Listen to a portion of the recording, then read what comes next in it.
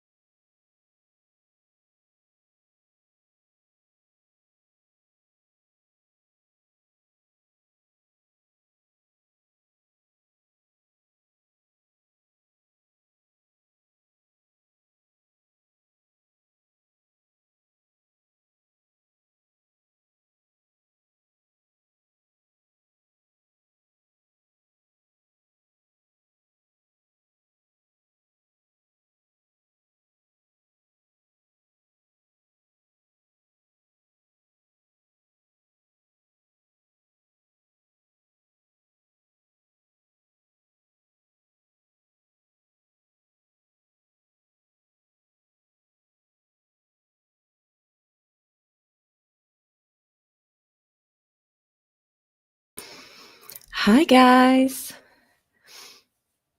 I'm here like trying to set things. Why am my hair so fluffy today? I'm extra fluffy just for you guys. I hope you can hear me. Who do we have in the chat?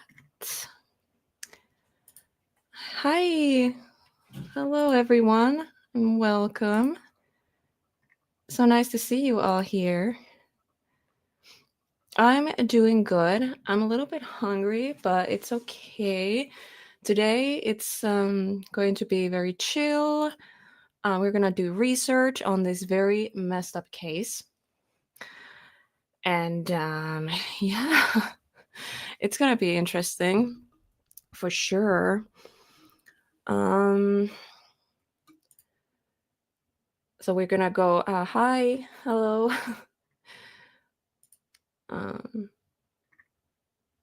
So we're gonna go through articles, videos, interviews, police body cam videos, court videos, sentencing, all that. So we're gonna go through everything. I don't know if I'm able to find everything in order. You stole my fluff. Yeah, I stole your fluff, babe. Yeah. So I don't really have anything planned or prepared, I'd say. So we're just gonna kind of just see what we can find. So basically you're joining me today for just a research train, as you would maybe call it. So we're just seeing what we can find because I don't know much about this case. So yesterday I was in YouTube and there's this new true crime channel. She goes like live and talks about true crime cases. I forgot what the channel name is. Give me a second. I'm gonna find it for you guys if I'm able to. Yes, Flora. Flora, or it's like at Flora da Bella. Yeah, I found she was like live, and yeah, she was talking about this case. So I was listening for like an hour and a half, and I was intrigued because this case is absolutely insane, and I can't believe he walked free. In my understanding, he was not found guilty of murdering his mom and dad, even though I think I don't know if he pled like self-defense or something. So like you can see, I don't know much. So what we're gonna do, I'm going to do a lot of research now and kind of dive deep into like, okay, wait, what happened and how did we end up here that he is now free. Oh, give me a second, my cat is doing something.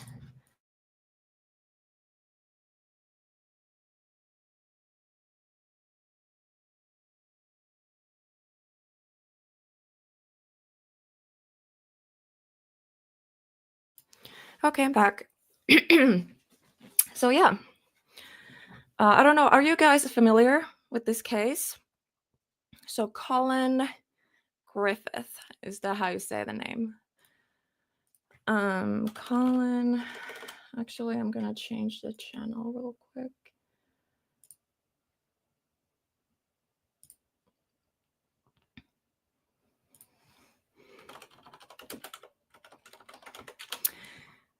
So we're gonna really dive deep into this. My throat really hurts today again. I don't know, I was just sick not that long ago, and now I'm sick again, I think. I feel sick. So it's maybe best we watch these court videos and like this crime news for it's gonna help it with the research also, because if I just went through like article after article and just reading and reading, I don't think I would be able to do that right now with my voice anyways. But I think it makes so much more sense if we just started watching some of these videos, and you can also see him, hear him. I actually, because I watched the live stream yesterday. Was it yesterday? I think it was yesterday. And so basically, oh my gosh, sorry, the internet is like glitchy. What the fuck? So yeah, what he was saying, and what apparently it was like a police body cam video where he was like, yeah, my mom thinks I'm a psychopath, and like what? So I really need to see that and actually like listen what he is saying. So there is so much, like, guys, if you're not familiar with this case, buckle up. If you are familiar with this case, please let me know in the comments if any of the information is wrong, what we're gonna about to dive deep into, or if you know more. Mommy, this never ends, does it, Nubs? Hi. Spinster and somewhat familiar. I mean, this case. And hi and welcome, by the way. I'm not sure if I've seen you here before. And thank you, Jaya, for dropping my Discord link. So yeah, you can join us in Discord. We are updating of a lot of these cases we go through on this channel. There's also missing people cases. There is all kinds of, like, I would like to call them chat rooms. If you're not familiar with Discord, they're called channels, but like a chat room. So there is like a lot for everyone. So if you want to join, stay updated. I will obviously upload a post like upcoming live streams and videos and everything. So you kind of stay updated on everything, what's going on. And yeah, there's also like chat rooms for everyone just to talk about these cases, true crime cases and stuff like that. I haven't heard anything about it. Okay. So yeah, this is gonna be crazy. I'm just gonna go through the chat real quick and then we can get started. I don't want to keep you guys waiting. 13 people watching. Wow, welcome. So he unalived his mother, and a year before he unalived his father, Satan's spawn. Yeah, that's what I know so far, and I also know that he was found not guilty and he walks free. So please let me know if I'm wrong about that, but like that's what I've been reading. And also in my thumbnail I added the screenshot from the news article about it. So some of us have questions. What do you mean? Hello, Matthew. How are you feeling today? Matthew. I love how you call him Matthew. How is it legal to be that hot? Come on, babe. Stop it. Matthew. Oh my god. Frank. Hi, Frank. And hi, everyone in chat. I'm so glad to have you all here. Wow, the chat is wild today. Jesus, there's so much. I can't keep up. Okay. So I don't know where to start. So it would be best if there was like a chronological, is that the right word? Order for everything. So we could go through how he was first arrested and then, you know, because there is one video. It sucks I have so many channels. So I don't know on which channel did I watch that. I have to go to history because there's one video.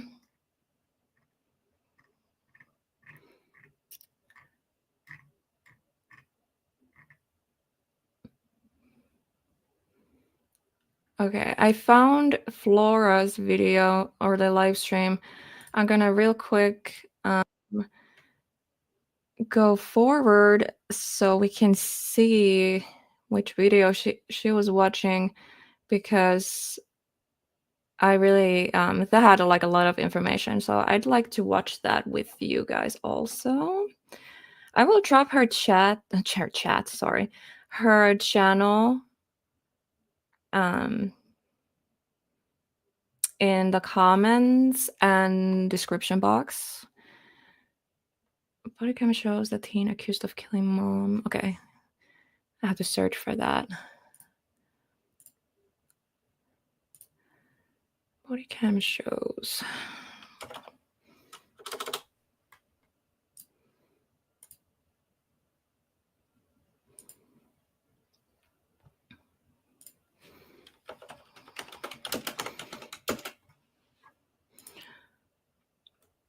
Teen accused of, what's the title? My memory sucks. Of killing.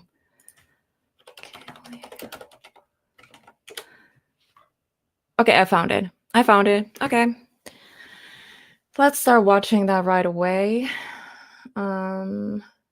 If somebody wants to come up on panel, one of my inner circle, well, us who know each other, Jesus. If you want to come up here, let me know. I'll send you the link. Not guilty for both murders. He unalived both parents and now lives with grandma. Grandma, watch your back, please. I'm worried for her safety. Oh my god. Dude, he's actually living with a grandmother now. So this man, again, I'm not familiar with his case completely. I am just speculating on based on that little bit I saw from Flora and her live stream. But he seems like a person who can't take what is the word? Oh my god, guys. I swear to god, I know what I'm like authority, like he, like if he's told to like do something in the house, like clean, he's not like, he doesn't like to be told what to do, or I don't know, like please let me know in the comments like a right word for it.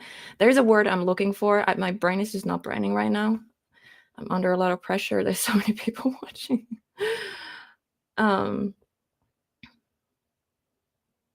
Oh my god, Jesus, Frank, what are you?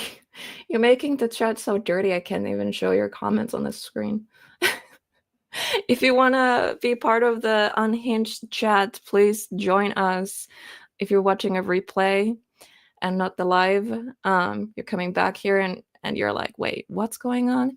Yeah, join us in chat because it gets pretty funny sometimes. Yeah. No under 18s year olds here. Okay. I can't control my mods apparently. Anyways, let's get to the point. I think the best thing to do right now is to watch that one video. So it's from a channel called Law and Crime Network. I'm gonna share the screen right now. Share screen. Let me know if the connection is good and everything. My internet has been acting up for a couple days. So yeah. Let me know if there is any issues with the audio or anything. Antisocial, sorry, I'm burping. Antisocial is the word I would use. Yeah.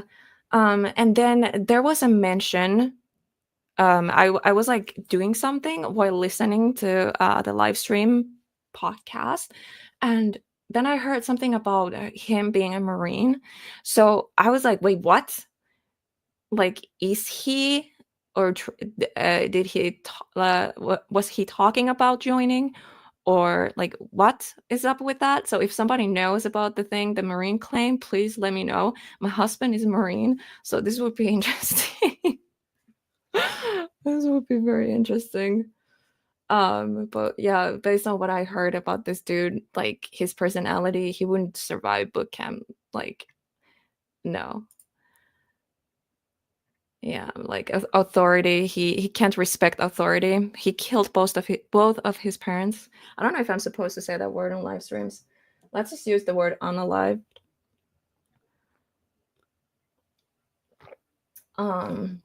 But yeah, let's just get started. And hi, Michael. Welcome. Remember to like the stream and share it out. That would help out a lot, the channel and everything. I would appreciate that. And without further ado, let's just stop yapping and let's get to the point, because I'm so curious. I want to see what's happening. Did you make any statements saying that? I need to put headphones on. So, Law and Crime Network. Please go subscribe. This is my personal account, so I haven't subscribed. On my true crime channel, I am subscribed. I swear. The account is just not connected to premium, so yeah, we don't want those ads here and reacting to things. So yeah, let's just watch the video. I've seen like half of this or something. I was like listening while doing stuff, updating my Discord. So now I will like really pay attention. And please let me know your opinions and your thoughts in a chat. Don't hold anything back, but obviously be respectful. And yeah. Did you make any statements saying that you were going to kill your mom if you got in a car with her? That's Please Collin let me know. Griffith, nearly You a can year hear. before the prosecutor says he murdered his mother by stabbing her to death. I go through the chilling body camera footage that foreshadowed events to come. She thinks that I'm like psychotic, like literally psychopath, sociopath, something like that. This is a Law and Crime legal alert. Did you know that children are being diagnosed with serious conditions like type 2 diabetes and non-alcoholic fatty liver disease? And research is potentially linking ultra-processed foods to these outcomes. Morgan & Morgan is stepping in to fight to hold already been diagnosed for the Beef's house in more than 4 food. Sorry, this and told the call taker that his mother, his grandmother's, it's been more than 4 food to learn more. Welcome to Crime Fix. Sorry. I'm Anjanette Levy. It's been more than 4 months since Collin Griffith called 911 from his grandmother's house in Polk County, Florida, and told the call taker that his mother fell on a knife. But the sheriff in Polk County and the state attorney say that story was a lie. Fell on a knife. That is the stupidest fucking excuse ever. fell on a knife. Oh my God, dude. Collin Griffith was 17 years old at the time, and he was charged with kidnapping and murdering his mom, Kathy Griffith, at his grandmother's home. I've told you about this case before and how the photos on social media made it look like Collin and Kathy Griffith were the happiest mother and son around. But in reality, there were major issues leading up to Kathy's death in September of 2024. Polk County Sheriff Grady Judd laid out some of the— Okay, that's good. That's good. He's not. Yeah, there was a Marine comment. Like, so I don't know if it's like he wants to be a Marine or something, but I was like, what? Because I heard that and I was like, what is that about? So I'm really looking forward to maybe hearing about it more. I hope it's mentioned. I think this is the video. I don't know if whose live stream that was, it was her mentioning it or it was also mentioned in the video. This is the same video she was watching, so we'll see soon. But if somebody knows about that, please let me know. Those issues in a press conference last September. It included major concerns about Collin's mental health and an incident in February of 2024. He has an argument with his mother, and he runs away from Charlotte County and comes back to Auburndale to his grandmother's house. Now, his grandmother's not there. And we got involved in this on the 12th of February. And the mother said, and the grandmother said, hey, we don't feel safe with him around. So our deputies who found him up here as a missing persons reported in Charlotte County turned him over to DCF. 2 days later, on the 14th of February, the anniversary of him killing his dad a year ago, he's reunited with his mother by DCF. Collin made the statement that I don't want to go home. I'll use any force necessary to avoid it, to include killing my mother. So Oh that's my the God. second time he threatened to kill his mother. He threatened to kill his mother on multiple occasions. Sorry, I'm not supposed to say that word on live streams. I'm sorry, YouTube. But yeah, multiple occasions. And now he's a free man. He's free, guys. So we're gonna dive deep into this and see how the hell did we let him walk? Why? Like, I want to know why. I'm so pissed and I need to know. So let's just keep watching. 2 weeks later, so they didn't make him go home on the 14th, but on about 2 weeks later, in March 2024, they reunite Collin with his mother again. Everybody's calmed down. Collin Griffith had moved to Florida to live with his mom after he shot and killed his father in Oklahoma on Valentine's Day in 2023. The murder charge filed against Collin was later dropped when the prosecutor couldn't prove that Collin's claim of self-defense wasn't true. I can't see without my glasses. I don't know where they went. Hi. Hello. Who's who? I'm Deputy Jankowski. Now body camera footage from the Charlotte County Sheriff's Office, that's where Collin lived with his mother, Charlotte County, Florida, is giving us a look at the domestic violence incident from November of 2023, where Collin was accused of beating up Kathy Griffith. He told deputies his side of the story when they arrived. I got off the phone with Rentis. We sat down and we ate, and she started talking to me about how a bunch of really bad shit. And then when I got up and was like, you can't just do that, and she was telling me to shut up, she hit me in the face, and then I reacted like this. She grabbed onto me. I hit her in the stomach, and then I'm a wrestler. It was just reactive. Grabbed her. She got to the ground. I grabbed the phone. I started recording on my left. Okay, that's it. So she hit you in the face? Yeah. But we've been through this. You called Rentis because you know you kind of messed up, right? No, it's because I didn't know who else to call, and I knew that, and I wanted to make sure he knew first off. Okay. Deputies put Collin in cuffs in the back of a cruiser and then talked to his mom, Kathy. It's Catherine A. Griffith, right? And then 9485. Yes. Okay. So I heard EMS is coming to check out your hand. Okay. Let me. Right here because he kicked me. Okay. And can I Okay, I'm curious about that. So the jury didn't know about his father's death because it was prior bad acts. So when his father passed, he unalived him. Was he arrested? What happened? Because that was a year prior. So what happened with that? If you know, please let me know because I'm confused. Like if he actually unalived his father, why is he free? And then he unalived his mother and he walked free again. So how is he getting away with murder? Okay, I'm just saying the words. This is a raw, real channel. We're not blurring words here, I guess. Please let me know. I'm confused. see your hand? Okay. He kicked the phone out of my hand as I was trying to record it. I was on the ground. Medics then checked out Kathy Griffith's injuries. It hurts. I mean, you can see how swollen my knuckles are. It's okay. He literally stomped on my hand to get the phone out of my hand. Let me see the inside of your hand. All right, do you have any pain to your wrist at all? Or is it just right here in the top of your hand? No, it's all of this. Yeah, from here till about here. Okay, when did that happen? When he attacked me. Was that a couple minutes ago, an hour? In the past 20, 30 minutes. And then he kicked me here. I have some redness. Collin Griffith had been staying with his grandmother in Polk County. She explained that sometimes he would stay with her if he wasn't getting along with his mom, but it was time for him to go back home. Collin did not want to come back home. Okay. And I said, you don't have a choice. You have to go back home. Okay, is the audio a little bit not in sync with the video? And he said, no, I want foster care. And even the corporal. Is it like that? Or is it just bad connection or something?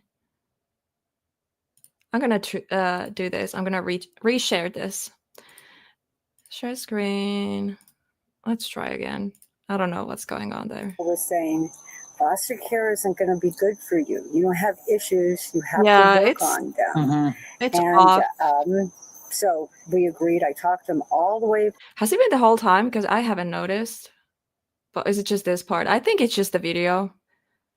I think it's the original video because it's doing that for me too. So it's not just a stream.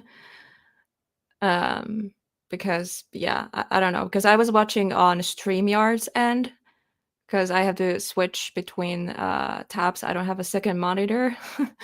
So now I came back on here YouTube and it's still doing it here too. So it's not only yeah, I don't know.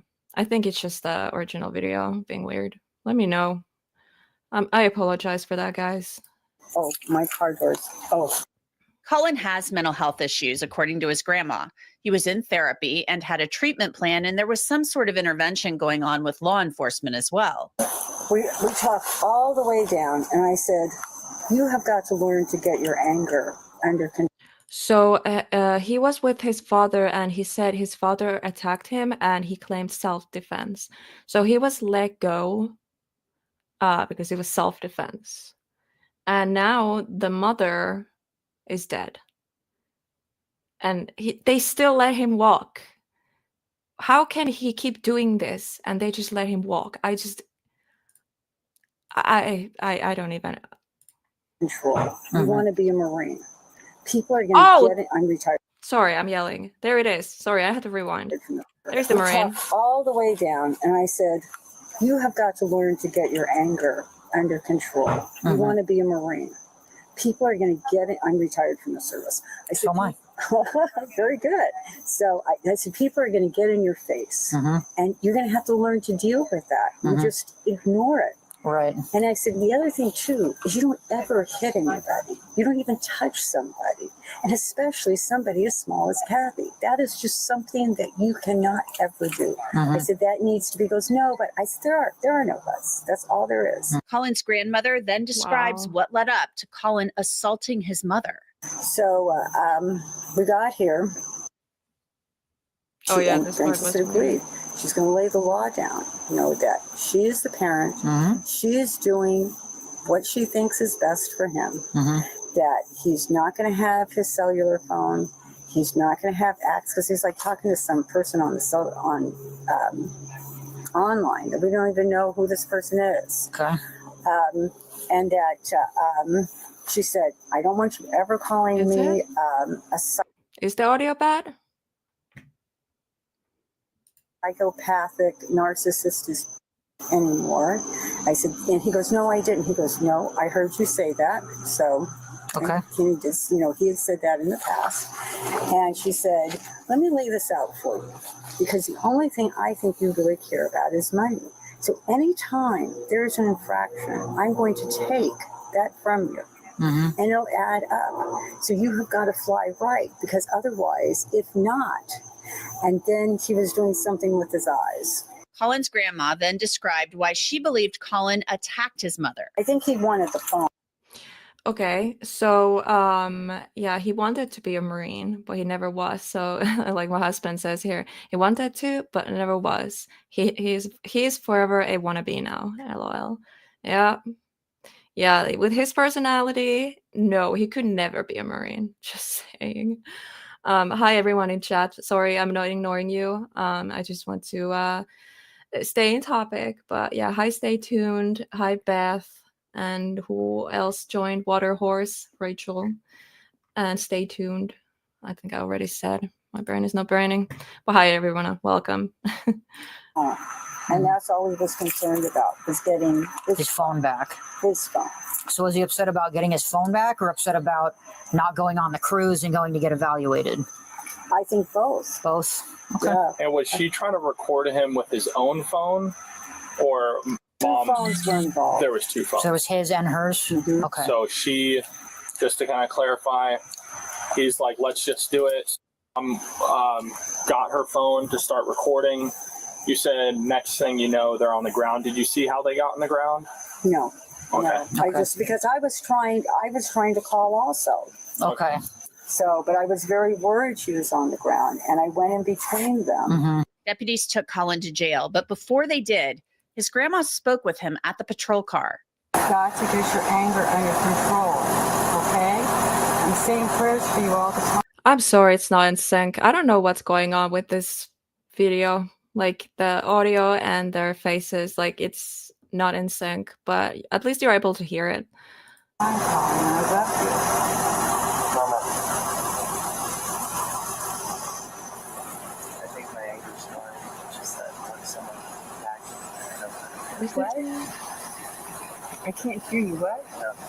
Do you think your anger's fine? Yes, but it's just when someone attacks me, that's how I act.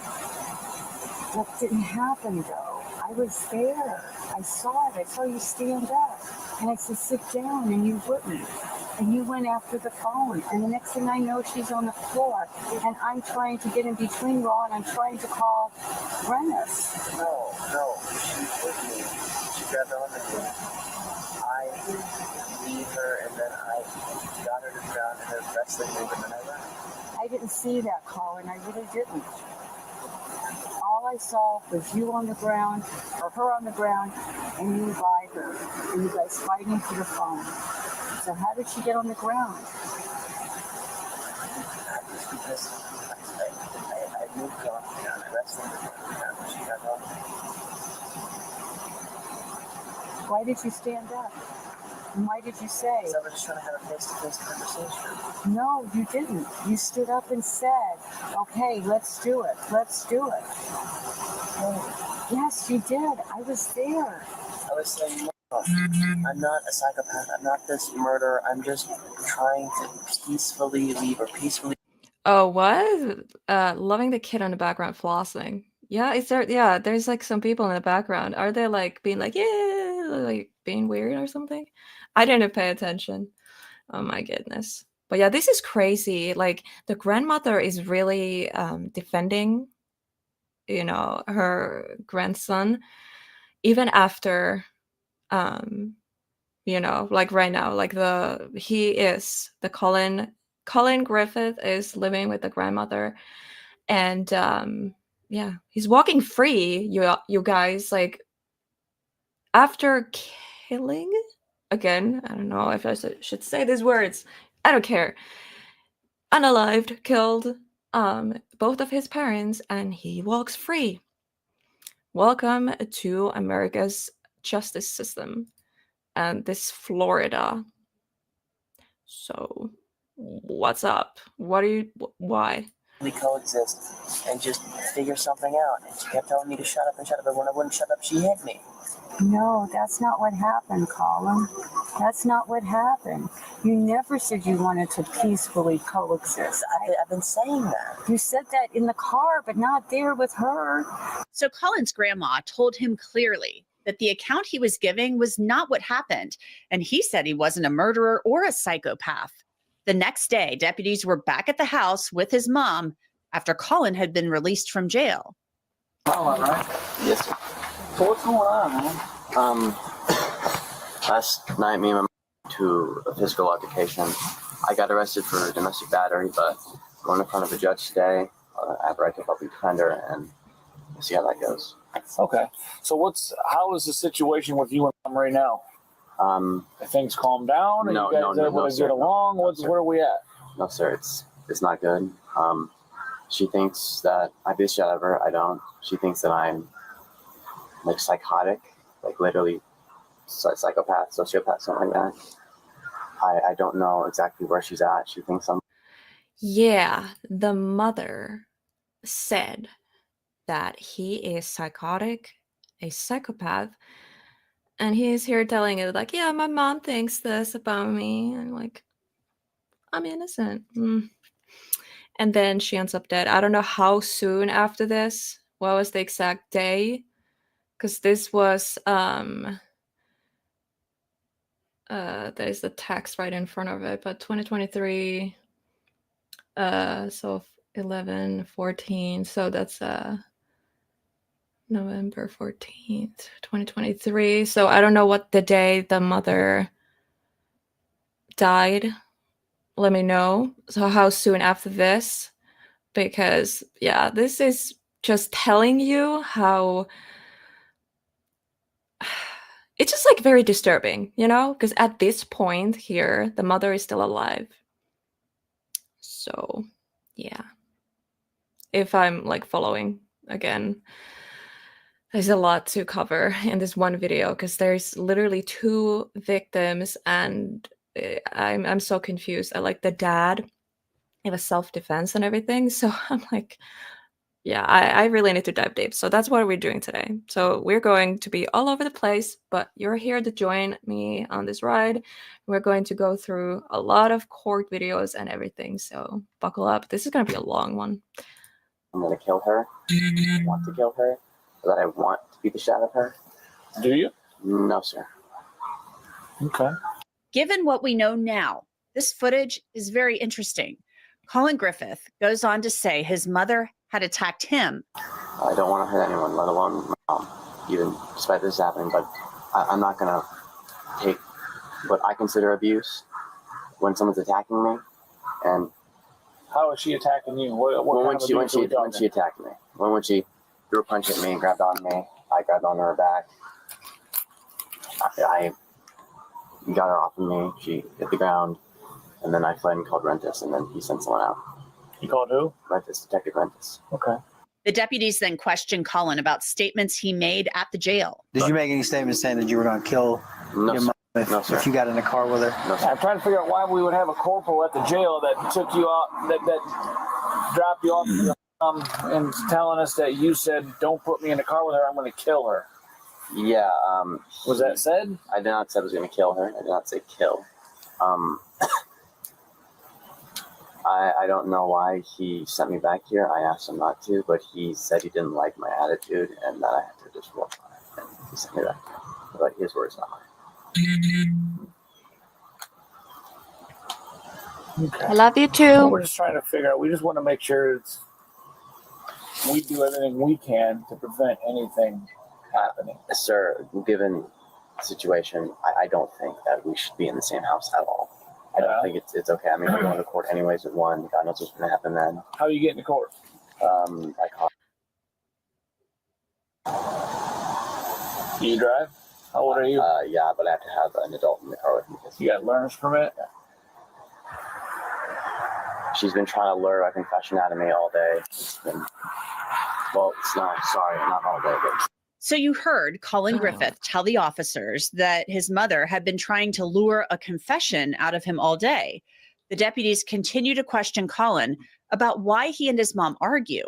And he tells them his mom had once pulled a gun on him. What does this all start over? Has this been ongoing forever, or is this all of a sudden happened last night? For a long time. So I came to live with her after my dad died. And since then... Died. Yeah, you killed him. Boil over with her. And she acts out. One time she put a gun on me. I called the cops. I guess I just didn't. I wouldn't believe. Well, what got her to the point that she's doing these things? I don't know.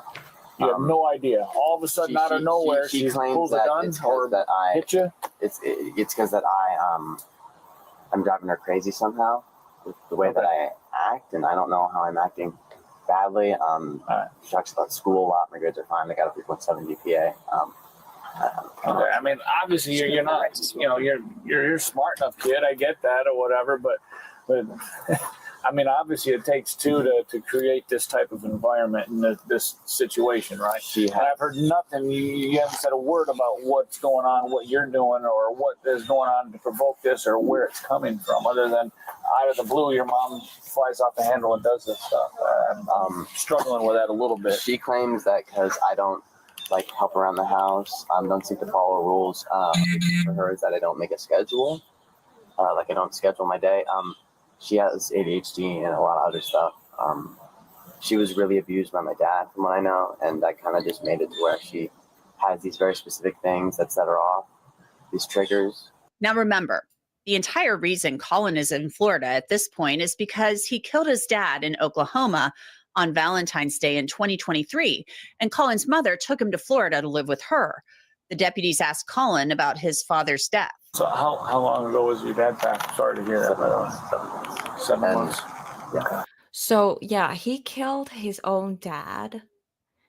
Remember earlier he said, oh, when his dad died or passed away, he didn't say anything about he did it. Because back then he claimed self-defense, so he already admitted yeah, he did it. But the choice of words so far, so I'm curious to see if he's now mentioning it to the cops, what actually happened. We'll see. He attacked me, my dad, and when he did, he tried to kill me overnight, and then it was in Oklahoma, and he died. So, How was that? I shot him when he tried to kill me. Did you already have? I don't know, guys. Just the way he talks about it is a little. Yeah. By the way, guys, remember to like the stream and subscribe if you already haven't. We're about to cover this case a lot in recent or upcoming weeks. This is not over. This is not going to be the only live stream and video on this case. I'm going to do a deep dive video also. So make sure to like and subscribe if you want to see that. You got any hand?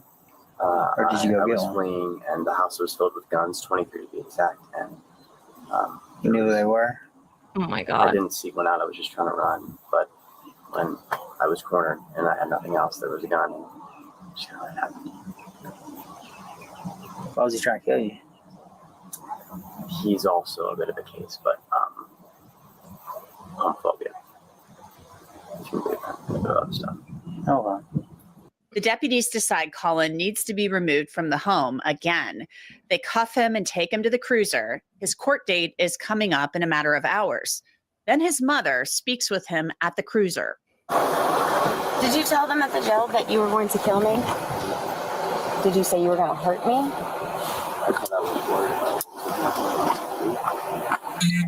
Okay. I heard you say you were worried what was going to happen. Ma'am.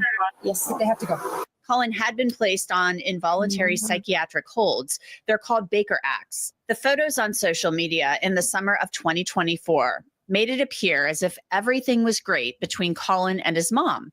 They looked really happy. Then on September 8th, Kathy Griffith was dead at her mother's house.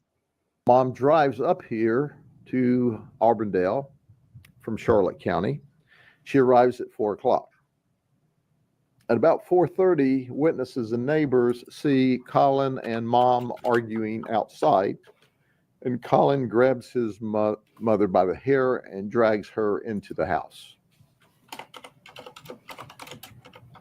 Just about 2 hours later, that's when we receive a 911 call where Collin said, "I've had a very, very long fight with Mom, and she fell on a knife and she's bleeding from the neck." She fell on a knife. Are you? I'm not gonna even. When you look at this, you see a kid. When I look at him, I see a psychopath. Collin Griffith has pleaded not guilty to the murder and kidnapping charges he faces. He's right now being held without bail at the Polk County Jail. Okay, so as we know, that is not the end of it. So, let's see.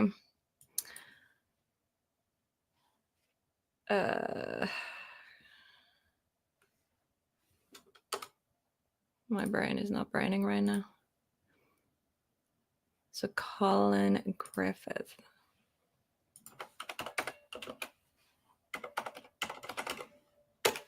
Oh, I misspelled it. Okay, so what do you guys think so far? We have a lot to go through still, because I still have a lot of questions. The answer to some of them. Do you guys, if I'm able to find the actual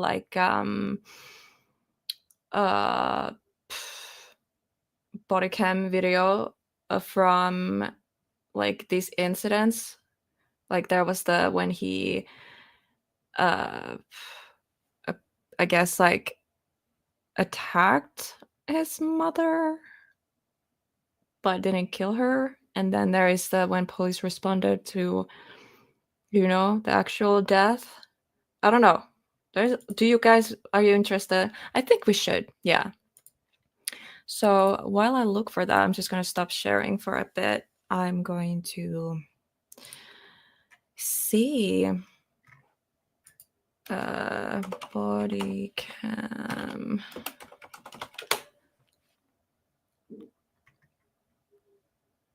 Okay, that's short one. Closing arguments. So that's the court TV. Because I would like to watch these videos in order. So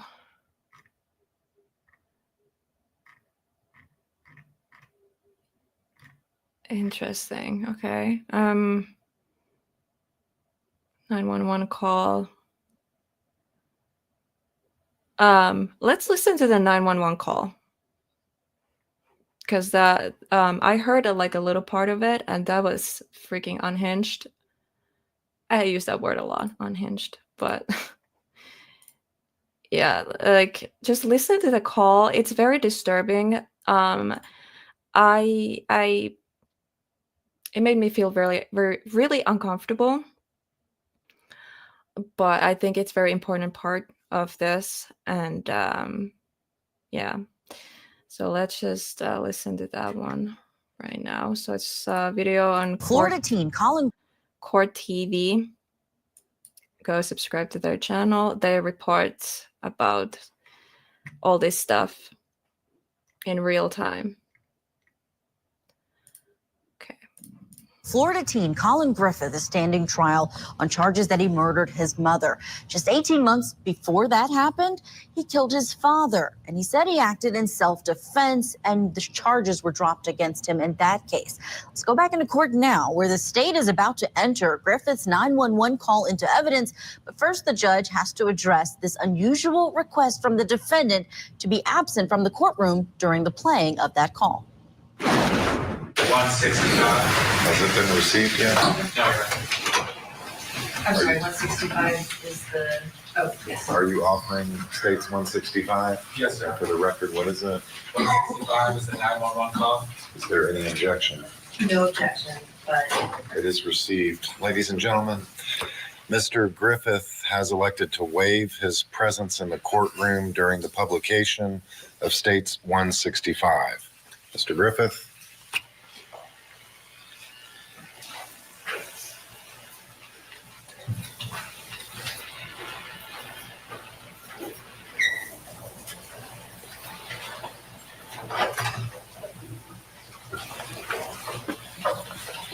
Mr. Levine, you may publish. all right, thank you, Your Honor. So, okay, this is titled, or it says here on the record, Collin Griffith leaves courtroom before 911 call played. Hmm.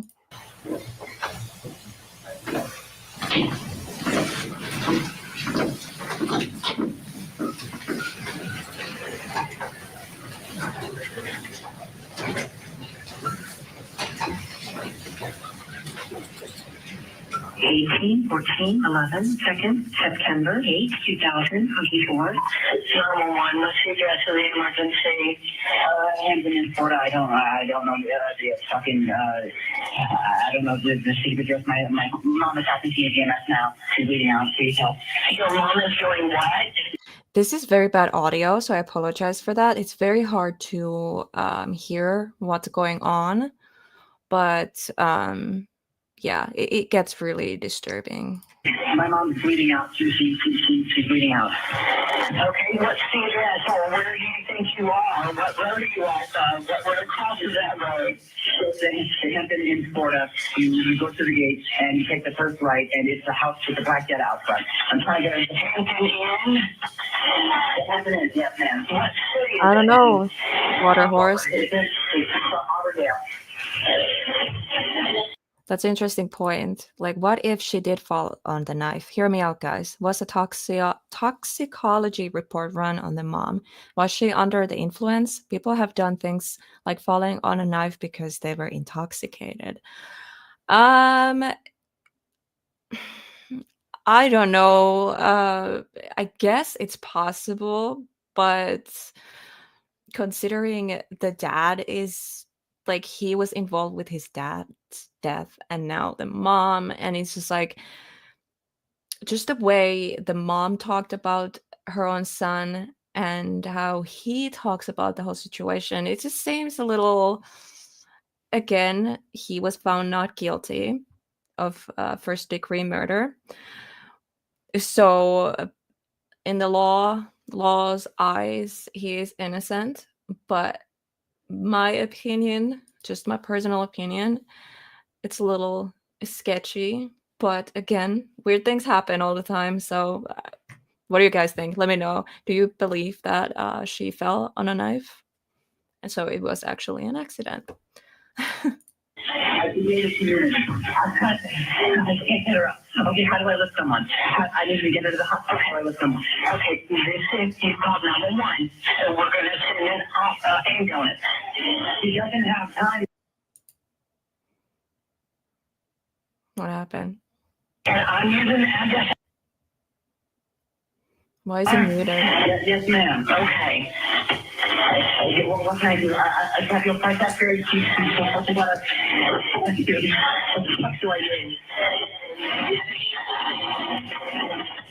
Help is being sent. Stay on the line so I get more information for the responders. I am. I don't know what to do. Okay, help is being sent. Okay, medical help is being sent. She's bleeding out.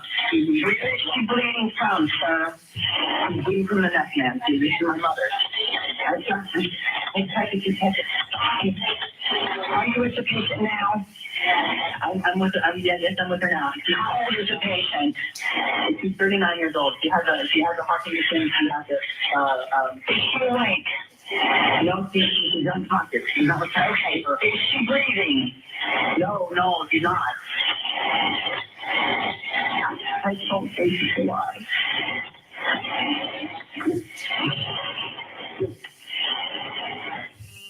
Thank you, Jesus.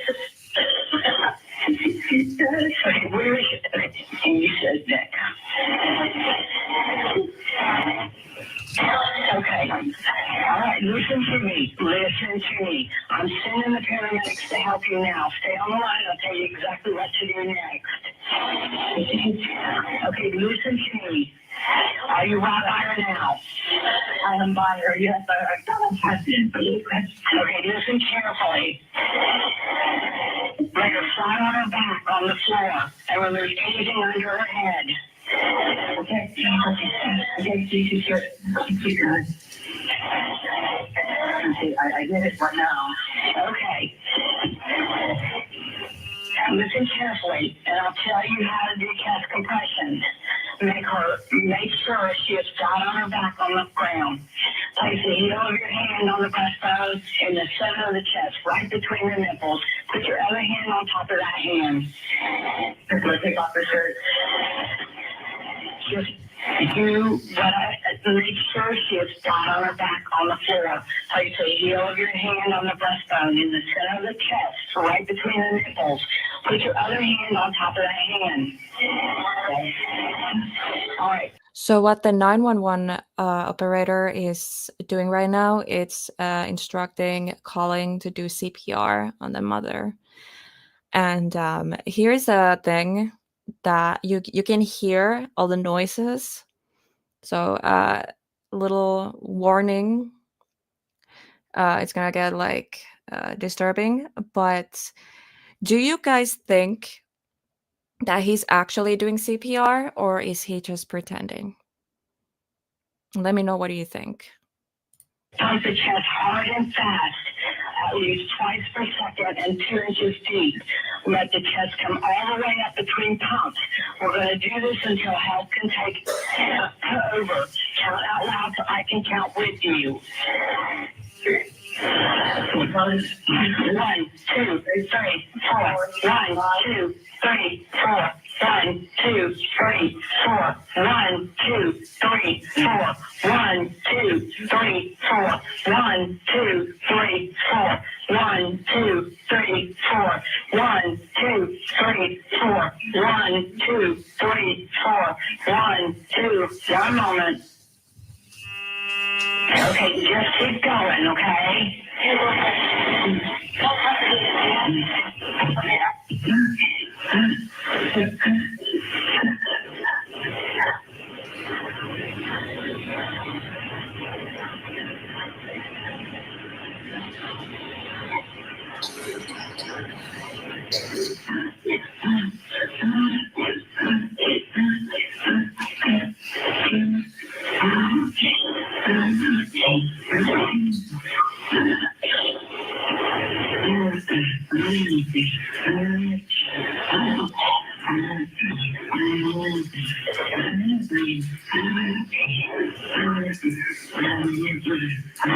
Listen, what caused the bleeding? Listen, what caused...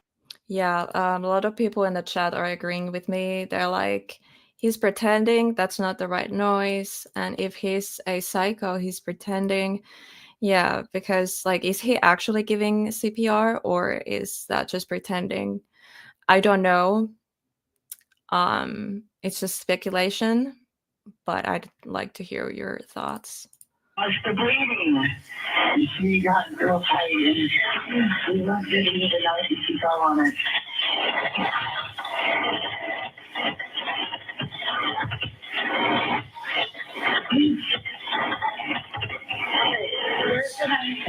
Where is the knife right now? And who did she get in a fight with? We got your face for a long time, and then he got on top of me and fell on it. What is the jury taking away from this 911 call? We've hit the pause button on it. We're going to get you back in for more testimony after this quick break. Stay with us. You're watching Court TV. Yeah. We're listening to the 911 call where he told the operator his mother, during an argument, fell on a knife and was bleeding out. Mm-hmm. For the wrong cause. And I'm like, where is the knife? I just put it across the floor with you. And he was really controlled. She stopped bleeding. No one was coming out. She lost it.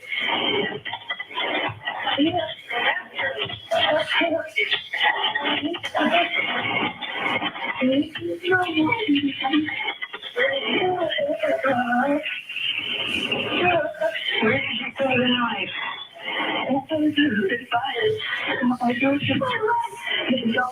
You're right. It's totally away from you. Away from me. Where's your mother? Not my mother. I'm trying to save her. Where are you? Where's her? Where are you? Out in the kitchen. In the house. And the door is unlocked.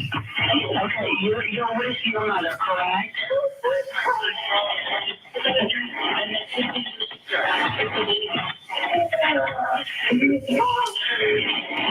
Okay, listen to me. Listen to me, please. Stop, okay? Listen to me, and I'm going to tell you how to control the bleeding. Okay? Okay. All right, hold on.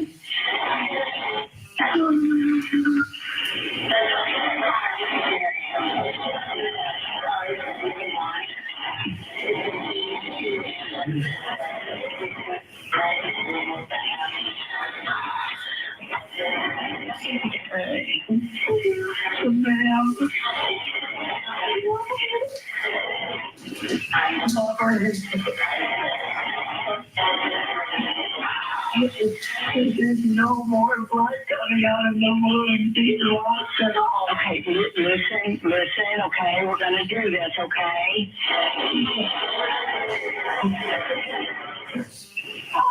Okay, listen to me. Get a clean, dry cloth or towel and tell me when you have it. My son is down low. Okay.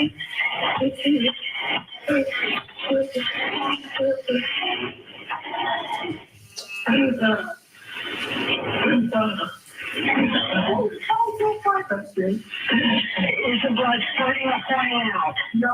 Okay. It's everywhere. It's everywhere. It's no more.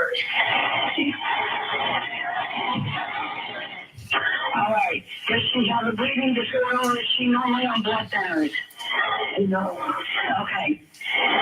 I'm sending the paramedics to help you now. Stay on the line. I'll tell you exactly what. Okay, I just want to ask something if somebody knows exactly, but where was she stabbed? Was she stabbed on her chest or stomach or what? Because he's doing CPR. I mean, that's what, the 911 operator is instructing. So, I don't know, like the CPR when you have a bleeding wound, like what are you supposed to do? Like obviously you need to put pressure on the wound so you won't bleed out. So I don't know exactly like how can you like hold the something on the wound while doing CPR twice. Neck? Oh shit. Because you need two hands to do CPR. And how about the neck? Like she got stabbed in the neck. So because you have to keep pressure, because obviously more you do CPR, it's gonna bump the blood out. So I would just imagine like you need to keep pressure that like I don't know, pressure on the wound first. Yeah, because I'm a little. The audio is very bad, so I don't know if I missed something. But obviously, I'm not a paramedic. I don't have medical training, so I don't really know. But it's like if he's doing CPR, how about like the wound? Like, what's up with that? Like, I don't know. It says twice in that neck, but depending on where the artery is. Yeah, if it hit the artery, then Yeah. You have to get the bleeding under control first and foremost. Yeah, that's what I was thinking. So I don't know if he did, and like, was it investigated? Like, did he do everything that was required? Like, I don't know. It's like very chaotic, like the 911 call. Like, I understand, like, there's a lot of things going on, and it is a very bad audio. So it could be I missed a lot of things. So, yeah, I don't know. That's just what I was wondering. Like, how about the wound? But yeah, let's keep listening. To your next. Okay.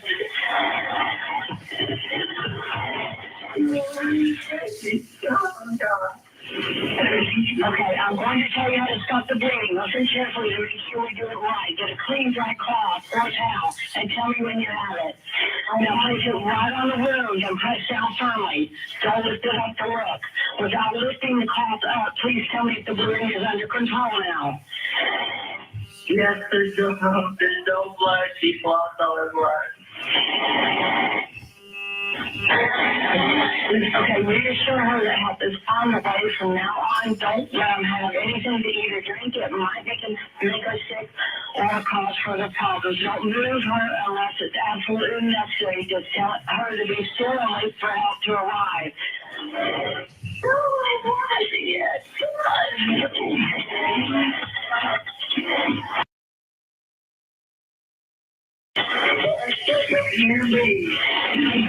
Okay, listen to me, okay?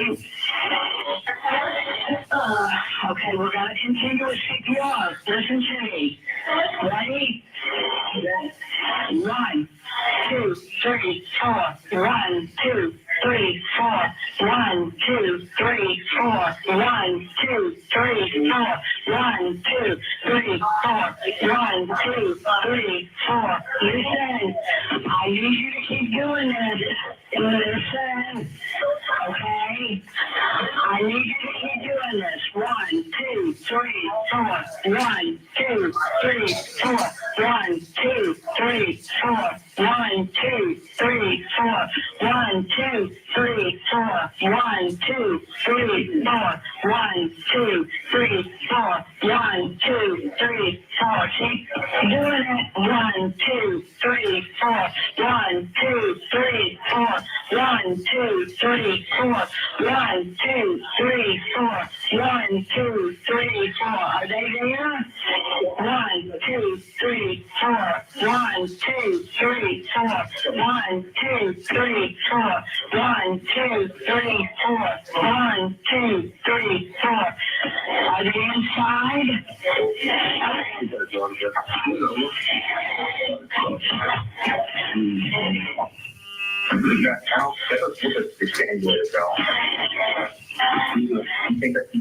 Hello?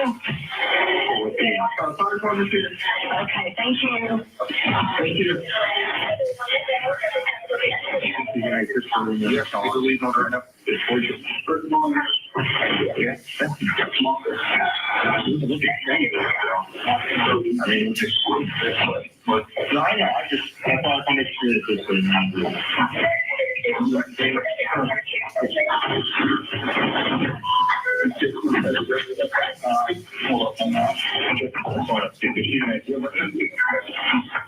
It's very hard to follow and hear like what's going on. I think, yeah, it's played from a speaker and then it's recorded, so it's very hard to hear. So I don't know if the original audio of the 911 call exists and it's on YouTube. Please let me know if it is. I could also look for it, but I don't think we're gonna listen to it on this stream.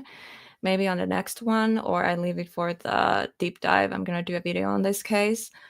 But yeah, like just listening to this, there's a lot of things that I just can't understand what's going on. But yeah, it is disturbing though, hearing all the noises, him doing the CPR, and if he's doing the CPR, I don't know, but yeah, very disturbing. All right, the end of the 911 call there. Emotional, heart-wrenching to think about someone losing their life. Let's bring back in our trial attorneys standing by, Adante Pointer and Lateef Gray. Lateef, he opted not to be in the courtroom for that. It's unusual, but his attorneys agreed with it. Your thoughts? Well, I think they agreed with it because the thought is this is too emotional for him to sit through and hear, given that he lived through it and the fact that it is his mother who's deceased now because of his actions, or allegedly because of his actions. So I understand him not wanting to see and hear it. I've never seen it done like this, but I understand where he's coming from with this. The only time I've seen something very dissimilar in terms of the case, but in the ski crash civil trial involving Gwyneth Paltrow, the plaintiff opted not to be in the courtroom for much of the evidence, said that it would disturb him too much to hear all of it. Adante Pointer, can you speak to self-defense or murder? Does this 911 call move the needle at all, one way or the other? I think the 911 call does move the needle in some ways, and especially the way in which it was presented during the course of this jury trial. The defendant, the teenage son of the mother who is dead, left the room. And I can only imagine the jury saying, yes, maybe it is so emotional that he didn't want to hear it because he lived through it. But also at the same time, if he doesn't have an emotion and then we see him on the screen walking back in and he looks unmoved, you've heard this 911 call. You know what you did, and yet you look just as stoic as his attorney listening to that tape. And I've been that attorney where something is not favorable to you. You're trying everything not to show emotion or to show fear or to show concern. But that doesn't go to the defendant's video, to the defendant's credit. So I think it's very devastating. Adante Pointer and Lateef Gray, thank you for your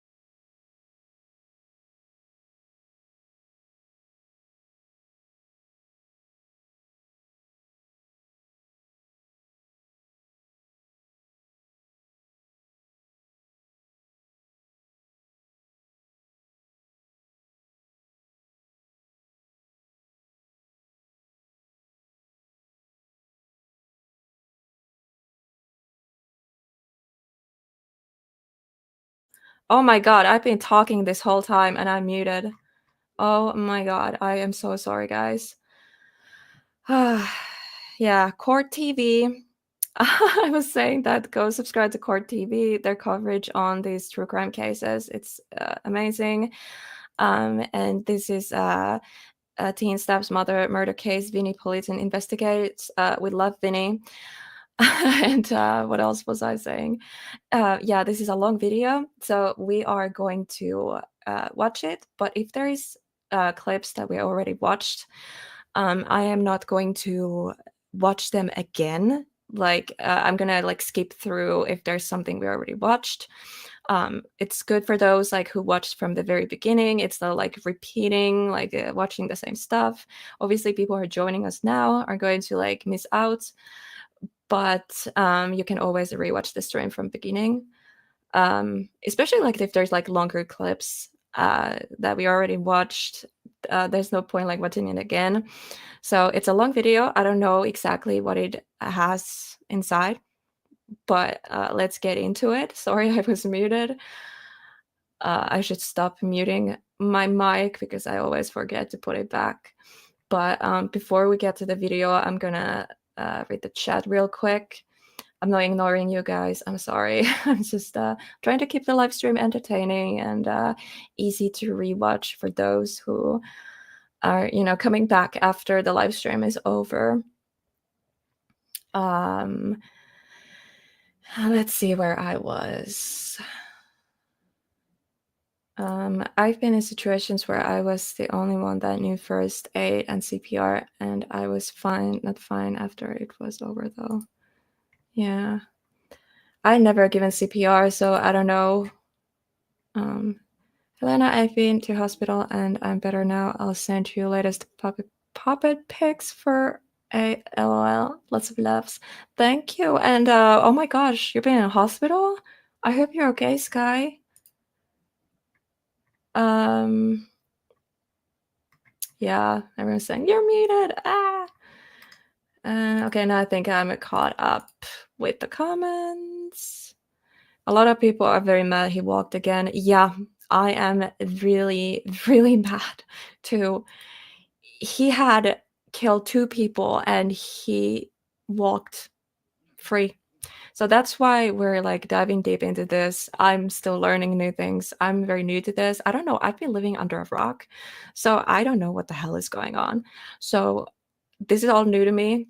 I'm learning as we go. And yeah, but it's just crazy, like based on the information I have so far, the fact that he is a free man just baffles me. I can't like fathom him just walking free and living with the grandmother, by the way. Like, what kind of grandmother? Like, your own daughter gets murdered by your grandchild, and then you let that grandchild move in with you. Seriously. I don't understand what's going on, but let's get to the video. I really want to know more. Yeah, baffling. Definitely. Megan Boswell is the big trial now. Oh yeah? I haven't heard about that case. I should also look into that.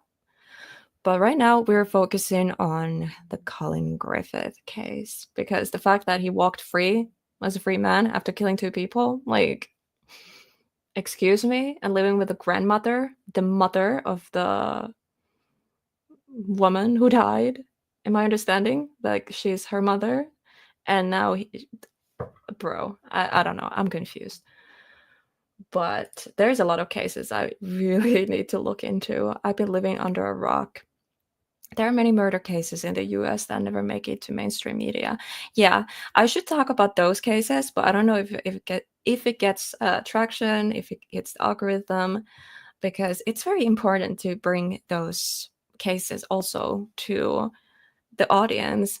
I actually got messaged from someone that they have a case they want me to look into.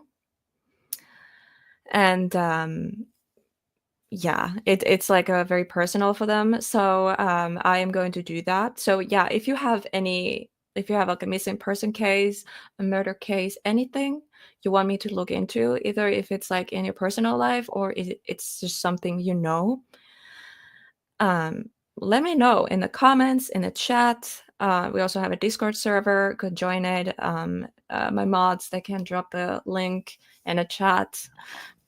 So there you can stay updated on everything. But yeah, you can also message me on Instagram or Facebook, wherever it's best for you, or email me. You can also email me. All my information is in my profile. So whatever is best for you, if you want to stay anonymous, like you don't want to like your name to be known or anything, just, yeah, I guess email or account that don't have your information, whatever is best for you. But I start yapping. Let's get to the video right now. I really want to know what the hell is going on. So without further ado, let me know if the audio is good and all. And yeah, so Court TV, go subscribe.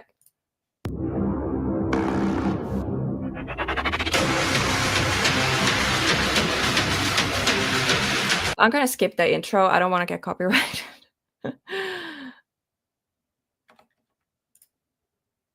case of 17-year-old Collin Griffith, 17. who took the life of his father 1 year, then took the life of his mother the following year. We love Vinny. It's a story that has many people asking a lot of questions. Here's more. This is 17-year-old Collin Griffith. His story is tragic and extremely violent. And to understand it, there are 3 important incidents you have to understand. The first occurred in February of 2023 in Lincoln County, Oklahoma. Oh, wow. Megan is on trial for unaliving her baby. Oh, my gosh. Yeah, that's the next case we're going to look into also. And also the one I got just messaged about. Oh, welcome, Sky. Welcome to our Discord server. Hi. Awesome to have you here. Can you also hear the Discord notifications? I don't know if it's sharing like the system audio or just YouTube audio. But I don't know if you can hear those notifications. I can also silence them if you want me to, if it's bothering you. Actually, I should do that. But yeah, welcome, Sky. No, you can't hear it? Okay, that's good. Anyways, let's continue. Collin called 911 after an altercation with his father. Collin said his father had a knife and had him cornered, so he shot and killed him. Prosecutors determined it was self-defense. The second incident was in November of 2023 in Florida, where Collin was charged with domestic violence for beating his mother. Then, in September of 2024, law enforcement was called to Collin's grandmother's house, where Collin's mother was found stabbed to death. Investigators did not believe Collin's story, and he was charged with his mother's murder and will be tried as an adult. Okay, this is a lot. This is a lot to take in. Like, boom, boom, boom, these 3 incidents, but they're important. So he's with his father. He claims he's cornered, takes out his father, shoots and kills him, okay? So that's in Oklahoma. Then he moves to Florida to live with his mother. Okay, so everyone knows that he's already killed his father. All the people in his life know that. He's taken the life of his father, but it was determined by investigators there at the time that this was self-defense. So now there's an incident in November of 2023. Remember, the killing of his father is earlier that year. Now he's living with mom, and there's an incident, a domestic violence incident. We have body cam video of it. As you watch it, remember, he's already taken the life of his father a few months earlier in Oklahoma. Now he's in Florida with his mother, and there's a call to 911 because of what's happened between him and his mother. Take a look and notice his demeanor. Okay, I'm trying to find the Discord settings. I can only turn off the notifications, but I can't silence them. At least I can't find the setting where to silence them. So I still get like notified if something happens, but it won't play a sound. I don't know how to do that.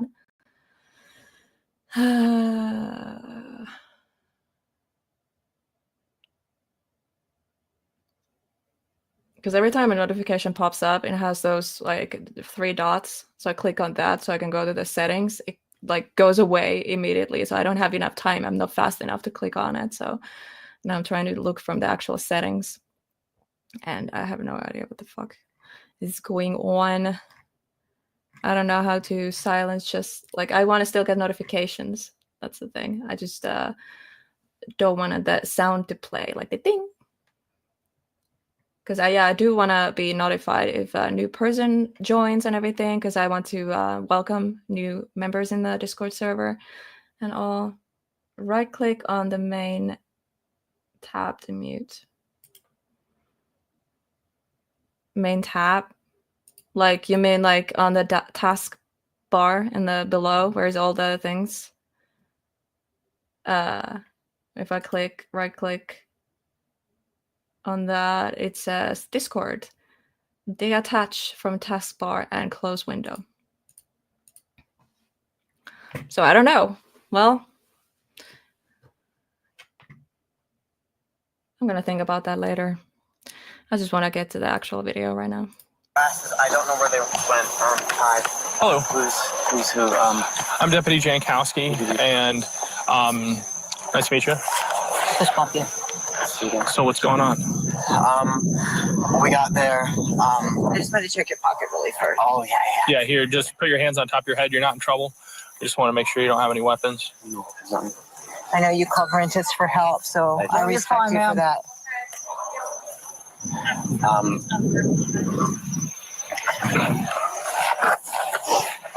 Just gonna check around your waistband. So we got there. Rentis. Thank you. She talked to Rentis and talked to him about a bunch of in front of me. I got off the phone with Rentis. We sat down and we ate, and she. So we already saw this, I guess. I think let's just watch the whole thing. Yeah, it's easier because if we start to think like, let's just fast forward and da. Yeah, let's just watch. Yeah, everyone listen to him and his demeanor, his words, what he's saying right now. I know we have new viewers that haven't seen this clip yet, so yeah, let's just let it play. Started talking to me about how a bunch of really bad. And then when I got up and was like, you can't just do that. And she was telling me to shut up. She hit me in the face. And then I reacted like this. She grabbed onto me. I hit her in the stomach. And then I'm a wrestler. It was just reactive. Grabbed her. She got to the ground. I grabbed the phone. I started recording and then I left. So she hit you in the face? Yeah. But we've been through this. You called Rentis because you know you kind of messed up, right? No, it's because I didn't know who else to call, and I knew that, and I wanted to make sure he knew first off. Okay. So you put her in a headlock? No, not a headlock. It's I'm not going to have you show me because obviously that would be silly on my part, right? So basically, it's like when someone grabs onto you, what you do to get them off of you is you go like this, and then you can just dash away and get away. Okay, so you did that? You pushed her off of you? I just got her off of me. Yeah. But where did the knee come in and all that? When she grabbed onto me and she started going at me, I just instinctively, like, my knee went up and I guess I hit her in the stomach. Was that before the throwing her off? Or? That was before. Yeah. Okay. Was your grandma here? She was here. Yeah. Did she see what's going on? I don't know. His demeanor, I mean, he is very calm. I mean, Yep. extremely calm. Really calm. Like, it's odd how calm he is. Don't forget now, this is in November, and then this incident of domestic violence with his mother, all right, a few months after he has killed his father. It was self-defense, according to investigators in Oklahoma. Now he's in Florida. Domestic violence. He ends up getting arrested in all of this, and then he's out. And he ends up several months later killing his mother. This is mind-boggling to me, but I can understand the confusion because things are happening in a couple states, his calm demeanor, but it brings me to the first question in my investigation, which is, could this have been prevented? Yeah. Again, I'm scratching my head here that his mother's life has been taken, but there's domestic violence. He's already taken the life of his father. Joining me on the phone, clinical and forensic psychologist and author. Ooh, psychologist, forensic, what was the full title? English is not my first language. I'm not gonna even try to say it, but that's interesting. That would be very interesting to see their take in his behavior. Like, I love this channel. I love Vinny. The whole true crime community loves him, honestly. I actually learned about Vinny through Bose versus the World, her channel. She loves Vinny, and I'm just like, yes, Vinny, Vinny. Dr. Leslie Dobson is with us. Also joining us, retired homicide detective Chris Anderson. Thank you both for joining us. Chris, let me start with you first and what we saw on the scene. This is a domestic violence call, and the demeanor of this young man who's just had like a throwdown with his mom. Yeah, so what you see, and when you see especially a young child reacting the way that he does after he's been in a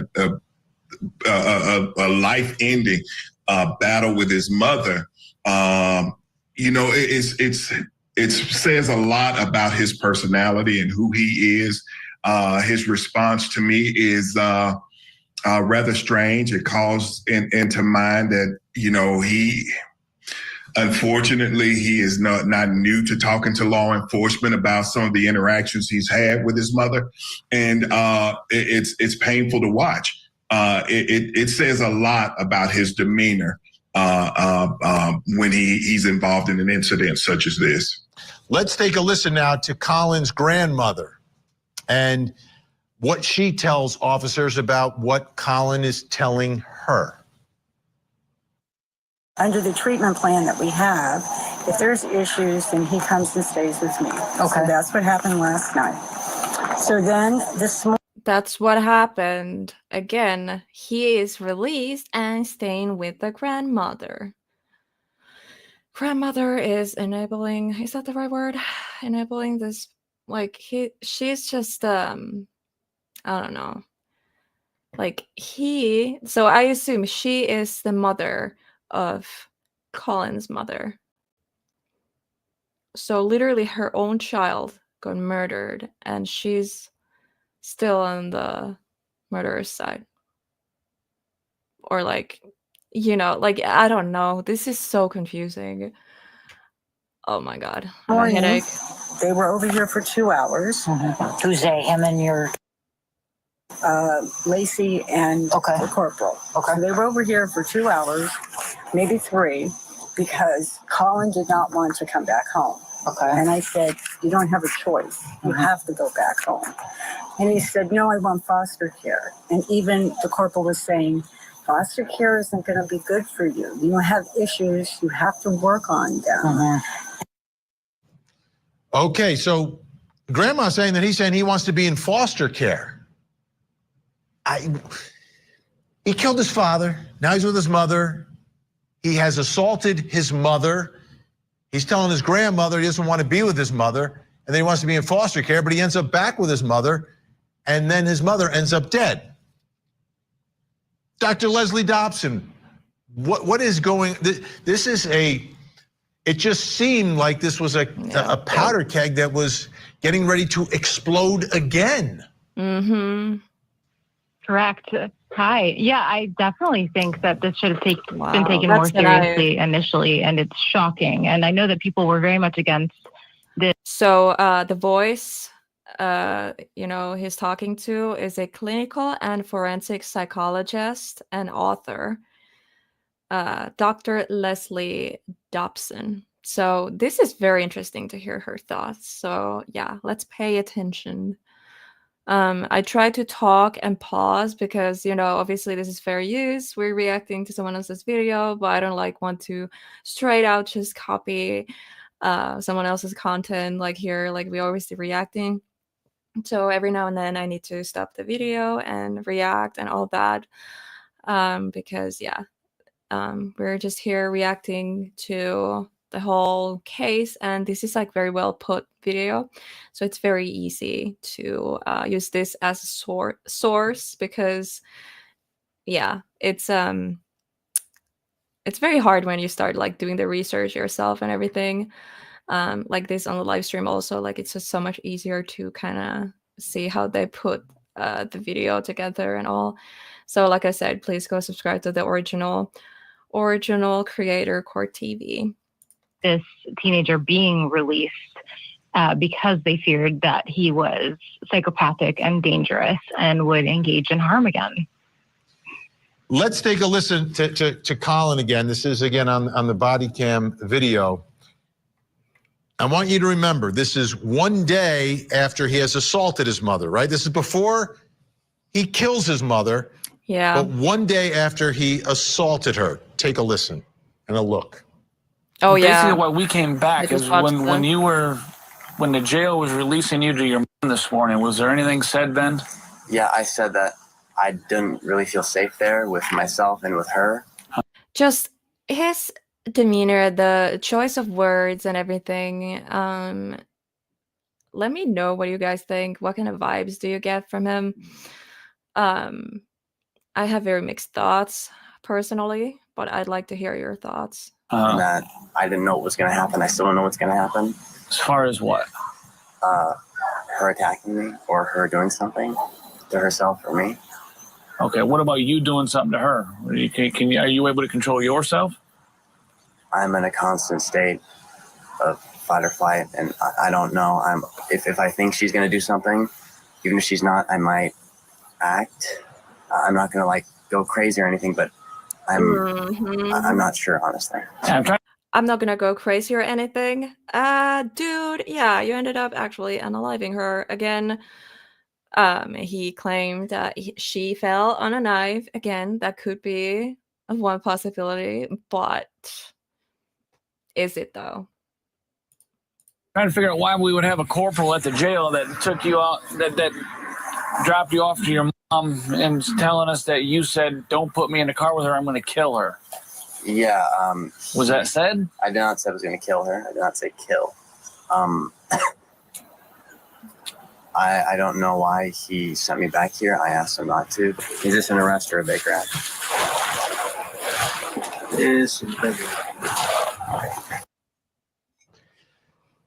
So they're taking him back into custody. They're using the Baker Act because of psychological issues that he's going through. He apparently had threatened to kill his mother while he was in jail the day before after being arrested for domestic violence. They bring him back to his home. Then they find out about the threats, and then they come back to pick him up.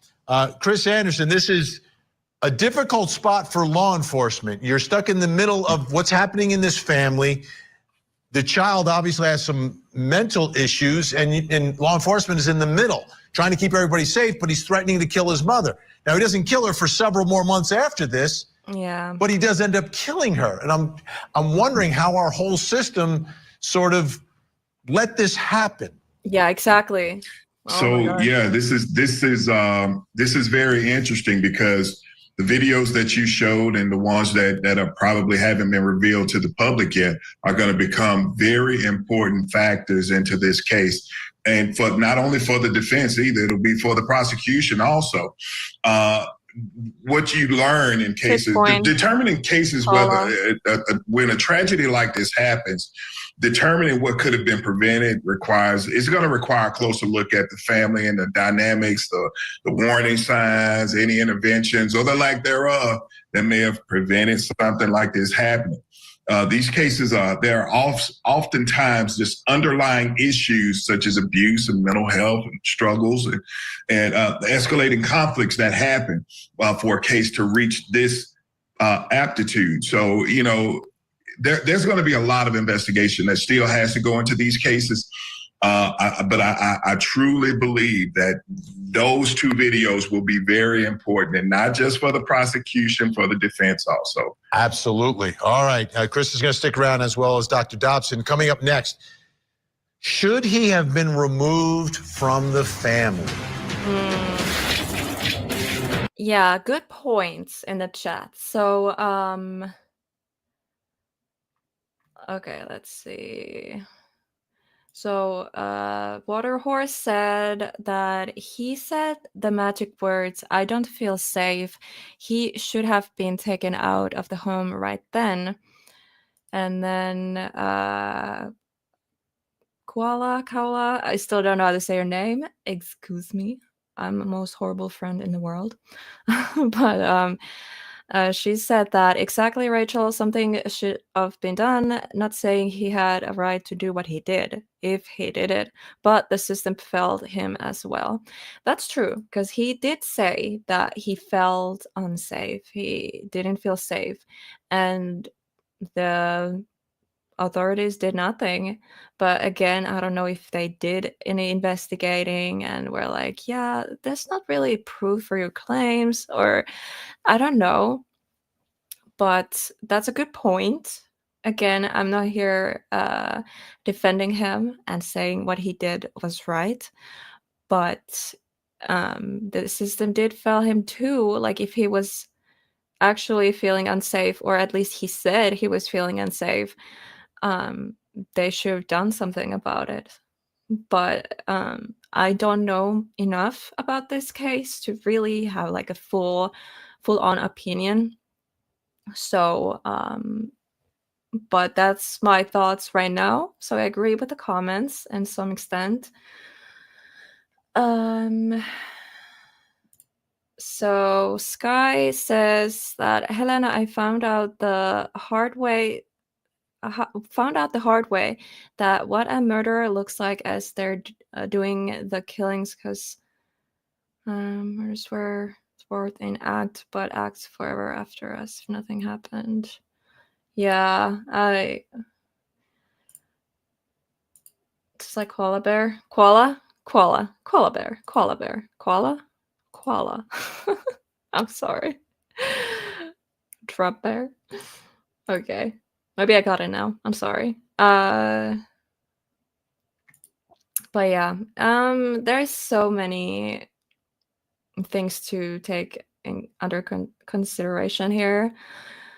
Like I said, what he did was wrong, but there is so many things that I don't know. And I have more questions than answers, honestly. Obviously, everyone is biased. Everyone has their opinions right now. Everyone is hating him right now, including myself. But it's just, you need to be open-minded and think about it, like, from all aspects. So, yeah. History of domestic violence. After so many interactions with the police, it's time to take the kids out of the home. Yeah, there were so many calls, so many claims from him that he was abused, and the mother was abused by the father, he claimed. Again, I don't know if that's true, but considering how many calls and how many times law enforcement was involved, I'm surprised that nothing happened, nothing was done, and then people ended up dying. So I really don't know if his claims are true, like if the family was actually abusive, if, you know, it was dysfunctional family and whatnot. But obviously, no matter what the situation was, it never gives you the right to end someone's life. But let's stay open-minded, and obviously he was found not guilty for first-degree murder. So that's literally what's happening right now. Like, he's found not guilty and he's living with the grandmother. So I really hope for the grandmother and her safety, for her sake, that the history doesn't repeat itself. But I still can't believe, like, the grandmother, most likely she is the mother of the victim, and she's having the person who ended her life under her roof. It's just insane to me. And, like, it's not that he just killed his mother, he also killed his father a year prior. So this is just, I don't know, but I really hope that the grandmother is safe. She's living with him right now, so only time will show. We just have to pray that history doesn't repeat itself and something ends up happening to her. Because the third time, if it happens the third time, she's gonna die in mysterious circumstances, and he's like, oh, this is like self-defense again, because that's gonna be harder to prove, because she has been that one safety net to him. Like, every time he had like issues at home, he would stay with the grandmother. So the grandmother was her place was like where he felt safe. So if she ends up dead, he can't say it was self-defense at that point. because obviously nobody's going to believe him at that point.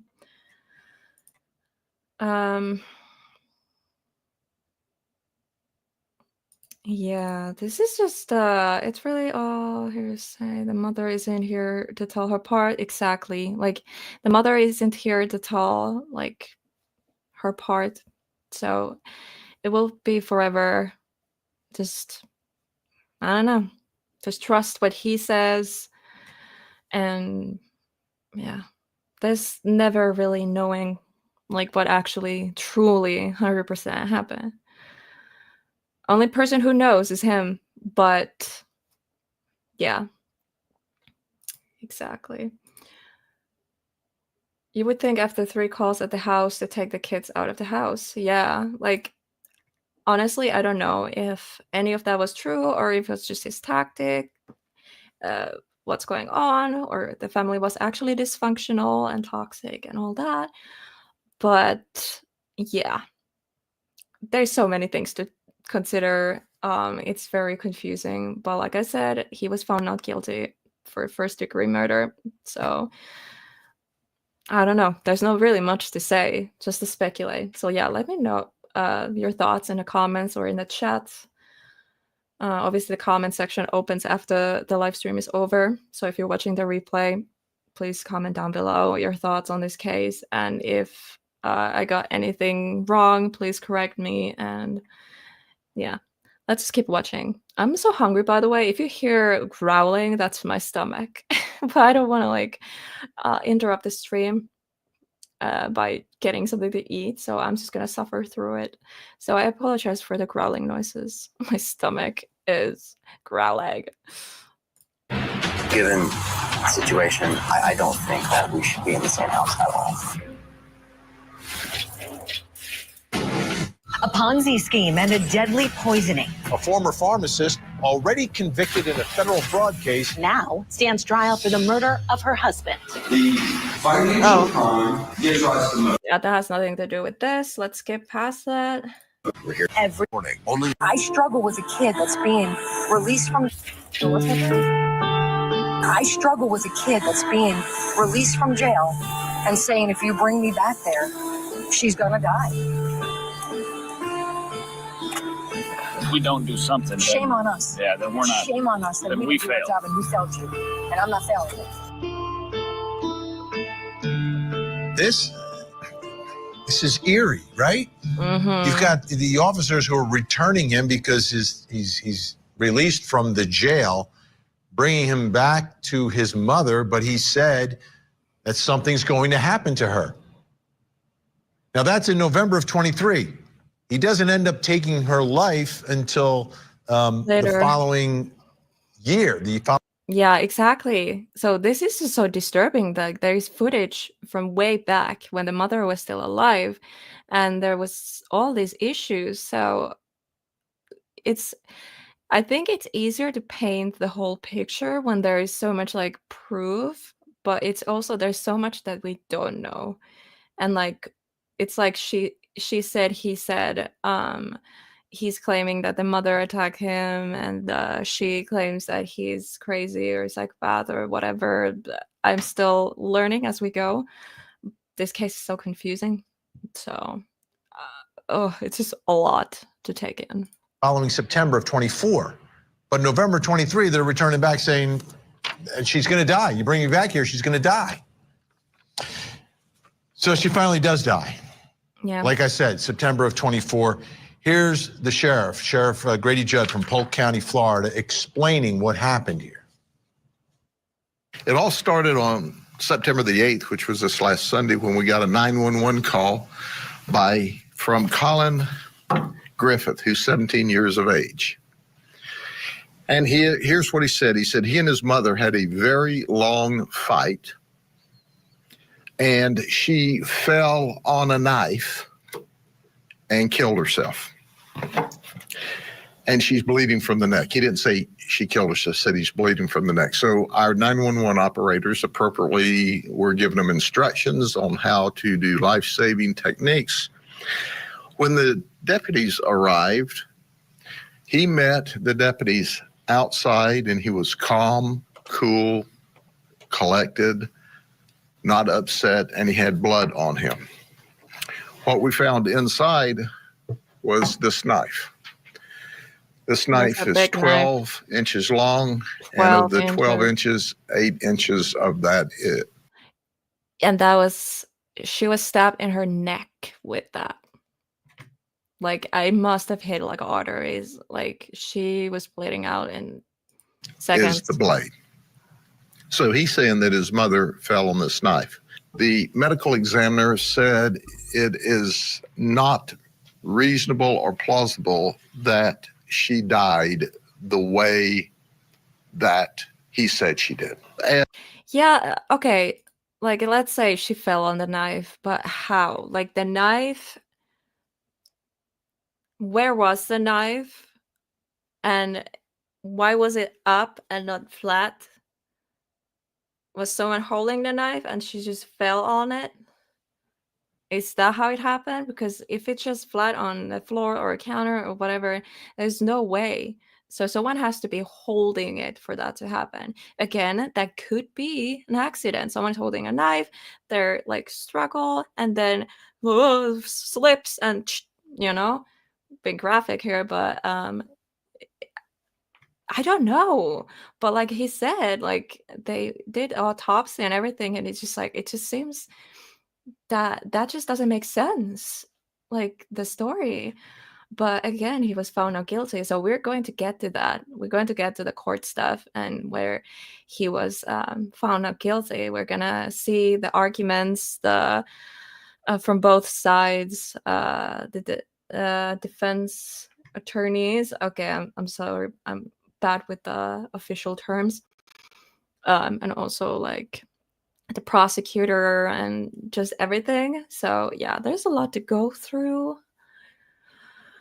But I really want to know, why was he released and not charged with murder? But yeah, let's keep watching. As we start to peel back the layer of this onion, we find out that this is not just a singular event with Collin stabbing his mother in the neck and ultimately killing her. Here's what we found, and follow me as I read a timeline to you. On February 14th, 2023, on Valentine's Day, in Lincoln County, Oklahoma. There's a Lincoln County, Nebraska too. In Lincoln County, Oklahoma, Collin said that his dad pulled a knife on him, and he shot and killed his dad. In March of 23, just barely a month after the original murder of his father, he came to Charlotte County, Florida to live with his mother. 6 months later, guess what happened? He's Baker acted. So it's September, and as he's getting out of the original Baker Act, he makes a statement that, well, I'll kill myself, or I'll kill my mother by shooting or stabbing her. Charlotte County re-Baker acts him the same exact day. They keep him 3 more days. November 2023. Collin then is arrested for domestic violence on his mother. And the reason he battered his mother is because she was disciplining him and took his video game privileges away. 3 months later, 12th of February in 2024, he has an argument with his mother, and he runs away from Charlotte County and comes back to Auburndale to his grandmother's house. The grandmother said, hey, we don't feel safe with him around. So our deputies who found him up here as a missing persons reported in Charlotte County turned him over to DCF. 2 days later, on the 14th of February, the anniversary of him killing his dad a year ago, he's reunited with his mother. Collin made the statement that I don't want to go home. I'll use any force necessary to avoid it, to include killing my mother. So that's the second time he threatened to kill his mother. So the sheriff does a nice job laying out how all of this sort of evolved over the course of just over a year, which brings me to the... Okay, let's pause for a second. So exploring unseen, if you're watching this, what is going on in the chat? Why are you hiding comments? Because if I don't get a response in a minute, I will remove your moderator rights just to be sure, because I don't know what you're doing right now in the chat. I know I understand if it was an accident, but if you actually hit all of Beth's comments, I need to know why.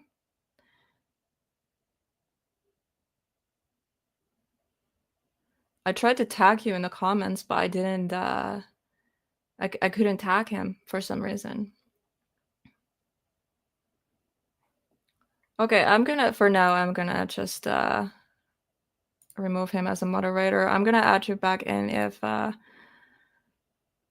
I feel like it, but like right now I'm confused. Why are you deleting the comments if there is nothing going on? If you have something personal against her, that's your thing, but if you're a moderator on my channel, please don't cause shit, okay? Moderators are here to keep the community safe, and nothing that Beth said was anything like against any of the community rules. It wasn't against anything that I'm against here on this channel. Like, Beth is just commenting unless I missed something, but like so far Beth has just, yeah, I don't know.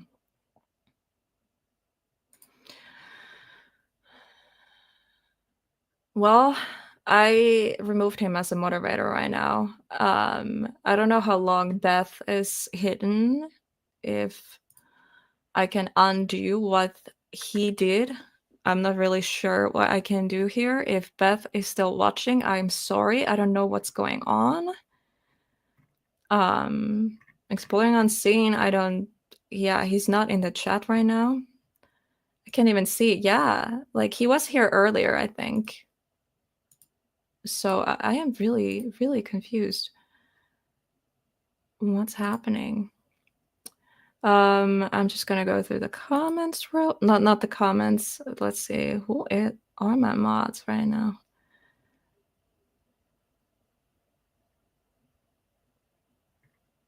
Yeah, hidden users, adventures with Beth. Okay.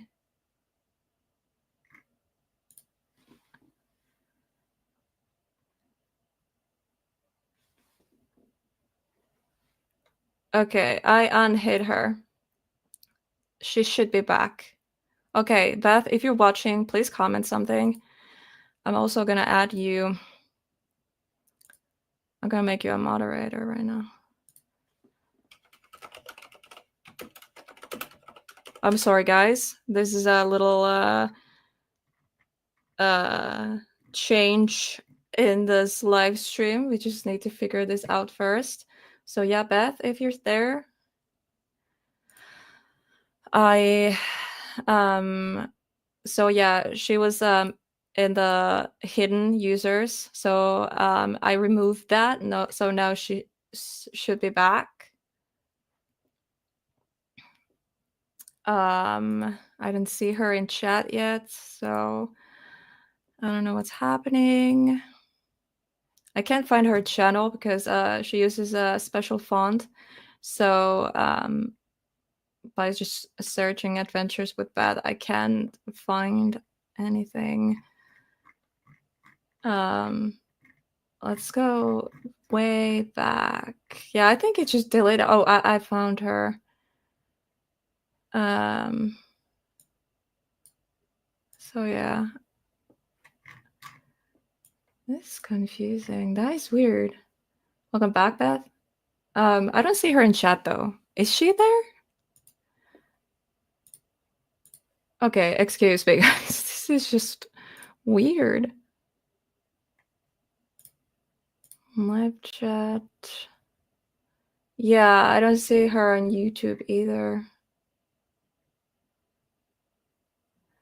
Okay, what is going on, guys? I am so confused. Why is Exploring Unseen hiding my moderators?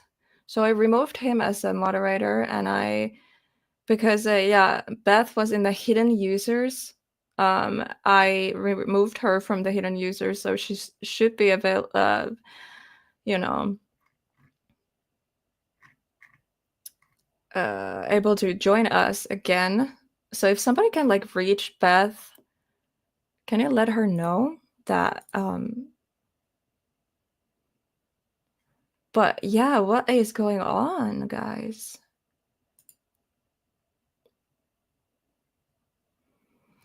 He's not a moderator anymore, so he can't do anything.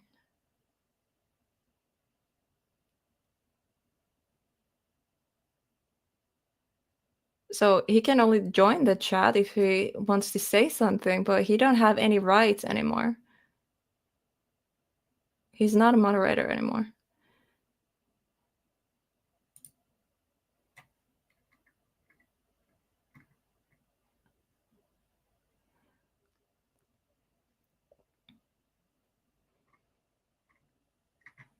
I just could be an accident. Yeah, probably, but it's weird. Like it was like a permanent ban too, because it was why can't I go back in the chat? I can't find Beth's channel. Wait. Now I think I may be able to find it.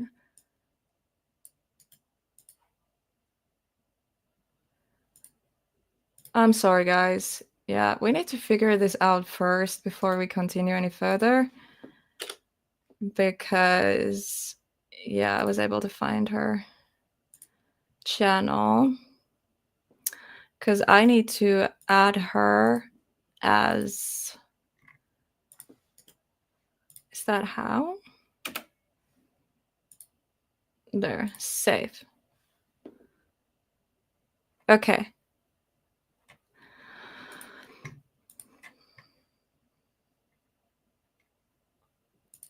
Be right back to get Beth back. Yeah. I can also message her. I think, well, yeah, if you can message her, there is a lot I'm doing right now. A lot on my plate to keep the stream running. So yeah, Marianne, if you can message her, that would be awesome. Yeah, it could have been an accident. I don't know what's going on, but yeah, I went to the settings and it was actually there in the studio and the settings, like hidden people, and there was only one person, and it was Beth.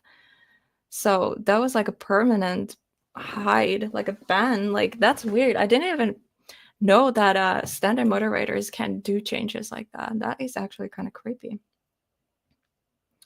Because I'm the only like managing moderator. I'm this channel owner. Because like the mods, they can hide people for a certain amount of time. It's like minutes or whatever, but the fact that she was like permanently like hidden in the channel is odd. Thank you, Marianne.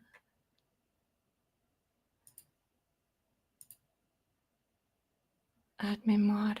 He should be in general mod, like normal mod. I don't know what's going on, guys.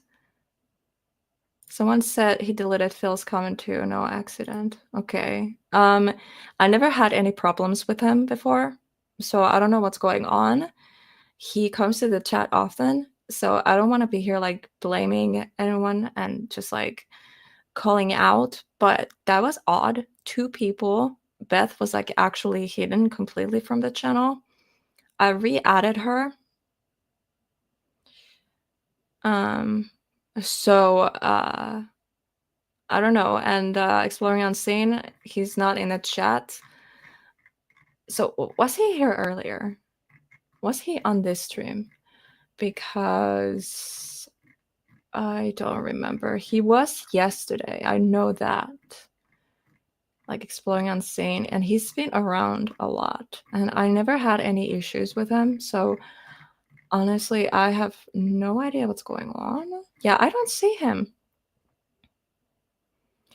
So that's odd. Like, he hasn't commented anything in the chat. And he was still able to do that.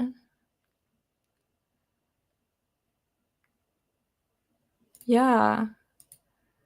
Yeah, there she is. Yeah, I don't know what happened. Do you know Exploring Unseen? Does he has a problem with you or something? Because, yeah, don't get like personal issues, at least get into the way of like moderating. Like, that's not okay. Like, I don't know what's going on. Maybe it was an accident. So Exploring Unseen, you're not a moderator on this channel right now before we find out what's going on. Yeah, you don't know him? Okay. Maybe a kid was on his phone or something and was pushing buttons. That could be, because I never had problems with him before. So I don't want to, like, you know, make him out to be a bad guy. So let's just hope he comes back. Yeah, let's just figure out what happened. I want to hear his side, like what's going on. But that's odd. Like, Beth was actually a hidden member. Like, I went to my settings and I saw her name there. That was so odd, because I thought like managing the moderators can only do that and not like the standard moderators. So I'm really, really confused. But yeah, it's weird that two people got, like, the comments got hidden, but Beth got hidden like completely. So yeah, I don't know what's going on. Beth is back. Awesome. So yeah, let's get back to the video. I think we're good now. So Exploring Unseen, if you're here, nobody's attacking you or anything. We just want to know what happened. Like, I understand it was just a genuine mistake. Please let us know. And yeah, but that was odd. But yeah, Beth is back. We're all good. Let's continue the stream. Let's continue watching the video. Next question in my investigation. Should he have been removed from the family? Because he's back with his mom. She ends up dead. Should he have been removed from the family in light of everything that was happening there? And if so, how do you do it? Joining me, family law attorney Jennifer Brandt and retired Massachusetts juvenile court judge Carol Erskine. Thank you both for being here. Okay, so I'll begin with you, Judge. Should he have been removed? And if so, who has to do something to make that happen? Well, I think he absolutely should have been removed. I'm just amazed that he was released from jail and also released from a 72-hour hold where he's actually telling people that he's going to kill his mother or kill himself. And they say, okay, we've held you for 72 hours, and then they release him.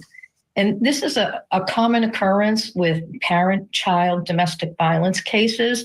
I think one of the things that is so different about parent-child domestic violence cases, and I've seen hundreds of them, is that when a court releases or jail releases a juvenile, they're essentially releasing him back to not only their custodian, but to their victim.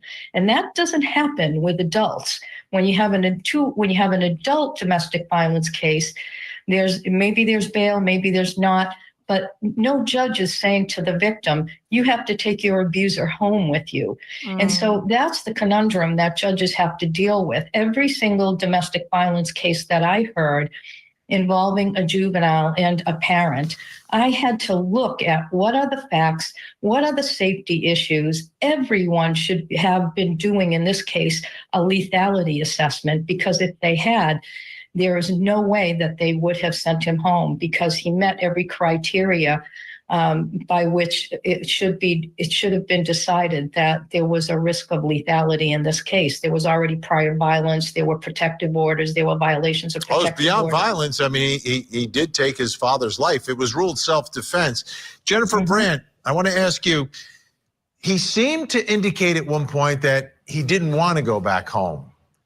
How does, like, he's a 17-year-old kid. He's not going to hire a lawyer, but like, does he have any rights to not be sent back there? Or is he a child, so he's got to do whatever DCF or someone else is saying he has to do? Well, he has rights in terms of the court does need to listen to him and consider his statements, his opinion. But you have to look at this in the context of everything. I mean, he had killed his father. It was ruled self-defense. I understand that the mother and the father had been estranged from each other, and there had been some custody litigation that had gone on in the past where he didn't see the mother for quite some time.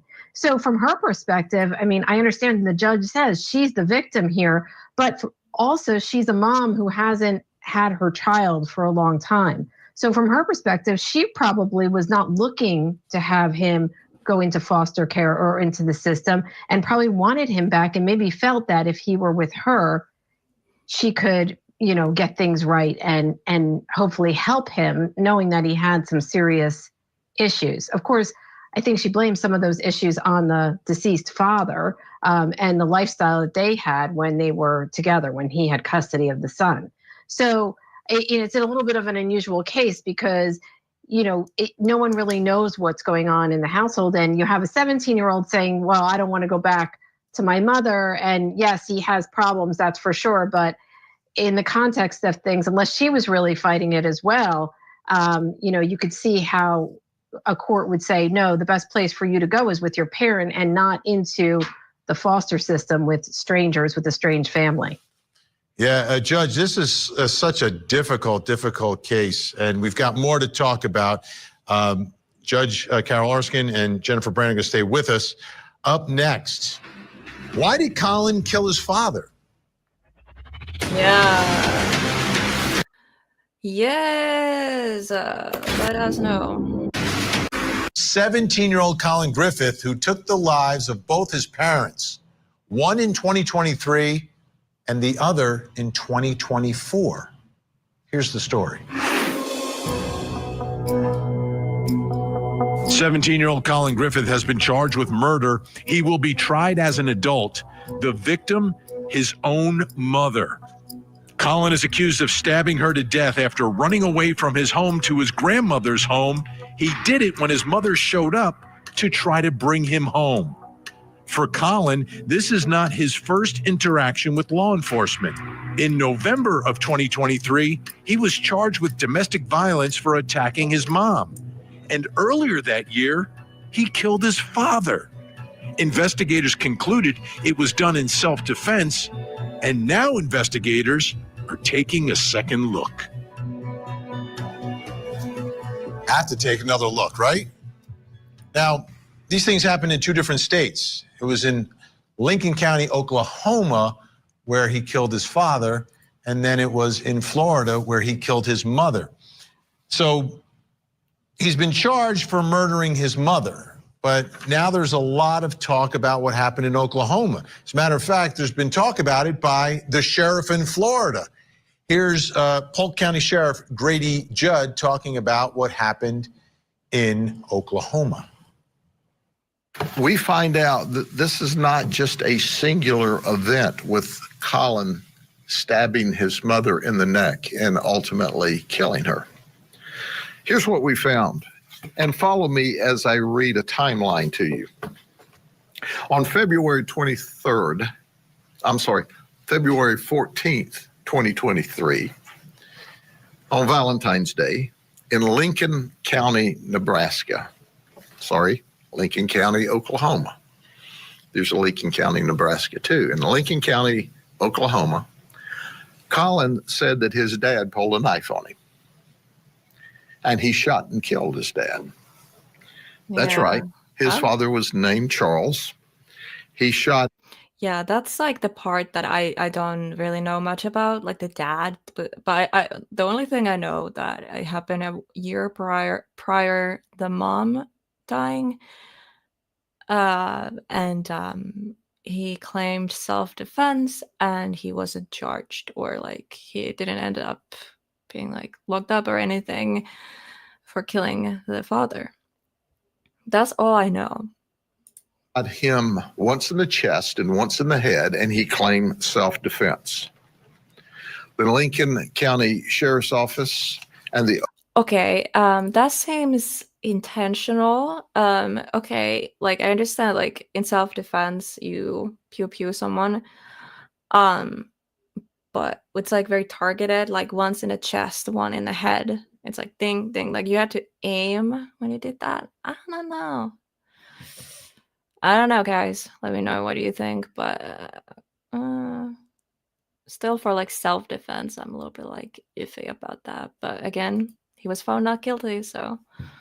Oklahoma State Bureau of Investigations charged Collin with murder in the first degree. They dropped the charges less than a month later.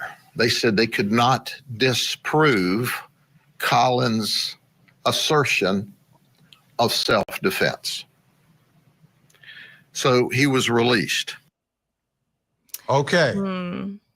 He asserted self-defense. And prosecutors, you have the burden to prove beyond a reasonable doubt that it was murder. And part of that burden is proving that it wasn't self-defense. This all brings us to the next question in my investigation. Why did Collin kill his father? Yeah. Was it self-defense? Was he being threatened? Was something else going on here? How do you figure it out? Joining me, clinical and forensic psychologist and author, Dr. Leslie Dobson, and retired homicide detective Chris Anderson. Ooh. Chris, let me start with you. Trying to disprove self-defense. It's difficult. There's only two people there, and one of them's dead. Right. It is very difficult. You know, and it's been something that I've had to do multiple times in my career. Proving a homicide case is understandably, it is the hardest thing to do. It's the hardest case of investigations that you'll have to work. But, you know, to answer the question of why he killed his father, it's, you know, I'm glad that answering the question why is not a part of the standard that is required for finding someone guilty of a homicide case, because the whys are the hardest thing to answer. Why someone did something is extremely hard to prove or hard to even insert in a case such as homicide. So you can always prove how it happened, or where it happened, and when it happened through science and investigation work. But why is extremely hard. And truthfully, we may never know. We may never fully know why this case happened or if it could have been stopped. Yeah, and if he's asserting self-defense, he's saying he did it because he was going to be killed and he had to save himself. But how do you disprove that is challenging. Okay, Dr. Leslie Dobson, let's get into the mind of this now 17-year-old. In light of what we know now, these domestic violence incidents, these Baker Acts, and then the killing of his mother as well, do you think a forensic psychiatric evaluation of this 17-year-old could uncover the answers to these questions, specifically why he killed his father? I don't think there was a violence risk assessment done. Everything seemed to have been forgiven quite quickly with his father. I found it very odd. Himself, when he was being detained, used the word psychopath, saying, this boy seems way too familiar with violence and killing and understanding what was happening in the system. I think they should have paused, placed this boy on hold, and violence and psychological risk assessment and personality assessment. So where does this type of behavior come from in someone that is this young? Could it be a product of what has happened to him in his life? Is it something that you're born with? You're just wired differently? What are your thoughts there on where this type of behavior could come from? There is definitely a genetic predisposition to psychopathy, and we've seen it as early as age 5, mutilating animals, starting fires. Exacerbated by traumatic and just horrible parenting. And what sounds like his father wasn't very kind to him. So yes, it can be exacerbated. But with that said, it doesn't mean that there is something unique about this person where he decided both his parents in different states, in different settings, without the combination. It would be one thing if they were both together and we're thinking the Menendez. This is completely different. He did it twice and very quickly try to cover his crime with lies. Okay, Chris Anderson, let me ask you this. Now the folks in Oklahoma know what's happened down in Florida.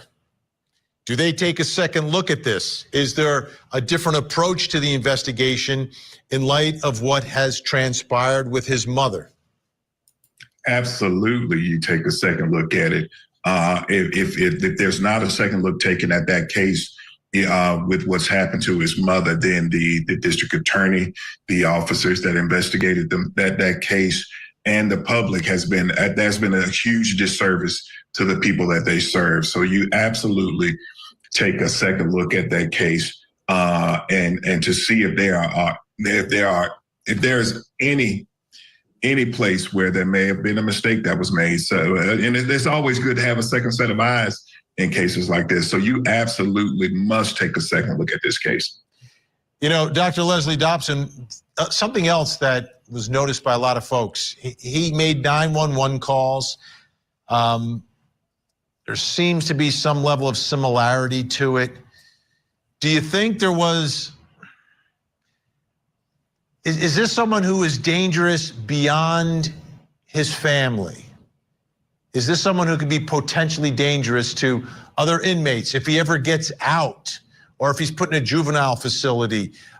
Is there danger? Is it someone that could be that damaged, or is it possible that whatever's inside of him is focused solely at the people directly in his life, his own family? I don't know that we have to say that it was really truly directed at his mother. Very impulsively makes statements that he didn't was going to harm her. And so there may be a compulsion to do that to others.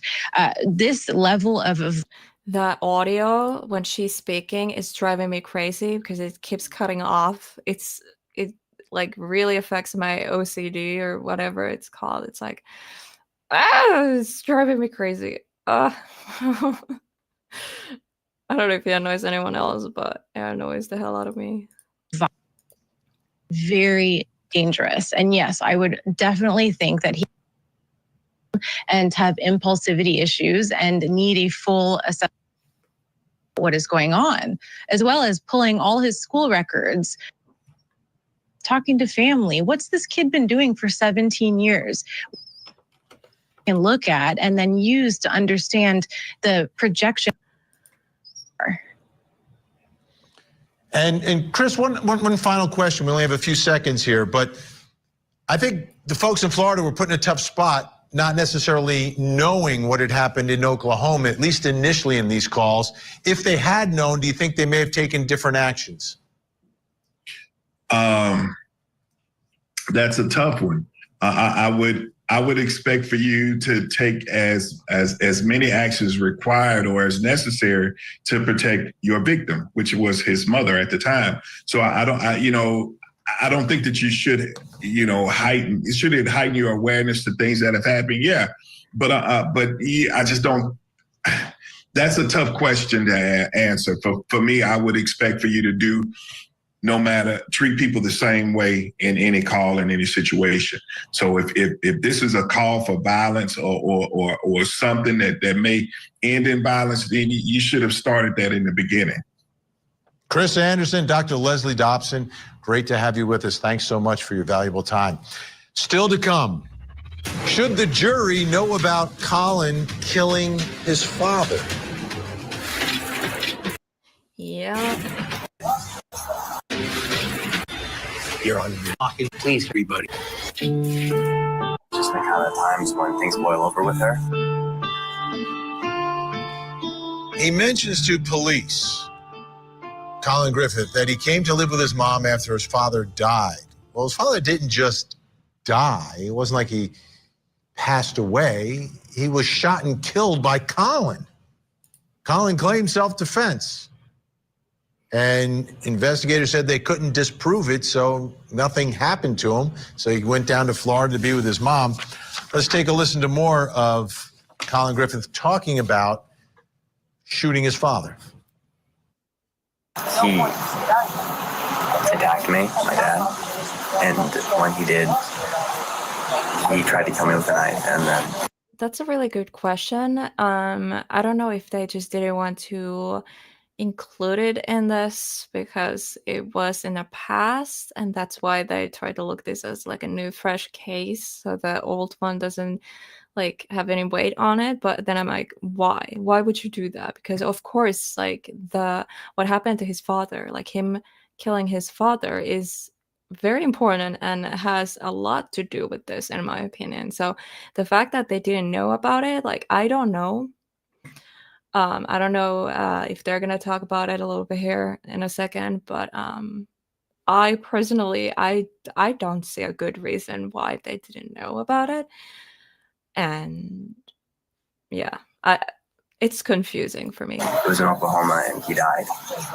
So, okay. Yeah, how was that? I shot him when he tried to kill me. Did you already have a gun in your hand? I was fleeing and the house was filled with guns, 23 to be exact. And You knew who they were? I didn't seek one out, I was just trying to run. But I was cornered and I had nothing else. There was a gun. And What was he trying to do? he's also a bit of a case, but yeah. So now police knew that he had killed his father, and this again is before he kills his mother. But now he has killed his mother and he's charged with murdering his mother, which brings us to the next question in our investigation. And it's about the trial for murdering his mother. Should the jury know about Collin killing his father? He wasn't prosecuted for it. He claimed self-defense. They said they couldn't disprove it, but should the jury know about Collin killing his father? Joining me, family law attorney Jennifer Brandt and retired Massachusetts juvenile court judge Carol Erskine. Okay, Jennifer Brandt, what are your thoughts here? Should that jury know? Well, I think that the jury should know, but it is prejudicial for him, especially because he was released on those charges. But I would say if they re-examine the case and reopen those charges and actually charge him criminally for shooting his father, then yes, absolutely, the jury should know, because, you know, you got even a similar story here. He said in this case that his mother sort of came at him, or they had a fight and she fell on the knife. And you hear him telling the police, oh yeah, my dad was coming at me and, you know, I had nothing, there were a lot of guns around and I just happened to grab one and shoot him. I had no other choice. So, I mean, it sounds very similar, these stories, and he seems very cold and calculating. So I don't think the jury even needs to know, given the crime against his mother, but it certainly would help prosecutors. And we've seen other cases where prior incidents, and sometimes like in the Stair case, the prior incident came in for something that the defendant wasn't even prosecuted for in another country. So we have seen instances where this comes in. Judge, what are your thoughts on this? Because, you know, prejudicial versus probative, but when we hear that he also killed his father and he killed his mother and he's going to claim that his father was coming at him with a knife, my mother was coming at me with a knife, it, you know, 2 + 2 = 4. It's easier to put the pieces together.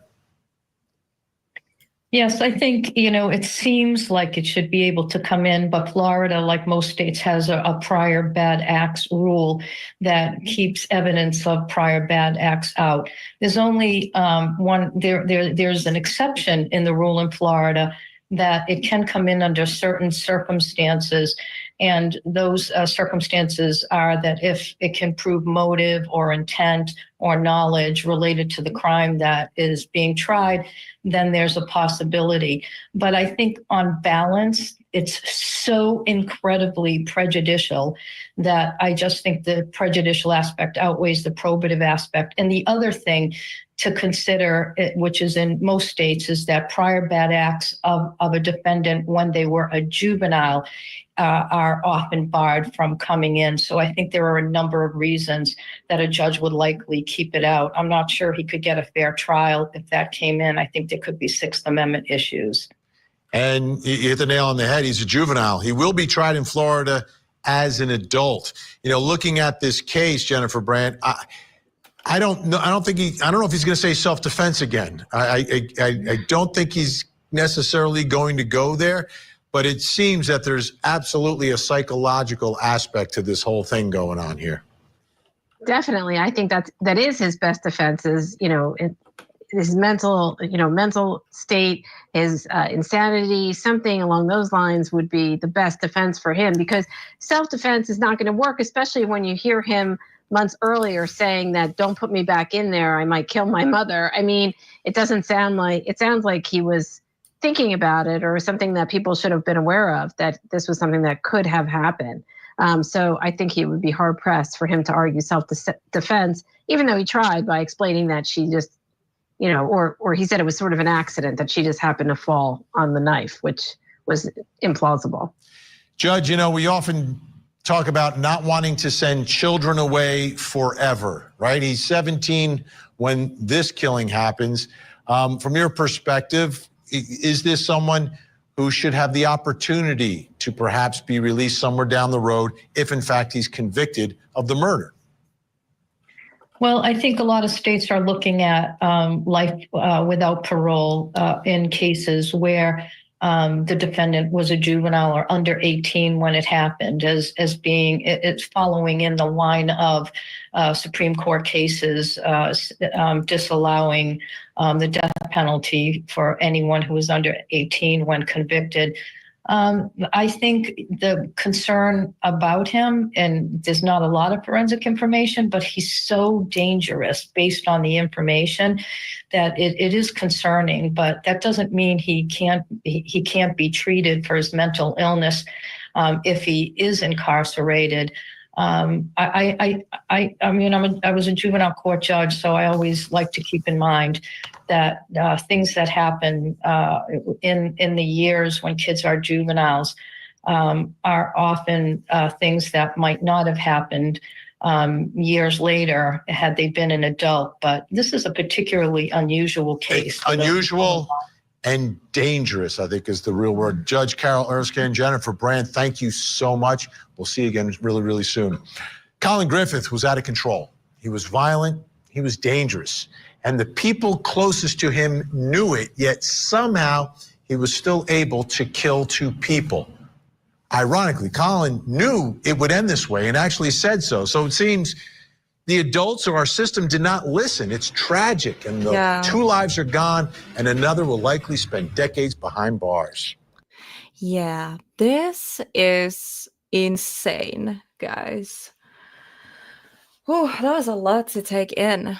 I'm gonna need a small break.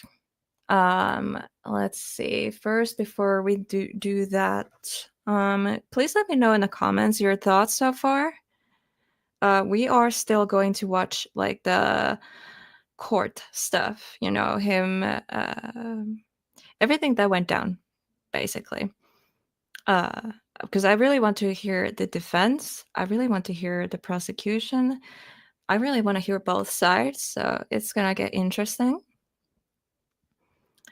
So I'm looking at the time. What is it like over in America? Because most of my viewers are over there. I'm just like trying to see like a time when we continue.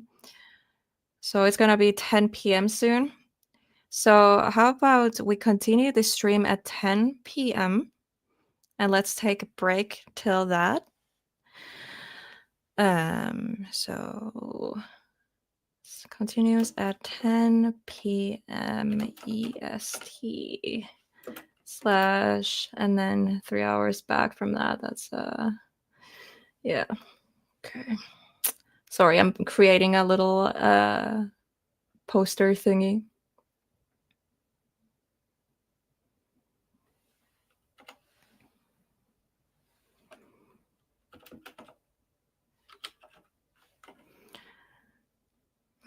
Okay, let's do it like that. Just bear with me, guys. But yeah, keep chatting. If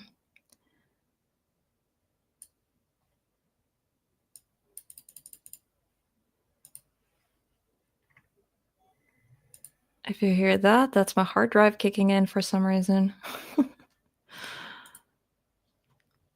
Okay, no, that's not a good one. No. No.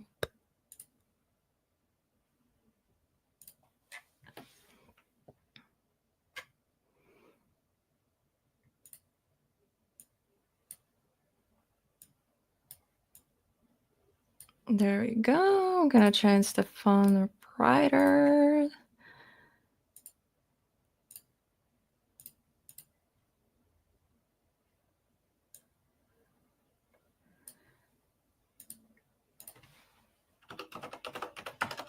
Sorry guys, I am here trying to set everything.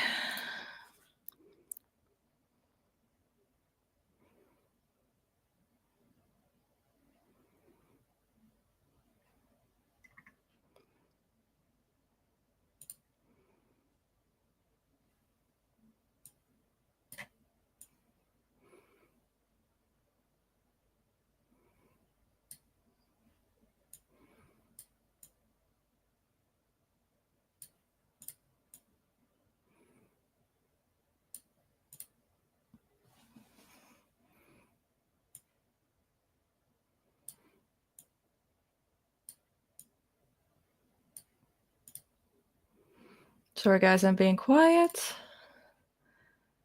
Let's see. That looks pretty okay. Sorry guys. I will be right back with you after I'm done with this.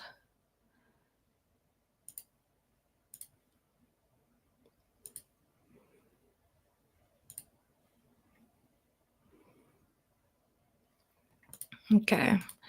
While it's downloading, I'm gonna check the chat. What's happening? It happened at the grandma's house. Where was she when this happened? Maybe that will come up later. Oh yeah, that's true. I'm very curious about that too. That is interesting. Okay, let's see if that's a too big file to download here. I hope not.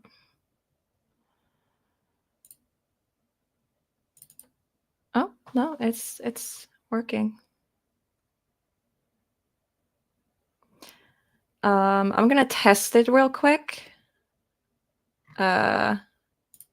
Loop. Let's see if it works. Yeah, it seems to be working. Okay, so guys, let's have a little break. So let's continue at 10 p.m. Eastern or 7 p.m. PST. So we have about 15 minutes. So everyone, wait, give me a second. I'm just gonna hide that for a second. So everyone, please hydrate, get your snacks, get food, stretch, go for a walk, whatever you need to do. But in 13 minutes-ish, we'll be back. And yeah, so let's recharge a little bit and we'll be back here and continue this case. Don't go anywhere. I mean, you can go, but we'll see you soon.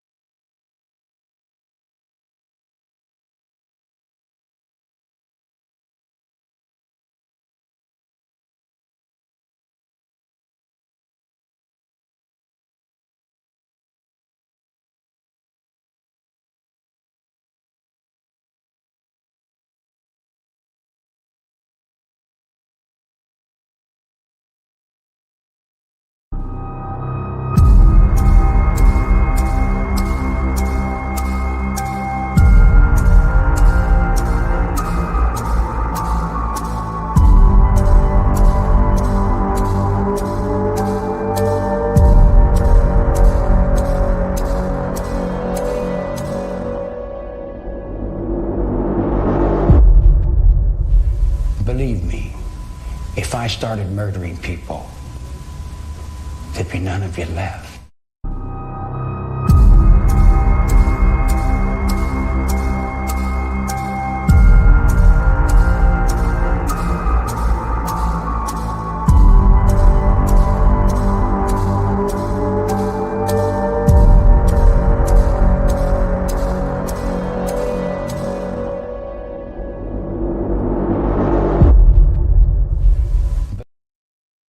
So sorry guys, that accidentally played twice.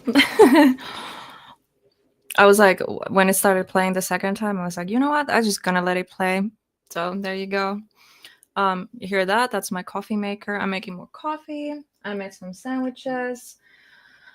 That was a very short break. I feel like I would have needed more, but I did write on the little screen we had here that we'll continue at 10 p.m. Eastern. So, you know, I didn't want to be late.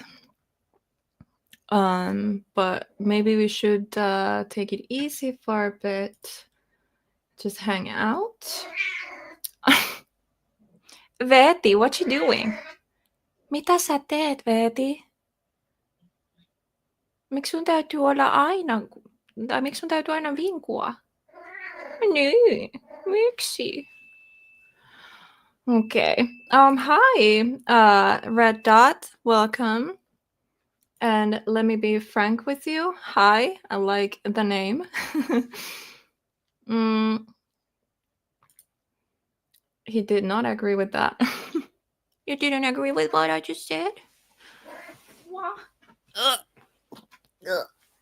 Here's my little fluffy boy.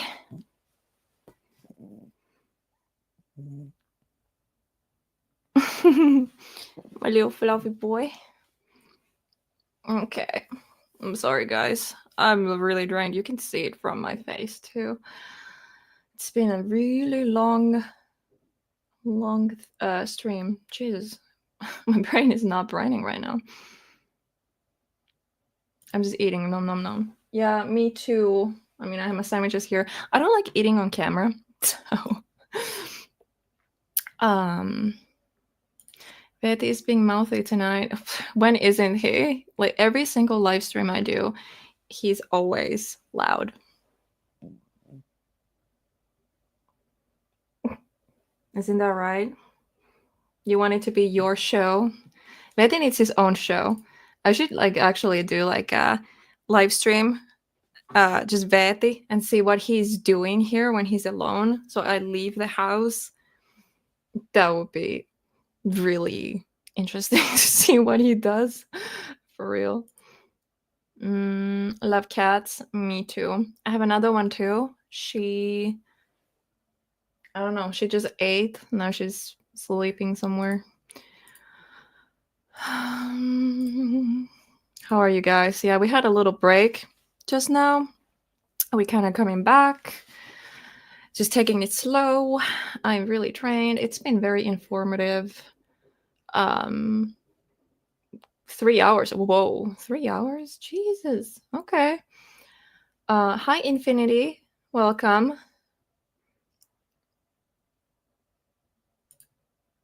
Yeah. Yeah, I feel like I needed a little bit longer break than we already had.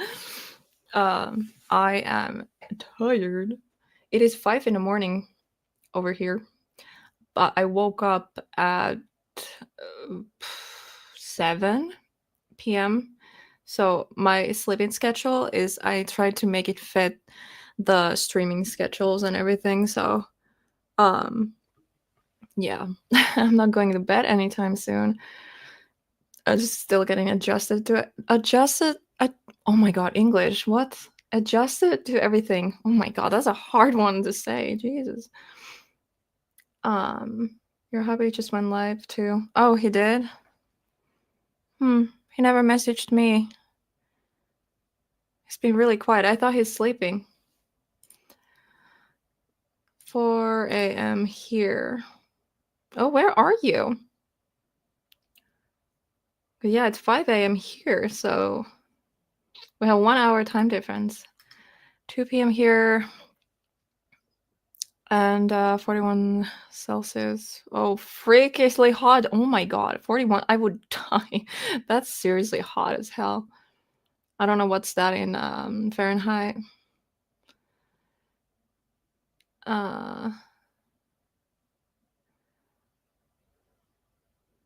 messaged me. Okay. Cool. Yeah, he never messaged me, so I thought he was sleeping. We're talking about my husband here. My husband edits for members only. He is a documentary filmmaker, so he's doing finishing touches to our new documentary. I'm in it. It's called Evil Unearthed. And yeah, it will be out this year. I'm so excited. It's a true horror documentary. So stay tuned for that. Go check out Paranormal Research Unit. So it's paranormal stuff. So if you believe in ghosts, spirits, and all that. But yeah, let's continue. I'm like so tired right now though. That is not impressed. Am I right? Yeah, my cat, he wants to take over my channel. Hi, Kara. And welcome. Okay. Where should we continue from? I look crazy. Oh my gosh.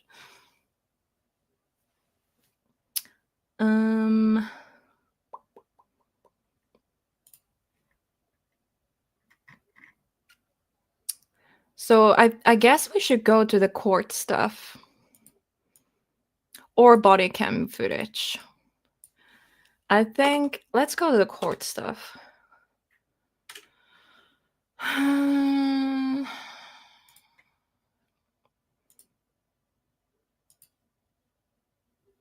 Okay, I'm gonna share the screen so you can see what I'm doing. Oh, thank you so much. That's sweet of you. I feel like I look completely disgusting. Okay. I've had to go out in that too. The flies drive me insane. Oh no. Oh wow, so many new people coming in. Hi and welcome. Welcome all the new people. If you're new here, hi, my name is Helena, and yeah, we do mainly true crime here, but also missing people cases.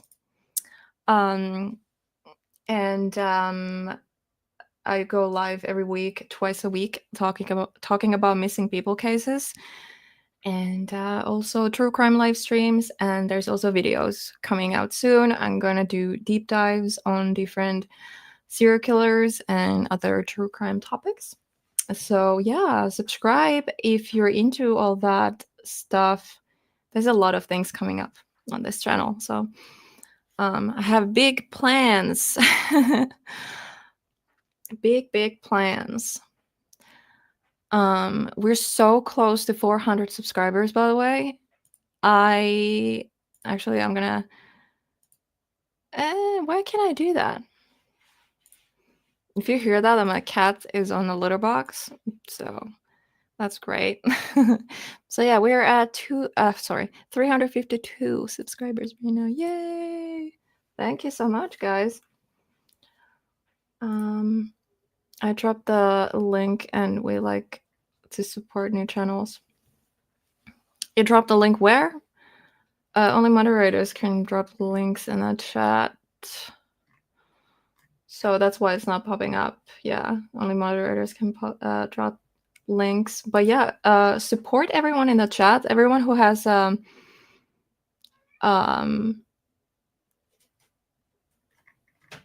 YouTube channel. Hey, moderators, if you have time, if you could post links to everyone who's a creator here. I want everyone to support everyone, you know. In my Discord, you're live. Oh, you did? Thank you so much. Thank you. I also have a Discord for HelBent. Oh my god, my cat scared me. Oh my god. I almost got a freaking heart attack. This one is Nasu. She's my little princess. She's a little chunky. She's little. Oh my god, you're like static. Oh, oh my gosh, chunky little girl. You're like the static electricity. How you call that? You're a live link. Thank you. That's so sweet of you. Yeah, I still have a small channel, still growing. Still new to all this, so I apologize if this is not as professional and well thought and planned and structured as someone who's done this for a long time. So, and I'm really awkward on camera, if you haven't noticed. I am really awkward person. Okay. The court stuff, huh? Let me see. Collin Griffith. Verdict. I really like to watch court TV, like their stuff. Let's see, playlist. I'm gonna share the screen so you can see what am I doing. So here's the full playlist. So these are in like newest, so we have to go to the bottom to get to the oldest. 10 hours ago, 1 day ago. Oh, these are not in order. Gosh dang it. Okay, let's see. State opening statements. Yeah, I guess we should start from there, right? State opening statements. Because yeah, so far we've been watching like court TV, but also Vinny. It was the well, yeah, actually, yeah, court TV. What's the other one? Crime Network. Oh my god, my brain is not braining right now. We've been kind of watching like their, like the overall, like who is this? What did he do? And what's going on? And blah blah blah. But yeah, now we're going to see actually what happened in the court. So I apologize. My English isn't my first language, so obviously there's a lot of words I don't know, so I apologize for that. So if I ever say something wrong, feel free to correct me in the chat or in the comments. I won't get mad. I would appreciate that. Okay, take care, Rican. Thank you for stopping by. I'm a missing person. Oh no. Okay, yeah, let's go. So Collin Griffith viciously killed his mom. State opening statements. So I guess we go with that one. Oh, buckle up, guys. I'm gonna eat my sandwiches while we watch. I'm gonna mute my mic, obviously, so you don't have to hear me eat. I haven't watched this. I haven't heard it. So this all is going to be new to me. Please tell me if the audio is working. All right. Good morning, ladies and gentlemen. Is it sharing the audio? It was a Sunday.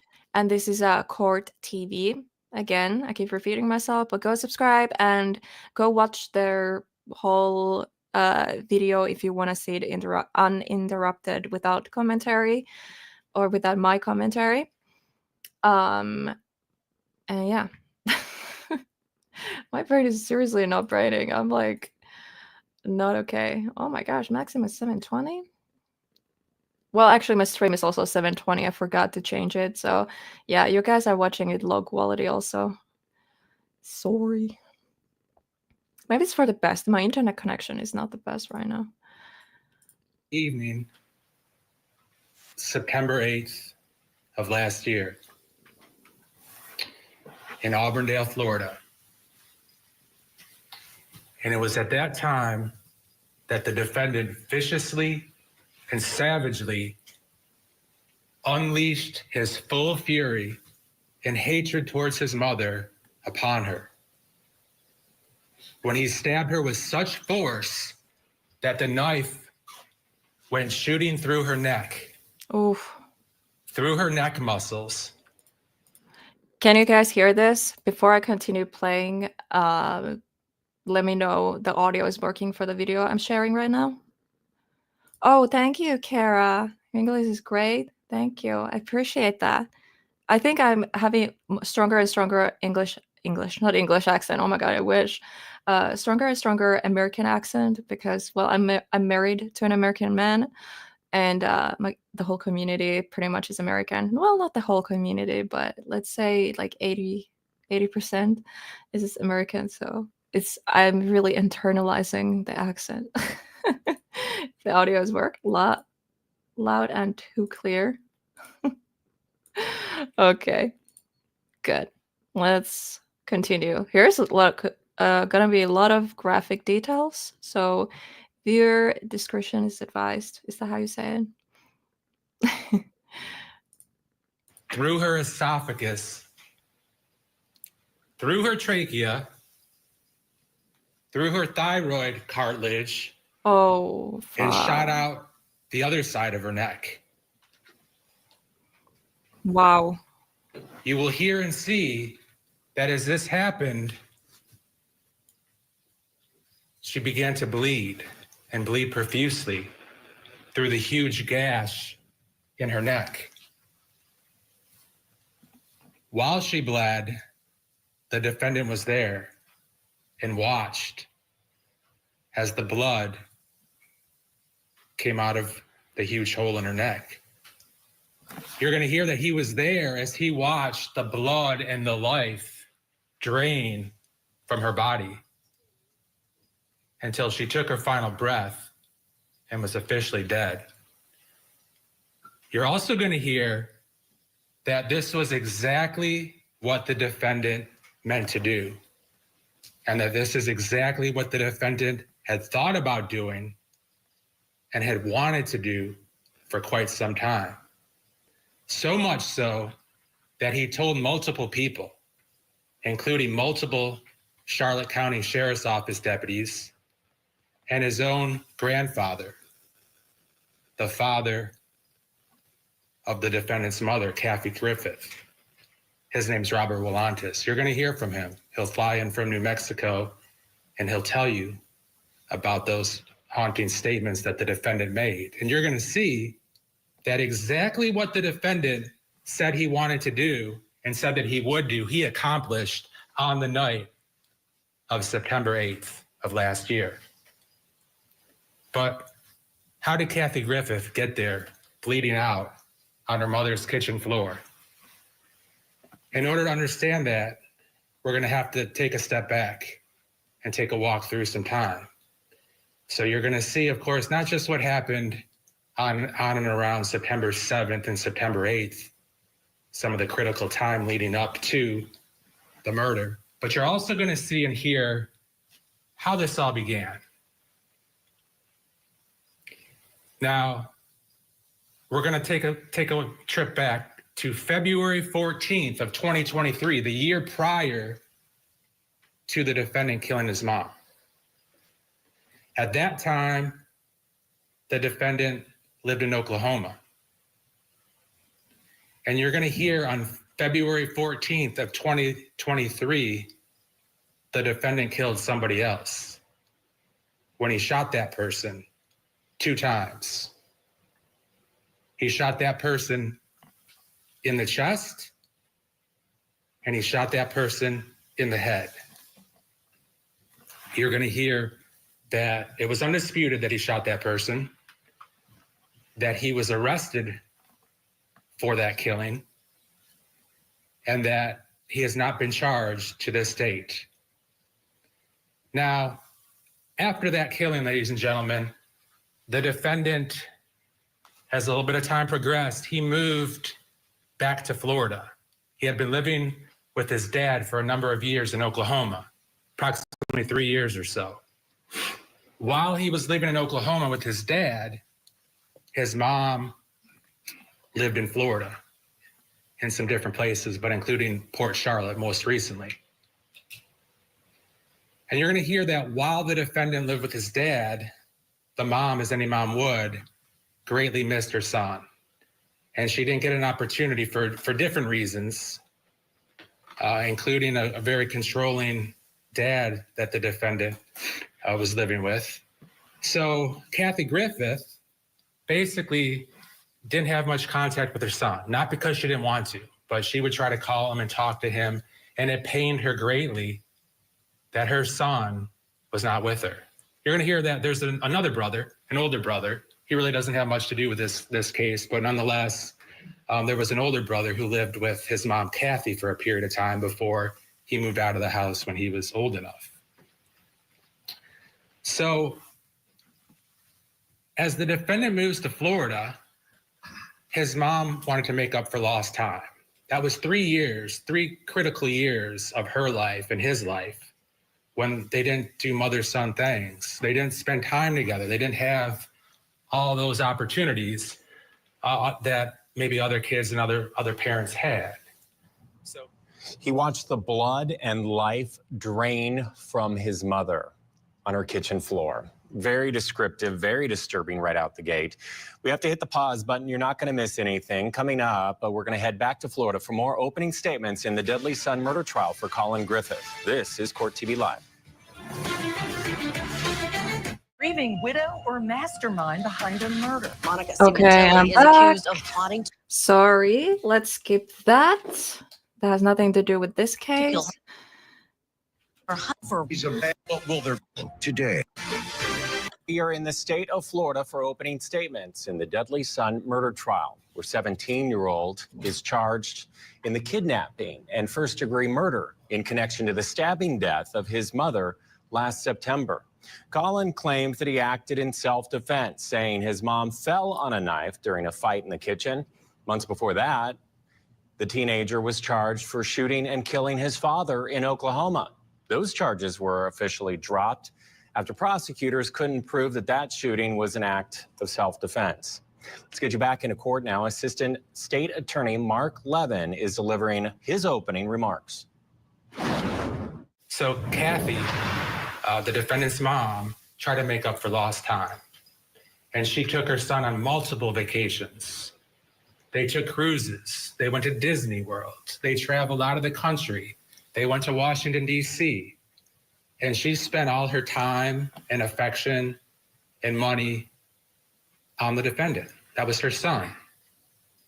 And that's who she had missed for all those years. Now, was Kathy Griffith the perfect parent? No. Was she the perfect person? No. But nobody is.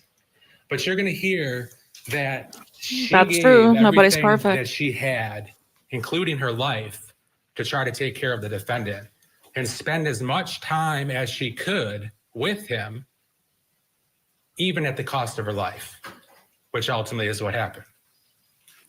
Now, as the defendant and his mom lived in Charlotte County, in Port Charlotte, they lived in a house, a well-kept house. It was the two of them. And they did plenty of things together. Like I said, they went on vacations. They went to the movies. They hung out. It was just the two of them. So they had nothing but basically one-on-one time. And you're going to hear that Kathy Griffith, like any mom, expected certain things. These weren't off-the-wall, dictator-like things. These were simple things that she thought would be appropriate to teach her son about responsibility and respect. Chores, minimal chores, such as weed whack in the backyard, taking trash and food or candy out of his room, helping her around the house with whatever little odd jobs might happen. But you're going to see in here, the defendant wanted nothing of that. He didn't want to be inconvenienced. He didn't respect his mom. He didn't care about his mom. And wherever this deep-seated anger and hatred came from, it was real within him. And he told people about it. So as the days turn into weeks and weeks turn into months, his anger, as you'll see, was building and building. Judge, I'm going to object to this being argumentative. As the time went on, you'll see that the mom had to deal with a lot of issues, including being attacked by her own son. You'll hear a little bit about the defendant being arrested at a certain point for domestic violence battery. He was a juvenile, as he still is a juvenile. And you'll hear that he was put on some probation. But in essence, he was not happy with his mom. So he took her down to the ground and stomped on her hand. But they continue to live together. The mom, you'll hear, was afraid of the defendant and what ultimately might happen to her. And she was afraid he would kill her. But she loved him. And you're going to hear that she wanted to be with him. And she was cognizant of the fact that when he turned 18, he was probably going to leave the house. And that would, for all intents and purposes, end that one-on-one time. And he would continue on with his life however he saw fit. So it wasn't like every day was chaos or bedlam in the house, but the defendant had issues, the mom had some issues, but they were working through them. Now, sometimes they would go to the movies together, sometimes there would be good days, and you're going to actually get to see kind of like an inside peek of some time on September 7th and September 8th, the day that the defendant killed his mom. You're going to see that in the form of Ring camera footage that Kathy had set up inside because she was so afraid of what her son might do to her. And you're going to see that there was cameras set up in different parts that basically captured the same or similar things. But you're going to get to see some footage from a kitchen camera that captures the kitchen as well as into the living room. So you're not going to have to sit through 48 hours or 72 hours of just nothing happening. But you're going to see some clips so you can kind of tell what the vibe was on those last. What? What? That's crazy. Wait, what? There's footage? That's crazy. 2 days of Kathy's life. You're also going to get to be able to see. Sorry, I'm not saying much. I'm really drained and I'm also eating right now. So this is my little recharging moment here. So I will do commentary. I just need a little moment for myself. And I'm also focusing on the prosecutor and opening statements here. So yeah, I'm not usually this quiet. I just want to focus on this and internalize what he is saying. See the timeline as it continues. We talked a little bit about jury selection, about a timeline, because nothing happens in a vacuum.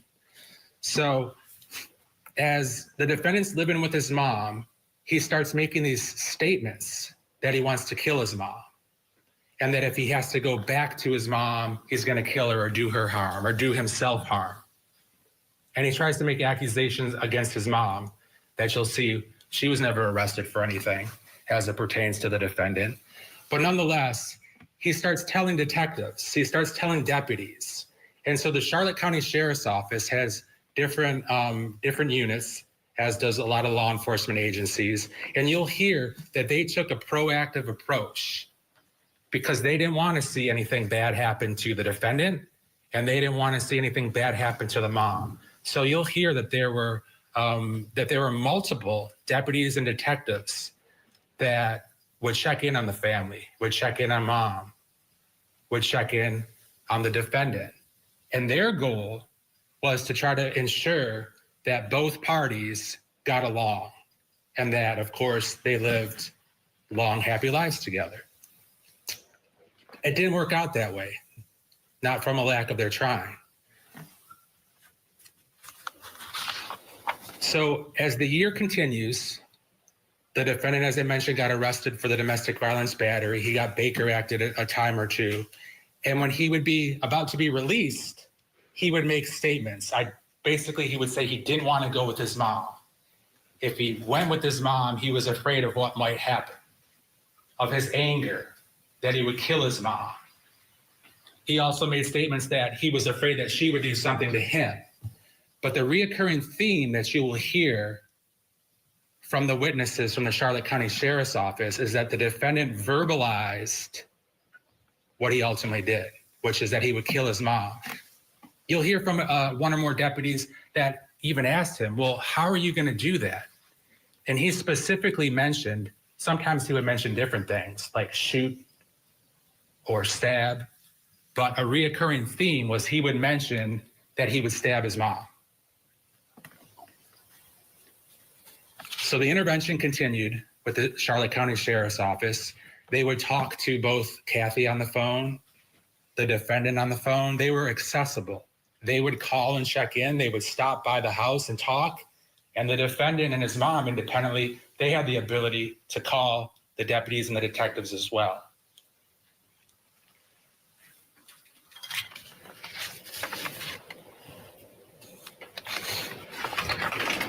Now, The way he's just listening. 2024. I don't know. Around February 19th or so. Oops, I was muted. But the way he kind of like tilted his head was like, I don't know. He's concentrating and listening a very well. I mean, obviously you would too if you were in a situation, but it's very interesting to see his body language and everything, like while the opening statement, prosecutor, all this is happening. He's very calm. You can hear he's clearly listening. It is interesting. Yeah. I don't know if I'm reading too much to it. Around that time, or perhaps a little bit earlier, the defendant sent a text message. He had many communications with an attorney that was I'm going to object based on we don't know if this is going to be admissible. Approach. All right, well, they approach for that bench conference. This is a good time to bring in my guest for this hour. Watching along with you at home, we have trial attorney and former prosecutor Randolph Rice. Randolph, nice to see you, my friend. Thanks for being with us. All right, so we're out the gate. Pretty descriptive and disturbing right out the gate.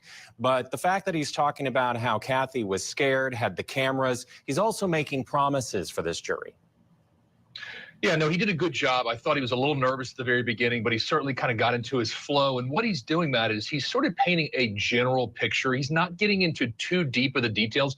For example, when he talks about the knife being in her neck and the blood everywhere, he's not getting into the details that ultimately are going to come out from the witnesses because he doesn't want to get himself locked into that statement, but he's just giving the general overview, which is what you're supposed to do in opening.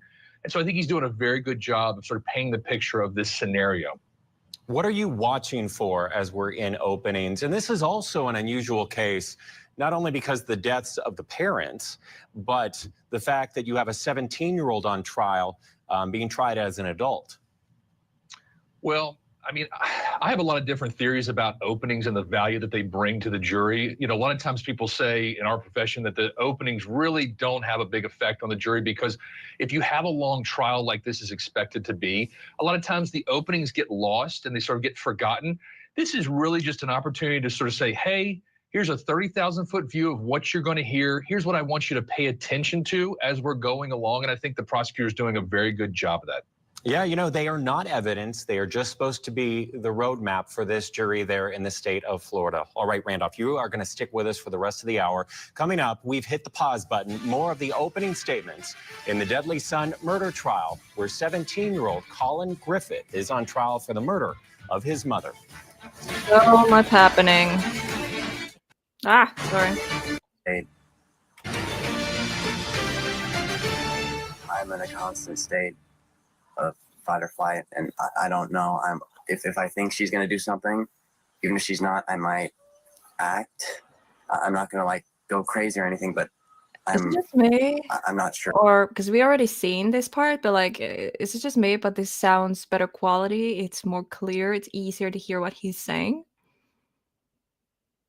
Or maybe I'm just, I don't know, but it sounds like it. Honestly. Okay. You're not sure. I'm gonna let it play, even though we already watched it. But there's new people watching.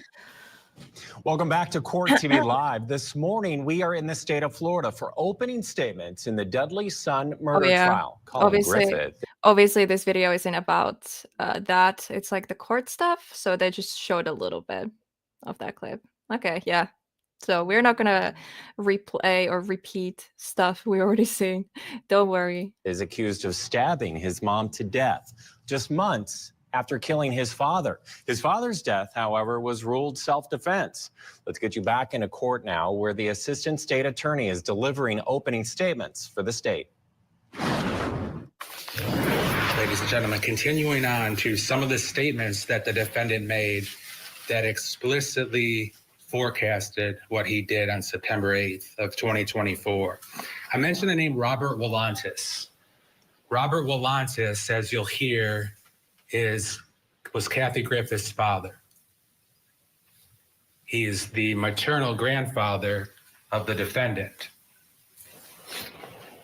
You're going to hear that Robert Willantis, of course, had a relationship with his grandson, loved his grandson, cared about his grandson, and still does. And the defendant told him something that was super, super disturbing, to say the least. You will hear from Robert Willantis that the defendant said to him that he wanted to kill his mom and how he was going to do it.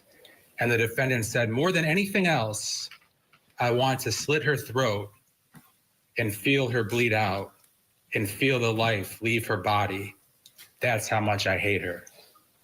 You're going to hear that Mr. Willantis, needless to say, was absolutely shocked. And he told his grandson, that's sick, that's twisted, you can't do that. You know, you and your mom have issues and you're going to need to work through those issues. September 7th of last year. The morning started with Kathy buying her son, or letting him use her credit card to buy Starbucks. Bought a couple drinks, a breakfast sandwich, and the defendant came home. And this is going to be some of the ring footage that you see. So you'll be able to see some of these interactions. Oh, wow. Okay. And you're going to see the mom and the son and some about how they're talking to each other and kind of what happened that day. The mom had minimal requests of the defendant. On that specific day, she wanted her son to help her put up a bookshelf. The defendant didn't want to be bothered. The mom wanted her son to weed whack the backyard. The defendant didn't want to be bothered. What? The mom wanted her son to clean up the food and the candy that was in his room, attracting ants, but the son didn't want to be bothered. You'll see that he had his Starbucks. Lazy he had his sandwich. He wanted to do what he wanted to Sorry. do, which was he wanted to take a walk, get out of the house and exercise. So the end of the day, or sometime during the day, the end result is that the mom got fed up with him. Kathy was sick and tired of being disrespected, sick and tired of doing everything for her son. Yeah. And basically told him, get out until you can show me some respect. Exactly. Well, the defendant had no problem with that because he just wanted to do what he wanted to do when he wanted to do it. So he went to his grandma's house. So that's how the defendant and his mom in Port Charlotte, Charlotte County, how their lives come to Polk County. Because the defendant's grandmother, who is Kathy's mom, her name is Susan Detman. Her and Robert Willantis used to be married back in the day. She had multiple houses, one in the Keys, one in Auburndale, and perhaps one somewhere else too. So the defendant got in his car. It was a nice Volkswagen black four-door. You'll hear and see that the mom had a white four-door Volkswagen. And the defendant the defendant drove to his grandma's house in Auburndale. And you'll see and hear at his grandma's house, he didn't have to put up with his mom asking him to do things or to be respectful or to do chores. You also hear that during the relationship between Kathy and her son, she got him video games. She got him a phone. She let him use her credit card to fill up and use his bank card to fill up gas. She provided food. Of course, she provided shelter, clothes. I mean, the basic necessities, but she did more than that. The defendant you're going to hear and see is a very smart individual. He was in high school and was, I believe, taking college courses and had an interest in the law. Oh, wow. I didn't know that. And you're going to see that. He was a fairly smart individual. And he would use that knowledge to try to do certain things. So on September 7th, the defendant leaves. The mom is at home, and the mom's angry. She's not happy. Does she want to hurt Collin or kill him or do No. anything to him? No. She's mad because she knows that her time with her son is slipping away. He's 17 years old by now. Incidentally, he was almost 16 when he killed the individual in Oklahoma. Now Individual he's 17 being years old his on September dad, 7th and father. September 8th. So mom is not happy because he's disrespecting her. He's not doing the chores. She's busting her rear end doing everything for this kid who's ungrateful. And she's mad. But nonetheless, she wants him home. She doesn't want him with her mom. She doesn't want him out running the streets or not knowing where he is. So she continually texts him and calls him. Her only desire is to get him home, not to be mad at him or hurt him or ground him. She's willing basically to bend over backwards, as you'll see from the evidence, to just be with him. That's what she wants, is just time with him. You're gonna get to see through text messages between her and him, her state of mind and what was going on. And the defendant was basically just blowing her off. He didn't want to be aggravated. But you're gonna see kind of the mom was frantic, and once again, frantic in terms of being a mom and wanting to know where her son was and wanting her son back in her house. So she started to give him ultimatums, things that she wasn't gonna follow through on. Some of the things. She was hoping not to have to follow through on any of these things. But you're gonna see that she was saying, if you don't come home, I'm gonna sell your car. If you don't come home, I'm gonna cancel your insurance. I'm gonna turn off your phone. And she would turn off the phone that she provided for him. That is a very good question. I've been wondering the same thing. So Koala said, I've been wondering this whole time if they ever did a psych evaluation on him. Yeah, I would like to know that too. Did they? Somebody, if you know, please let us know in the chat. Because I have no clue. Maybe we'll find out. We keep watching. Like when it's time for the defense. This is a prosecutor opening statement, so I don't know. I don't think there's going to be any information in this video per se, but yeah, I don't know. But yeah, I'm very curious to know also, because someone said earlier about antisocial personality disorder, because that would fit sociopath, something like that. Obviously, I'm not a doctor or medical professional, so I can't diagnose anyone. So, but yeah, I'd be wondering the same thing. Multiple times, she would turn off his phone. She would take away his computer. All things that she bought. She bought him a computer for school. I agree, Sabra. She bought him a phone because, of course, that's what parents do. And you'll see when you're a child, you can't get a cell phone with AT&T or have an account with AT&T if you're not 18 or older. So he was relying upon his mom, and happy to do so, because she made sure that he had everything that he wanted. So she was saying these things because basically she was hoping that he would be afraid of them and would come home, but he could care less, as you'll see. But then the Oklahoma killing resurfaces. And you're going to see that besides just pure anger and hatred towards his mom, that his motive, an additional motive for killing her, was what she texted him. Because he was concerned that that Oklahoma killing was going to come back around. Of course, it was still under investigation and still is, but that was going to be reopened. And you're going to see firsthand why the defendant didn't want that to happen and why that just infuriated him even more towards a mom that he hated and couldn't stand for no good reason. You're going to see firsthand that Kathy texted her son between 12 and 12:29, and he received it. And she texted him, Collin, the recordings of you admitting to killing, and then she stated who it was, and planning the murder. There are 4 different instances from my Ring camera are all going to Bob, Susie, Amanda, and Chris at 3 p.m. today. And mind you, this is the day that he murders her shortly thereafter. She continues on, plus the recovered audio from Chuck's iCloud. Chuck is the defendant's father, Kathy's ex-husband. So Kathy continues on, plus the recovered audio from Chuck's iCloud where you told your dad you hated me and I was an evil bitch are being sent too. My dad is sending me his recordings of you telling him how you planned my murder back in February.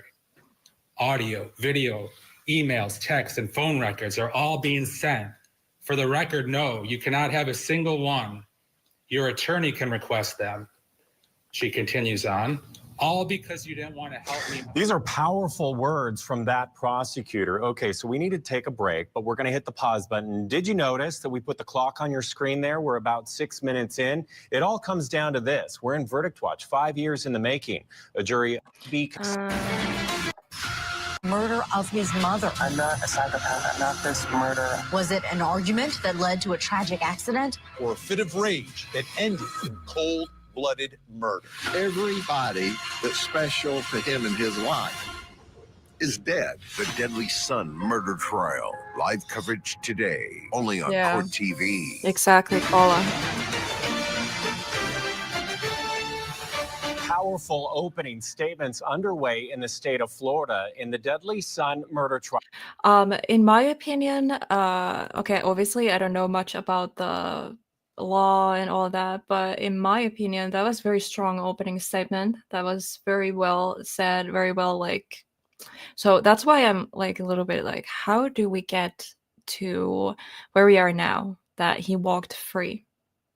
So we're gonna get there, but there's a lot to go through before that. But I just want to know, what made them be yeah, it's not a first-degree murder. You can walk free. And now he lives with his grandmother. And I'm seriously worried for the grandmother's safety because I don't want the history to repeat itself. I really hope nothing's going to happen, but it just makes you think. Trial. Collin Griffith is accused of stabbing his mom to death just 18 months after killing his dad. That death was ruled self-defense. Let's get you back into court now, where the prosecutor is delivering his opening statement. Shelf that took under 30 minutes. Weed eat the backyard and clean your room because bugs were in the candy you had all over. Remember, you chose this. You have 10 minutes to call me. Okay, so I'm going to repeat myself a little bit. I don't know if you were here when I mentioned this. So what happens if he kills her in self-defense? So here's the thing. So he already killed his dad in self-defense, and that was okay, self-defense, you're free to go. Now he killed his mother, and it was also self-defense. 2 people. So what happens if he kills her also? Because as you remember, the grandmother was the only person he could trust. When he had arguments and issues at home, he would go to the grandmother's house. The grandmother would take him in. So that's his refuge. And he has told grandmother, that's his safe place. So what if he does something to her and then says, oh, that was self-defense? Nobody's going to believe that, because that would go against everything he has said so far by the grandmother being the good person. So yeah, that's something I've been thinking about, and I mentioned earlier in the stream also that what happens then? If he kills the grandmother, he can't say it was self-defense at this point. That would be the third person, and it just, yeah, it doesn't make any damn sense. The mom sent evidence to the kid's dad and other people. I'm wondering if they tampered with the evidence. I don't know. I don't really know. In the States. Cyber, he was actually arrested for his dad's death, February 2023. Yeah, he was arrested and charged, but he was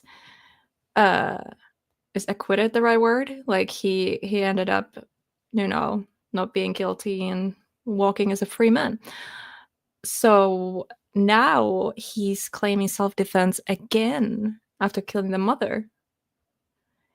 It's just so yeah, he keeps saying, "Oh, the grandma is my safe place. Grandma takes me in when, I'm being abused at home, blah, blah, blah." So if the grandmother ends up dead, like, that's when, seriously, the court system, like, you need to wake up. Like, that's not fucking self-defense at that point anymore, because it just doesn't make sense. I don't know.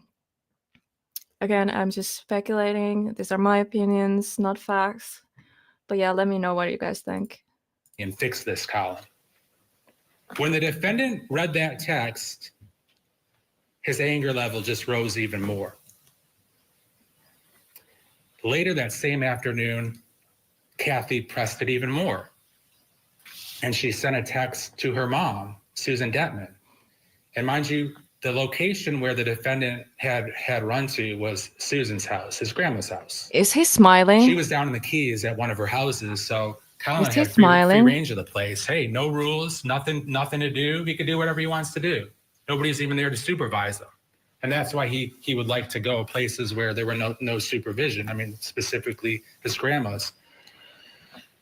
So Susan was in contact with the defendant because she was driving up from the Keys, and the defendant was staying at the house there. So Kathy texted Susan a similar text message.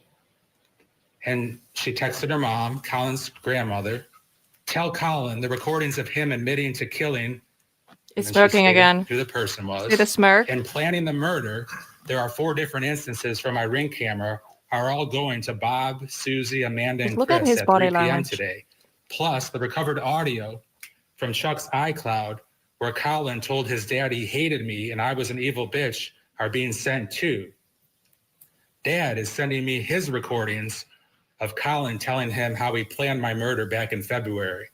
Audio, video, emails, texts, and phone records are all being sent. For the record, no, you cannot have a single one. Your attorney can request them, so He's can smirking. Collin's." Oh my god. The audacity. You're going to see that afternoon, ladies and gentlemen, in an eerie video, Kathy changes her clothes. I mean, you're not going to see her change her clothes, but you're going to see she appears in the exact clothes that her son would kill her in just mere hours later.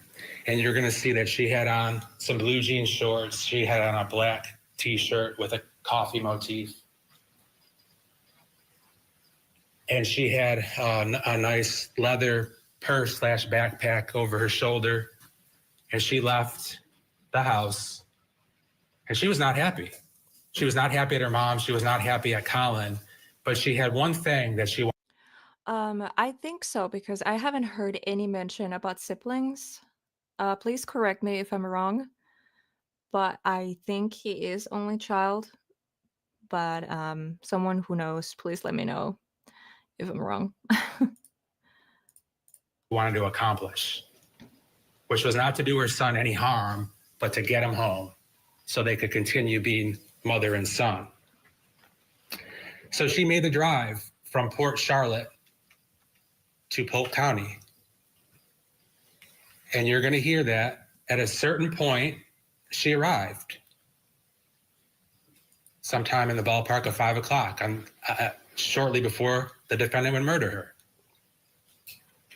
Now, there were 2 ladies across the street in separate houses, but you have the grandmother's house on one side of the street, and then basically the 2 neighbors that lived across the street from the grandma, two nice ladies you'll hear from. But they both kind of independently saw and heard things. And you're going to hear that at around 5 o'clock, and one of the witnesses, I believe it was Miss Sally Bell, she remembers the time frame because she was about to leave for church. State's still going there. A lot of details to already take in mind. Okay, so he had a older brother, I believe they said. Okay. I'm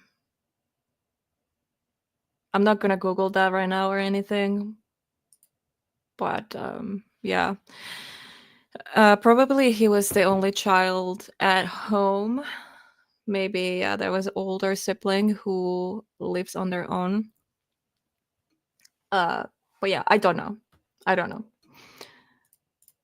As jurors are first hearing the details of the case. What do you think? Let us know on social media at Matt Johnson News, at Court TV. Let's find out what our attorney guest this hour thinks. Randolph Rice is watching along with you at home. A lot of details, my friend. Usually we say here on Court TV, keep it short and simple. Yeah, you're definitely right about that, Matt. I think that's a good point here. But he does hit some of the high points, and I think the big takeaway from this is while it's not an element of the crime, motivation. The motive seems to be the fact that the mother is saying, hey, look, if you don't come back and start being a good son, I'm going to out you. I'm going to tell everybody about the information, the voicemail, the recordings that we have about what you did to your, and they can't say his name, but we know what you did to your father a year ago when you shot him, that it wasn't in self-defense. So that's the motive, what it seems to be, at least the state's idea of what the motive will be in this case. And that's very, very damning to the defendant. Yeah, that's never the burden of the state when they bring charges against someone. But when you have someone that is accused of killing a loved one being their mother, do you think motive is more important in this particular case? Yeah, I definitely think it is, because you've got to get motivation as to why you did it, and it leads up to why he would have done what he did to her. Yeah. All right. So what are you watching for as we approach the defense opening statement? What would you say? Man, how are we going to get self-defense in here? How are they going to get rid of all that stuff and say it was self-defense, that he was protecting himself against his mom? All right. Well, spoiler alert, he's a free man. So, yeah, I don't even know. That's why I'm so invested in this case. I want to know what the hell happened. Right. Randolph Rice, we know that you have to get to court. Thank you for being on the show this hour. Coming up next hour, the defense will deliver opening statements in the deadly son murder trial for the 17-year-old Collin Griffith, accused of killing his mother. And also, we are in verdict watch in West Virginia. You're watching Court TV Live, your front row seat to justice. Hour, Matt Johnson in for Julie Grant. Thanks for being with us. It's a busy day here at Court TV. Our cameras in several courtrooms from coast to coast. In the state of Florida, opening statements are underway in the deadly son murder trial for 17-year-old Collin Griffith. We'll get you back into that courtroom in just a moment. In West Virginia, jury deliberations continue in the Ponzi scheme murder trial victim state. But left of stabbing his mom to death just 18 months after killing his dad, supposedly in self-defense with the dad. Griffith told police in this case that his mother, quote, fell on the knife during a long fight. Let's get you back into court now for the remainder of the opening statements from the state of Florida. And she and her husband, you'll hear that they always like to leave right around 5 o'clock or touch before 5 in order to get to church and to talk to people and get a seat. So around 5 o'clock, these two ladies, Sally Bell and Nancy Jones, independently, they're just at their houses. They see Kathy and they see the defendant, and they're having an obvious argument. They also see that Kathy is not doing anything violent to the defendant, but she's animated and the defendant is animated. And then they saw the defendant grab his mom by the hair and start dragging her from the driveway carport into the house. And as that happens, I didn't know that. Kathy is telling her son, Collin, stop, let go, let go. Let go of me. You're hurting me. How is that self-defense? Last that those two neighbors saw of Kathy Griffith. That's the last. How is that self-defense? Seriously, what is wrong with the court system? My brain is not branding right now, but like, oh my God.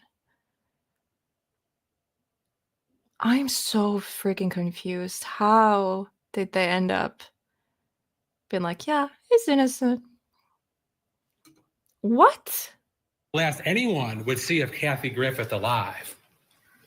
You're going to have an opportunity to see crime scene footage and crime scene video, and you're going to see that the violence continued and started on that day when the defendant grabbed his mom by the hair and dragged her into the house as she was saying, let me go, Collin, you're hurting me.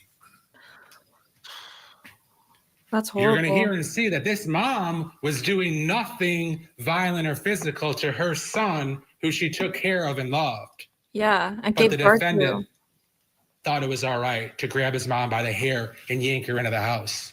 Well, what happened on the way to the house?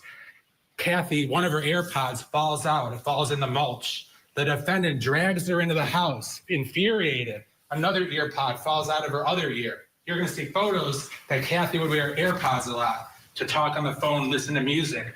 You're going to hear as he dragged her and was furious. You're going to see her AirPod case falls in the living room as he continues to drag her to the back of the house, letting his anger and rage come out. You're going to see the crime scene of that brutal, vicious, savage killing that I mentioned at the beginning of the opening statement. You're going to see pictures of Kathy who came out of her flip-flops as the defendant was attacking her. You're going to see photographs of a charger that is strewn about on the floor from when the defendant was attacking her. You're going to see that same brown leather backpack / purse that was over her shoulder when the defendant was attacking her came crashing to the ground. And you're going to see that it's got blood all over the place. Wow. That's That when he horrible. stabbed her, she was still holding it. There's blood on the outside. There's blood on the inside. There's blood on the front, on the back, on the wallet. And you will see firsthand the carnage that Kathy suffered as she laid in the pool of blood that came out of that deep gash in her neck, compliments of her son, Collin Griffith. When all the evidence is in, ladies and gentlemen, you should come to one conclusion. Look at his face. That being that the just verdict is holding the defendant responsible to what he chose to do on September 8th of 2024. And that just verdict, based upon the evidence that you will see and hear, is that you find the defendant guilty of both first-degree murder and kidnapping for the crimes that he perpetrated on his own mother. Thank you. All right, that's going to do it for the opening statements. All powerful there in the state of Florida for the state. Yeah, that was the opening statements, guys. What are your thoughts so far? This is crazy. There was a lot of details that I had no idea about. So, especially like the detail of the stabbing. That was like very graphic, and I feel so bad. Like, imagine being killed by your own son. That's just, and it's just not just the mother, it's also the father. And it's like, what kind of person can kill their own parent? Like, what? Not only his grandma was there, but his aunt also. And what I don't get is why in the hell would grandma allow this kid to kill her daughter? Exactly. That's what I was saying earlier. Like, her daughter is dead. And she's defending the grandson. And now the grandson lives with her under the same roof. How can she take him in after he killed her daughter? Seriously.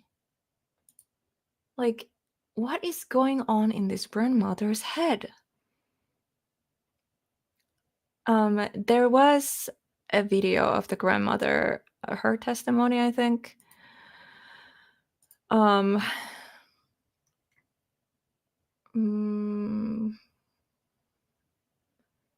Okay.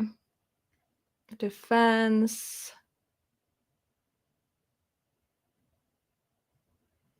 Yeah, there is grandmother.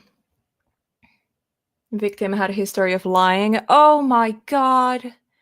Dude. So the own mother says, yeah, well, my daughter had history of lying. Your daughter is dead? And now you're like victim blaming here. What kind of person are you? This whole family, like, what is going on? The fucking grandson and grandmother, they fucking deserve each other at this point. Like, what?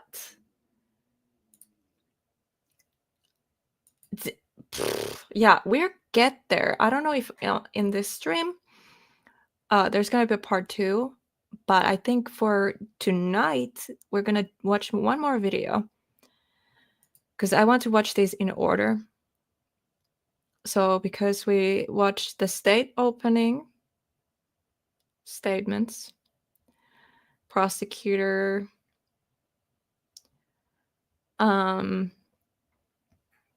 we're gonna move on to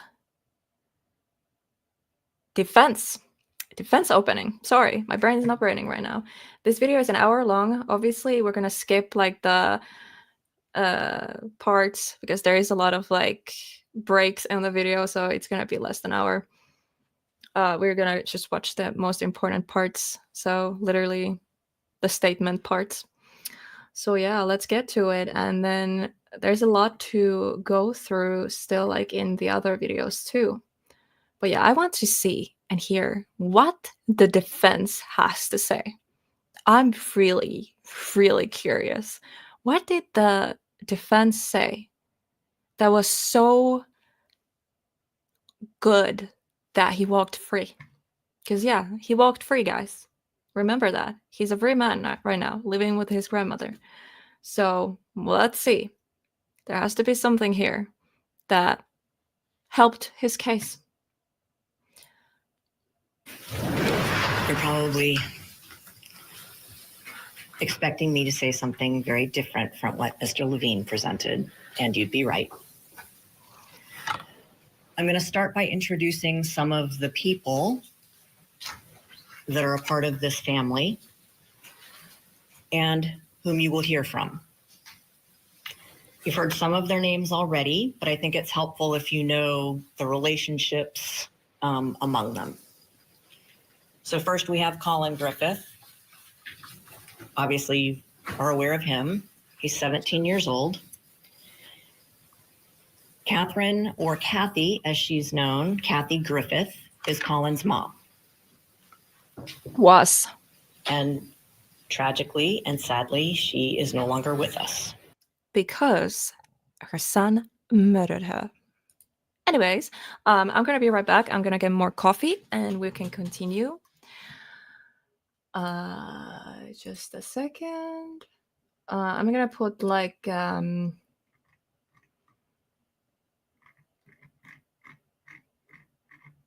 overlay on the screen, so if there's new people coming in, they're not like wondering where did you go. I'm gonna put I'll be right back thingy here, but yeah, 2 minutes. I'm gonna get coffee.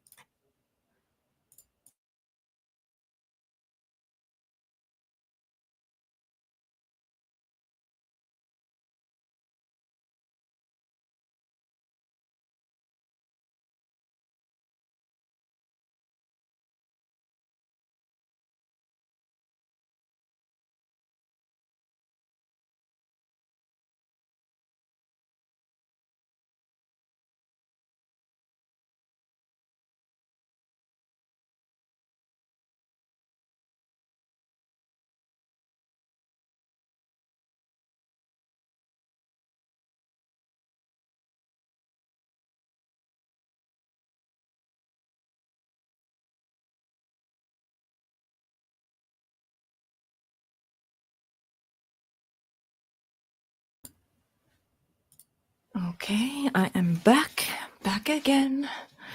How are you guys doing? Are you doing okay? Who is still here? Expose yourselves in the chat.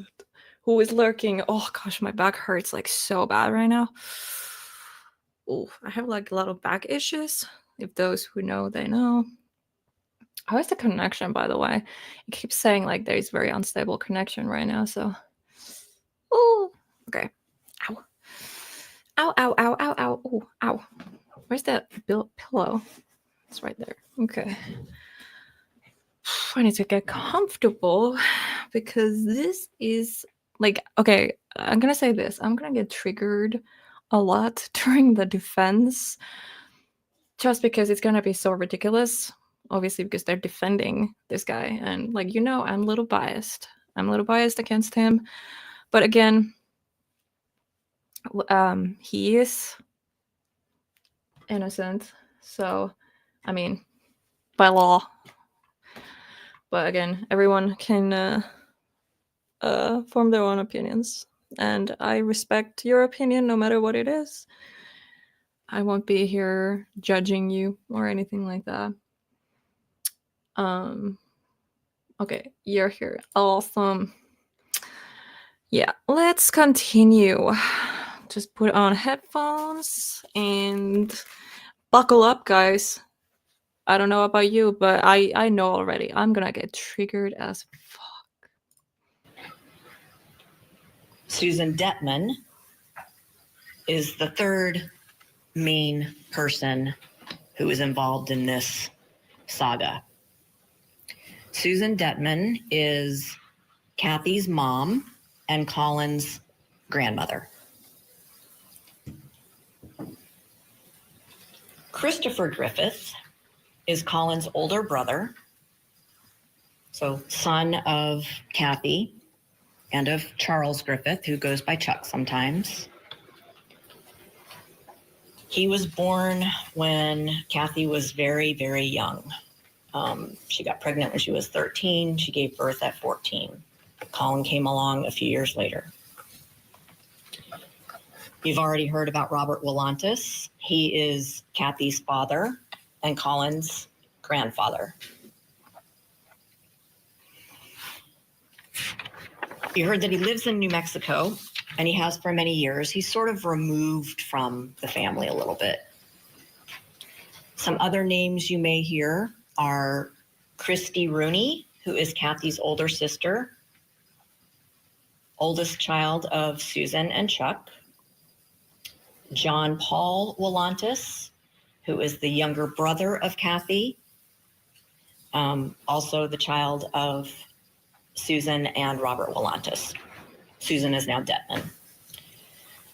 Finally, there is Nikki Markovich, who is now Susan's husband, and Kevin Markovich, who is the son of Susan and Nikki. So the half brother of Kathy and the half uncle to Collin. Okay. I'm not going to remember any of Should have that. drawn a family tree, but at any rate, this family, like a lot of families, at times is very close and at times has its issues. You'll hear about these cruises that multiple family members took together, but you'll also hear about estrangements and fights. The common denominator in the estrangements and fights, Kathy Griffith. She is the person who is periodically, or for really long periods of time, estranged from any number of those people that I have mentioned.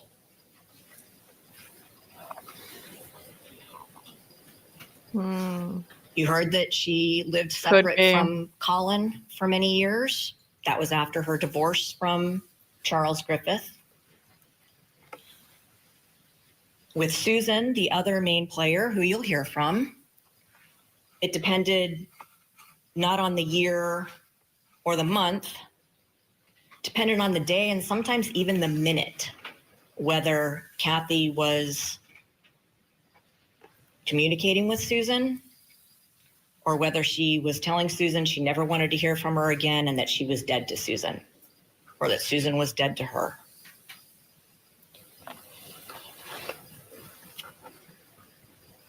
Susan was.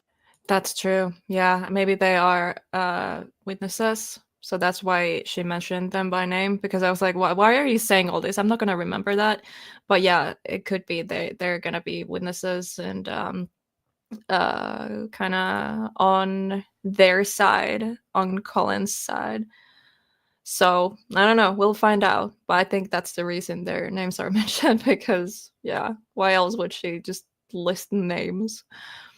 Was a regular part of Kathy's life because she lived in Florida and close in Florida.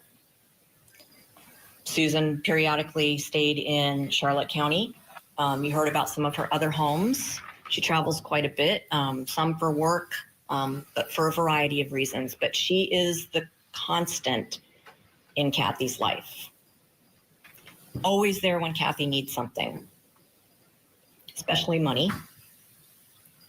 Some of the things you heard about that Kathy provided for Collin, according to Mr. Levine, were actually provided by Susan.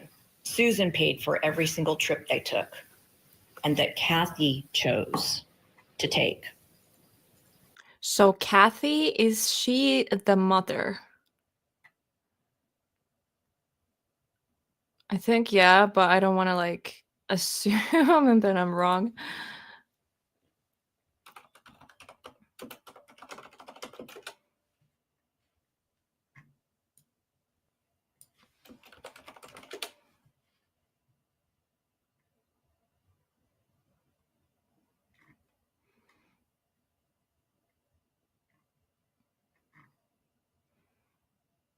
Collin Griffith, 39-year-old, so very young.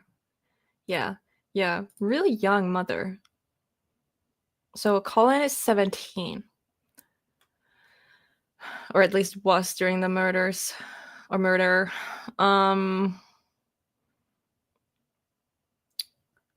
Susan is the grandmother. Okay, I'll try to keep up. I've been up the whole night. It's 6 in the morning, 6:20 in the morning.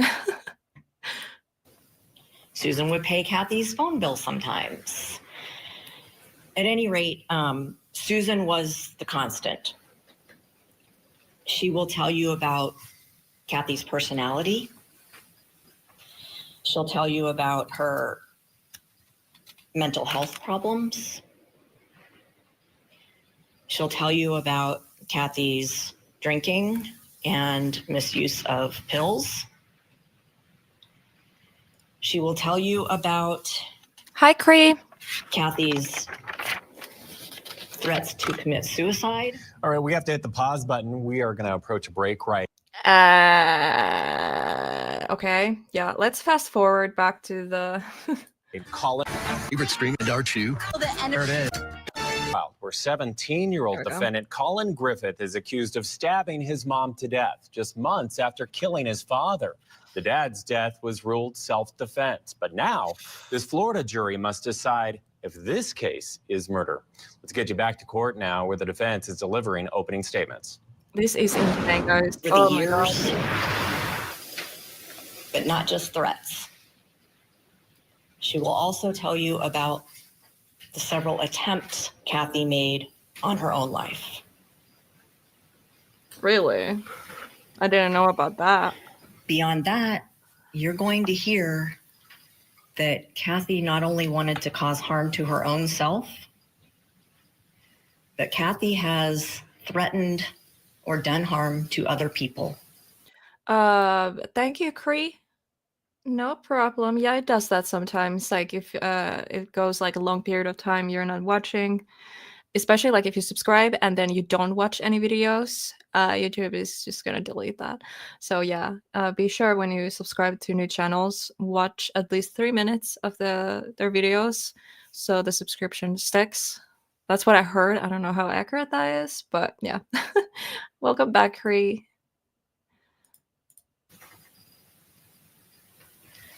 You'll hear some of those details about some of the things that she actually did to another person in front of Collin, involving weapons. You will hear that she has threatened to kill different people at different times and actually taken steps towards completing that wish. Wait, what? I'm so confused.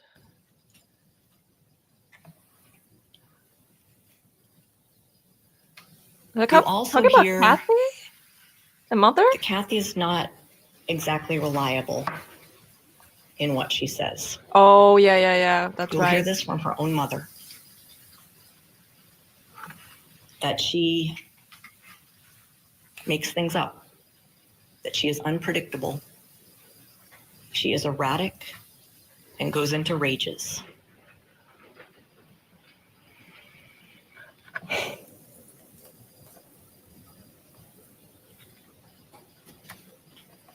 As I said before, Kathy has been or was still estranged from multiple family members at the time of her death. I won't go into the details now, but you will hear about some of those details as well. So let's go back to September of 2023, now that I've sort of laid the scene. The family went on a cruise in September of 2023. Susan paid for it. It was Susan and Kathy and Collin and Kevin, and I'm not sure if anybody else went or not. Kathy got upset on that cruise. You'll hear that Kathy, according to her own mother, if somebody doesn't do something that she expects them to do, she gets very angry. And in this particular situation, Kevin. Why does that sound like the son, though? Collin. Because he seemed like the mother wanted him to do household work, take responsibility, because, yeah, he's 17, like, he's almost adult. And he was like, nah, I don't feel like doing that. And then, yeah. So, I don't know. Maybe there's truth behind that. Whatever the reason is, that still is not a reason to kill anyone. And his girlfriend was also on the cruise. We're supposed to meet her at 8 o'clock to go to some activity on the cruise. Yeah, and apparently Kevin and his girlfriend were late, and Kathy got really upset. Maybe she did. I don't know. Started saying that they had lied to her and that she was done with them. And she ended up getting her own room for the last night or two of the cruise to be separated from everybody else. Okay. What's your point? You'll hear that as Kathy and Collin were driving home from the cruise, and Kathy's already mad, at least according to Susan, that Kathy was also upset with Collin. You'll hear a variety of things about why she was upset with Collin. You'll hear that she claimed that he was failing a class, and that's why she was mad at him. He wasn't ever failing a class. Every single screenshot on the phone records that show his grades show A's and a B or two. Yes, Cree. He killed his father, but he said it was self-defense. So yeah, he walked free from that, and now he killed his mother, and now he's free from that also. Both cases. You're not guilty. So now he lives with the grandmother. I freaking hope there's not going to be a third victim, the grandmother, because there's a pattern here. So I don't know. Again, I'm biased a little bit, but I'm trying to open my mind. I'm going to be listening to the defense. I'm going to be like trying to put myself, to their side to kind of feel how it feels. But it's not going to be easy. I'm back. I was keeping your man company. Aw, welcome back, Frank. What the fuck? It seems to me that they fucked up the last time and now the mom is dead. Wow. Yeah. 2 people are dead now. Both parents. He killed both of his parents. And he claimed self-defense. So, yeah. So if the grandma dies, because he keeps saying that the grandma is his safe place, the grandma's place is where he runs when there is problems at home. So he can't say if the grandma is next. He can't say, oh, it was self-defense, because then it wouldn't make any sense. So I just fucking hope that this is it. There's no more victims. But it's so crazy he can walk free. He's at that age, he's gonna start dating. He's getting a relationship and making family. Like, I mean, I don't know, like not everyone wants to have a family, but you know, maybe he will have his own family. He already killed 2 people, his own parents. So this is, I have a bad feeling this is not going to be the last we hear from him. I hope I'm wrong. But yeah, let's continue watching. Collin graduated early from high school with college credit. He was not failing. You may hear that Kathy was upset with Collin because he had an appointment set up with, he was dual enrolled too. So he had, you know, high school teachers, but also college professors. She got upset that he said, oh, I have an appointment with one of my teachers or professors. And she was mad that she hadn't been told that in advance. Yeah, the grandma is... So... Okay, I'm going to say this real quick. Cree, you weren't here. So the grandma... so there is a video also from Court TV. It was titled that the grandma says that the victim, so the mother of Collin, so her daughter, mind you, her own daughter was murdered, and she sides with the murderer and lives with him. Okay, but the title was, I can actually check it, it's right here.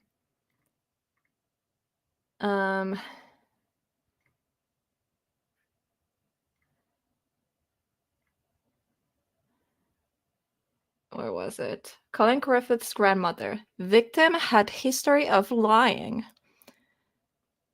So, you call your own daughter who died a liar. So you're victim blaming here. Like, what kind of... I don't know. I'm thinking too much to this. I'm giving myself a freaking headache.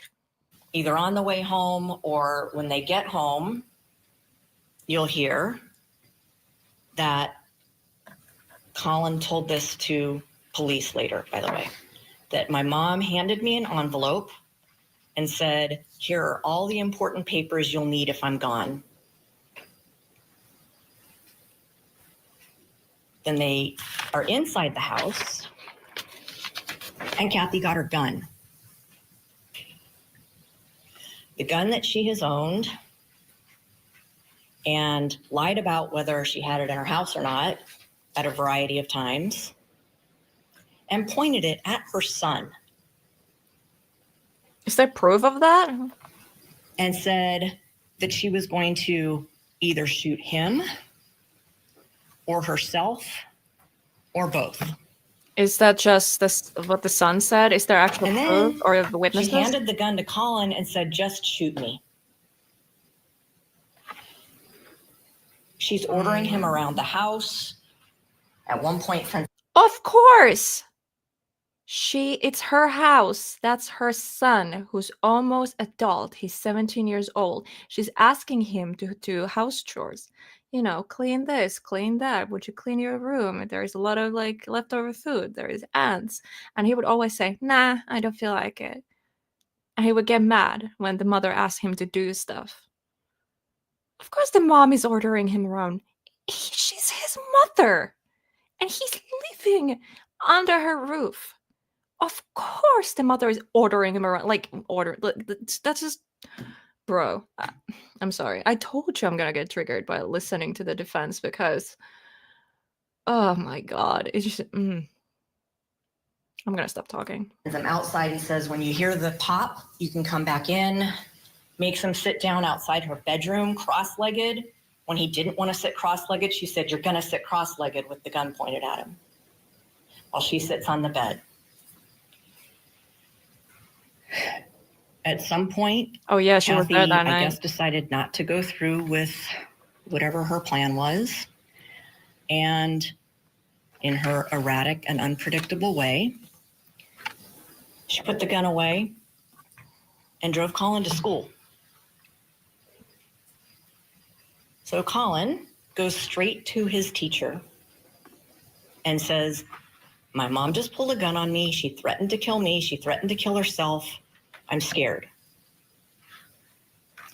So the teacher immediately goes to the school resource officer, and they get the Charlotte County Sheriff's Office involved.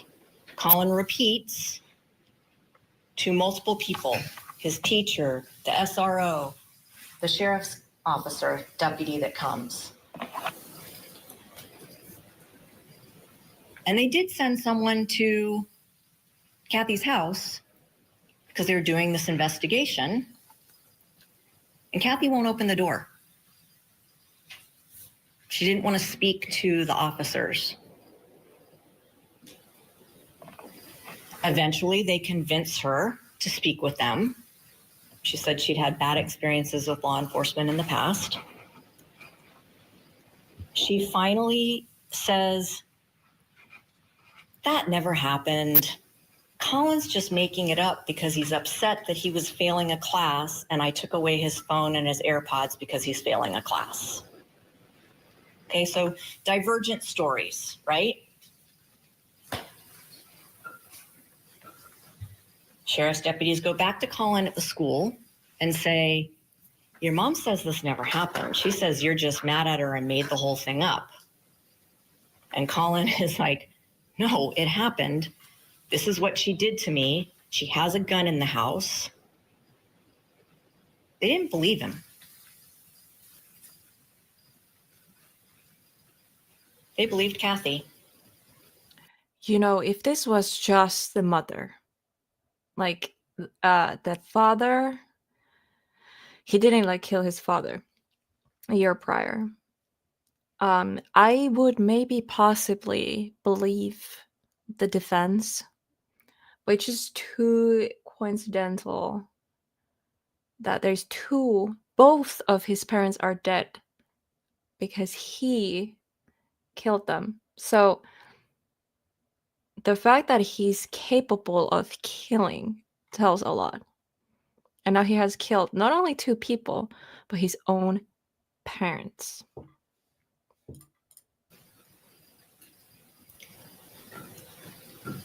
So when he repeats now to DCF, exactly, where's the proof? Staff members who are investigating, and he tells all of these details too. And the DCF, The only other person that was there, according to the defense with this story that she's telling the jury, is no longer alive. So we won't hear from Kathy and all these accusations. So where was the grandmother? That was her house where it happened, in my understanding. Where was she? Coming up, the defense's opening statement continues in the deadly son murder trial for Collin Griffith in Florida. This is Court TV Live.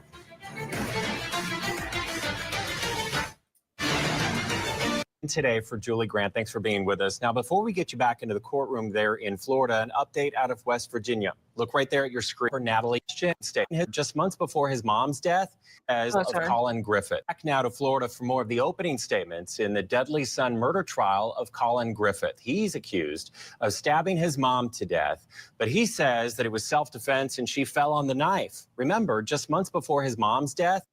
Yeah, fell on the knife. I don't know, not all of you were here for that, but in the very beginning of the opening statement from prosecutor, they said exactly what kind of damage she had on her throat. That was not from falling on the knife.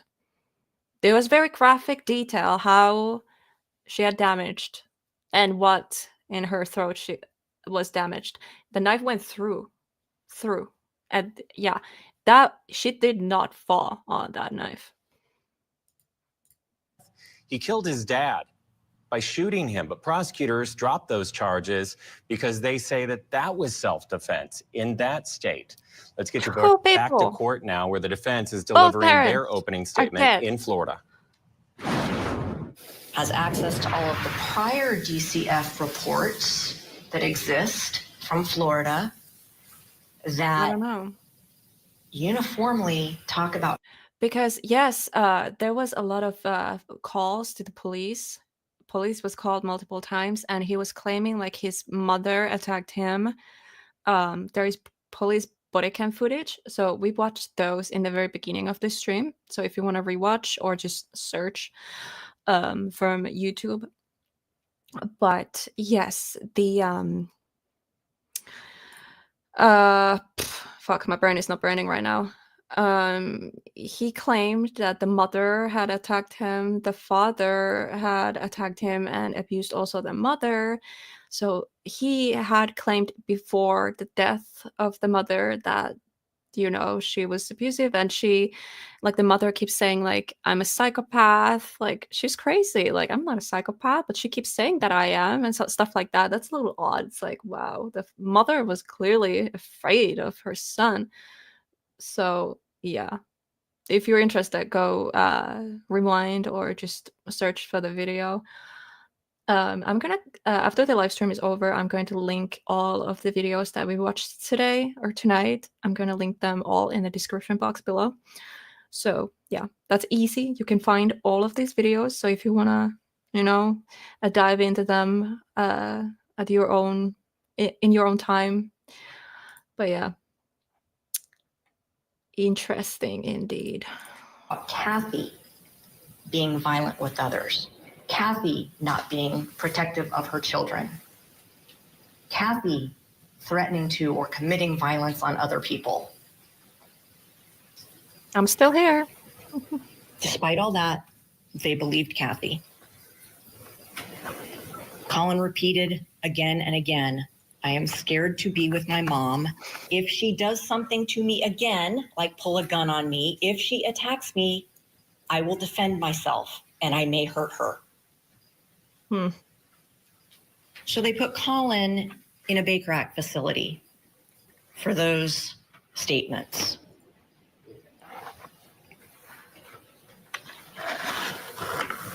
What happened? Interestingly,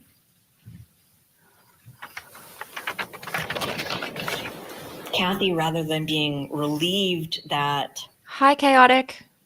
her son, who allegedly threatened to kill her, is in a safe place, does everything she can to not cooperate with the people in the Baker Act facility, the sheriff's deputies, DCF.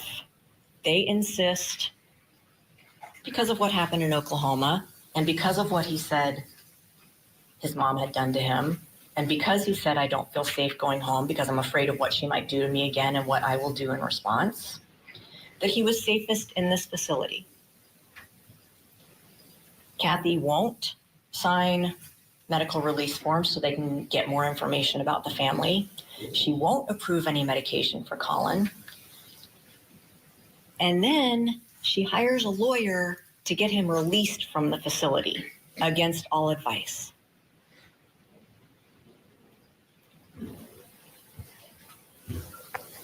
When they were getting ready to release him to Kathy, he says, do not send me home with my mom. I am scared. She threatened me. If she comes at me, I'm going to defend myself. So they put him back in the Baker Act facility. Thank you so much, Chaotic, for sharing the stream out in Discord. I appreciate that. Thank you so much. By the way, they find out she does have a gun. Like, she owns the gun. Collin tells DCF, I would rather go into foster care than go back with my mom.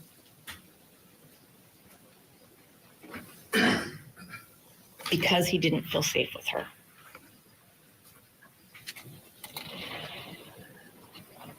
Eventually, after... I don't know how people do this as their job, like defense and prosecutors. Like, I don't think their life span is like long because the stress. And same with judges, like the stress and just the, oh my God, like my brain is already like, oh my God, like I can't handle all this information. And some people do this as their jobs every single day. Like, how do you guys do that?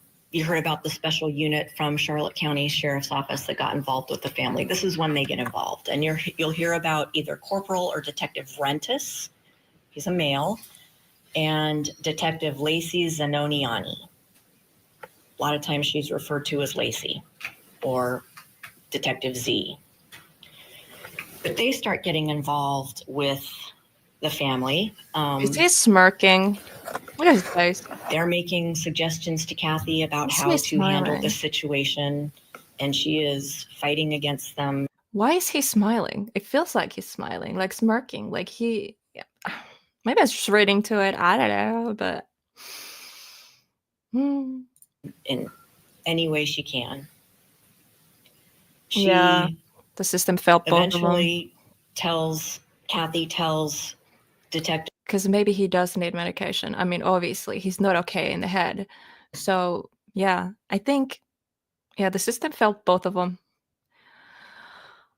But that doesn't change the fact that he had ended 2 lives. So, Zanoniani that Collin is going to this place called Sandy Pines, and he's going to be there from between 60 and 90 days. They're going to work on a treatment plan for the trauma he has suffered, for these statements he's made. But after 3 days, Kathy checks him out of Sandy Pines against medical advice. There's a family meeting where Kathy admits to pulling a gun on Collin. Admits to who? But everybody in the family who says else no. needs to die? Collin's Right? going home with mom because mom was insisting on it. It's her way or the highway.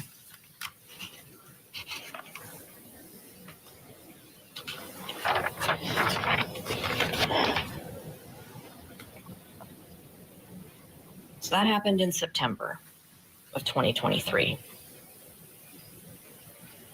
Next you'll hear is about the November 2023 incident where Collin ended up getting arrested. Good night, Patricia. What you hear is, once again, diverging stories about what happened. On November 12th of 2023, Collin called the sheriff's office. He may have even called Corporal Rentis. Exactly. Not once, but twice, self-defense. So if he does it the 3rd time, come on. If it was the 1 time, I would buy it. I would be like, okay, sure. But it happened twice now. And there's a pattern, okay? And I keep repeating myself, but there is a pattern. Okay, so he is reaching out. He is being forthcoming. He says, my mom and I had a verbal argument. I left the house because I'm scared. She told me that I should just pack my bags and go. Then you'll hear this happens over and over. It's a theme. She will kick him out, but then she'll claim he's a runaway and he must come back. Inconsistent. So he called Rentis and says, I don't feel safe at home because my mom still has her gun and because she's threatened me before and now we're fighting or arguing. That night on November 12th, the deputies decide that it's best if Collin go with Susan, his grandmother, be separate from his mom, which I think you'll hear from the sheriff's deputies is kind of what they think would be best for everyone, is to just not have Collin and his mom living together. But Kathy is insistent that he continue to live with her, despite her knowing what he has said. And remember, he has said, if she attacks me, I will defend myself. If she threatens me, I'm afraid of what might happen. So. Okay. Also, in the very beginning, the opening statements from the prosecutor. So they said that it was caught on doorbell ring camera that he dragged the mother in from her hair, pulling her hair, and she told him to like stop, and that's the last time she was seen alive. Self-defense, huh? Really? Susan picks Collin up on November 12th. She brings him to Auburndale, which is she teaches, and her in-person teaching job is here in Polk County. So that is her main residence, is Polk County. But that's a 55 and older community. You're not supposed to have kids there for very long. You've got Kathy yelling, demanding that Susan bring her son back. You can't steal him from me, even though this is a resolution to the argument that Collin and Kathy had, and that Collin is saying he doesn't feel safe with his mom. At any rate, next day, Susan, who is a trooper, brings Collin back to his mom. Best decision? Probably not, but. Sky, there's a lot to rewatch, okay? Like, we went through the defense, we're going through the defense right now, the defense opening statement, but we watched the prosecutor's opening statement, and boy, that was a lot. So yeah, rewatch at least that part, because yeah, you missed a lot, but you just made almost in time. I mean, there has been 24 minutes so far of the opening statements of defense. In my opinion, the defense isn't strong. I felt like prosecutor's side was stronger, but I don't know what happened, because like we all know, he's a free man right now. So we're watching all of these just to kind of see, how did we end up there? How did they find him not guilty? So yeah, we're not going to watch everything tonight. We're just going to finish this one tonight, and then maybe tomorrow I'll update you guys. Tomorrow, maybe, possibly, we will continue. And yeah, I'll keep you guys updated. Follow me in social media and subscribe to this channel and join the Discord server. If somebody can drop the link in the chat for Discord and all my social medias, I would appreciate that, my moderators. But yeah, let's just finish this one with a little bit left. And yeah, I'm really tired. I don't think you can ever know what other people are going through when you're not going through it yourself. So she brings him back to Kathy, and they're all together in the home. And Susan will tell you quite honestly that she doesn't remember if it was this day or another day, because there were many days like this where she took Collin, and then Kathy insisted she bring him back, and then Kathy would go on a tirade against Collin when he came back. It may have happened this day, it may have happened another day, but Susan will tell you that Kathy punished Collin. My brain is melting right now, Sky. Like, I'm melting. But I'm pushing through, okay? I'm pushing through. We can do this, guys. We can do it. Even though sheriff's deputies had mediated this, Susan's going to take him for the night, let everybody cool down. That when Kathy started insisting that Collin come back to her, and he's 16, doesn't have a driver's license, doesn't have a car at this point, and he's with his grandmother. And apparently grandmother, Susan, didn't bring him back quickly enough to Kathy's liking, But Kathy punished. Still watching along with you at home is civil rights and family law attorney Tangi Bush. So Tangi, before we get into this and dive into what we've watched, we just have to put it out there. This is going to be one of those cases. It's really heavy stuff. We're talking about issues of self-harm, accusations of wanting to harm others. I just want to say for the viewers out there, if you ever have any thoughts, they have 988 on your phone and you can talk to somebody. I just needed to say that. But your thoughts on where the defense is going with this opening statement, this roadmap for this defendant, they're claiming self-defense. So they kind of have to establish why he needed to self-defend himself. Right. So they are establishing the victim in this case as someone who is unstable, someone who they're laying the foundation essentially to show that this was someone that this could have happened either way, in the sense that their client, the defendant, did not necessarily start all of these arguments or start all of these violent encounters, and essentially establishing what sounds to be some type of mental instability regarding the mother or the victim in this case. And so it sounds like they are just trying to make the playing field more even and say, I'm not concerned with what the prosecution has told you. Let me actually tell you what's going on in the home that they have not alluded to. But what I will also say, unfortunately, is that the defense counsel also stated you never know what's going on in someone's home if you're not going through it yourself. And so I feel like those words might actually come back to bite them a bit, because, again, there is an established history of violence from this young man. And so it's extremely disturbing to sit there and seemingly blame the one person that can't also tell the story, which is the victim. Exactly, victim blaming here. But we will hear from those witnesses, those eyewitnesses, Yeah, the there's a lot neighbors of that victim saw blaming, violence I before noticed. this incident. The jury, from what my understanding is, they will hear that he killed somebody else, but it may not come in unless the door is open that it was his father. But my question for you is, as we talk about the defense case, is he going to testify? Because he's in the state of Florida and he's claiming self-defense yet again.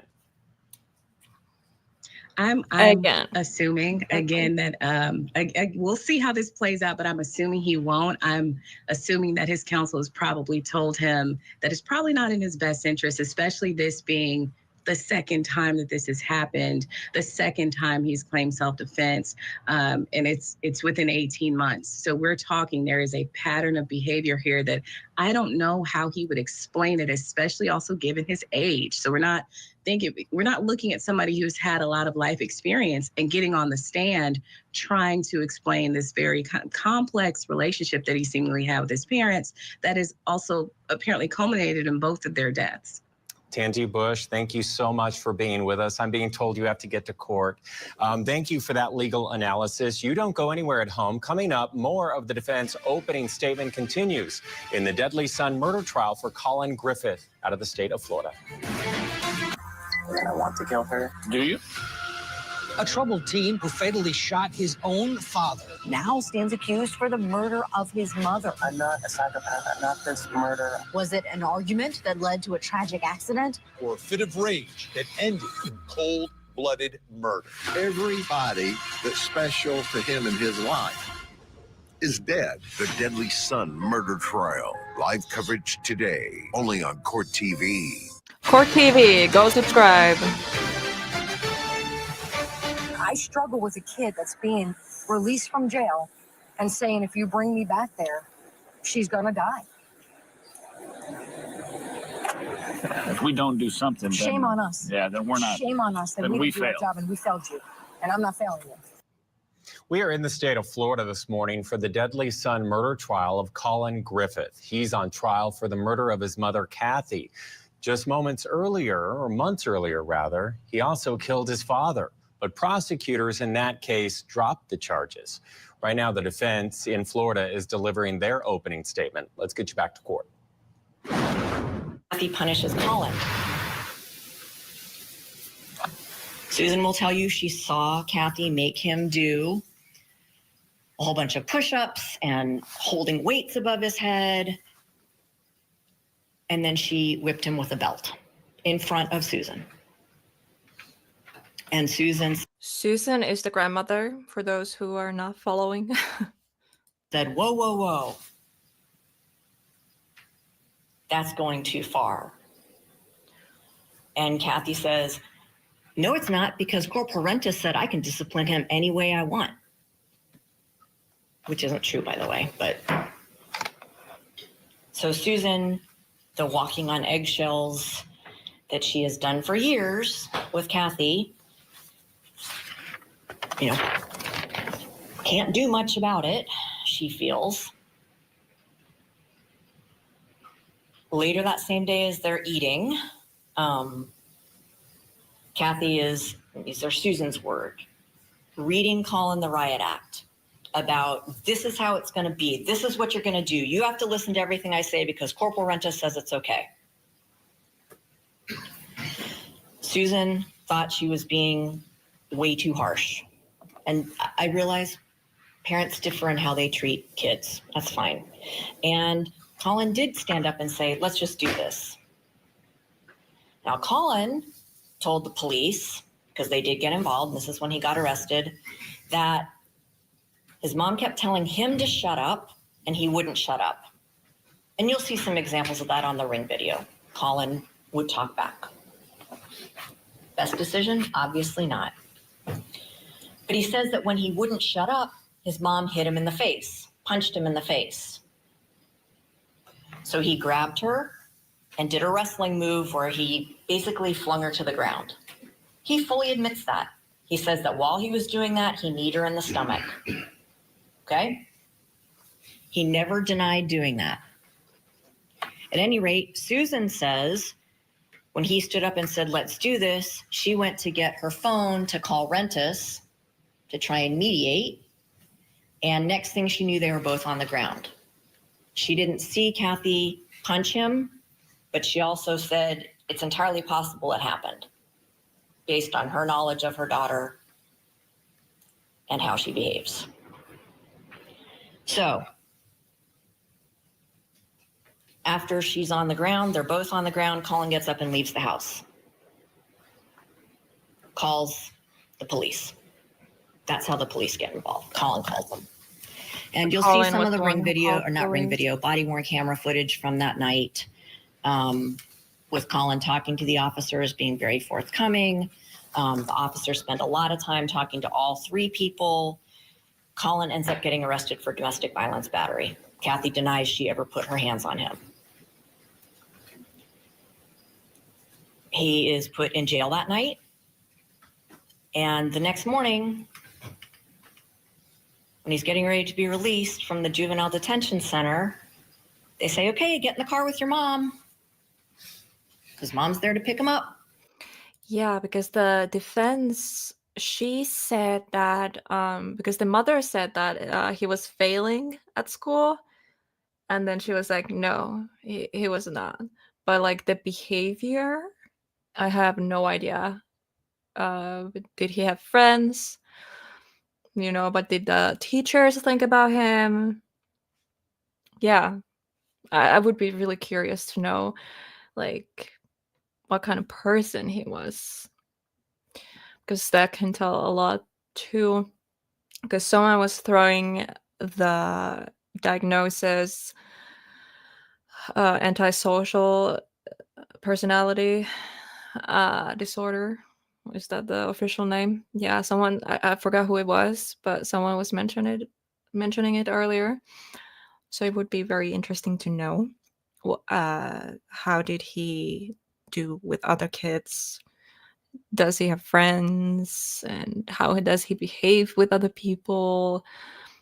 Yeah, there's a lot of things that I'm also very curious about. And Collin says, don't make me get in the car with her. If she attacks me, I'm afraid of what will happen. If she comes at me again, I'm going to defend myself. The law enforcement officer at the juvenile jail basically says, I don't like your attitude, get in the car with your mom. So Collin gets in the car with his mom, goes home, that's true, Cray. and she immediately starts making him do standing marches with weights above his head.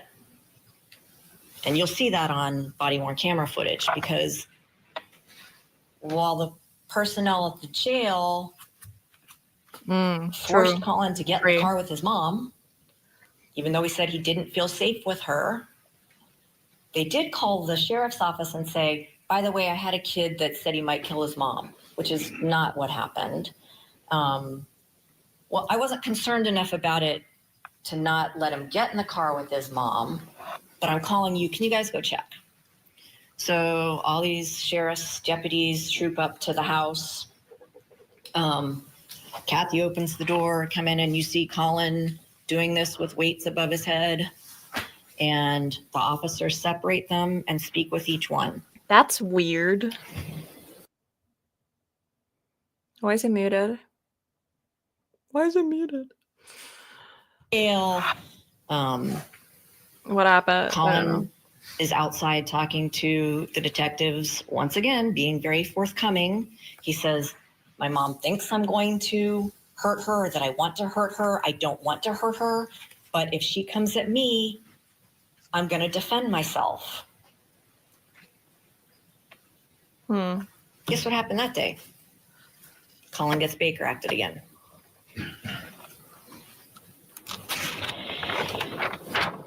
But he dragged her in from her hair. How is that self-defense? Tell me. Collin's back in a psychiatric facility. Because it's caught on camera. And after that, she was dead. Dragging her back inside from her hair. Please, tell me, how is that self-defense? Tell me he was so afraid of his mother that he wants to drag her inside the house from her hair. Bro, what? For the statements that he made about, I don't feel safe with my mom. If she comes at me, I'm afraid I'll do. Then leave. You don't have to kill her. Like, what? Sorry. My voice tends to go really high when I get like, her harm. Meanwhile, Kathy is calling Corporal Rentis and Detective Zanoniani, all upset that Collin got taken away from her.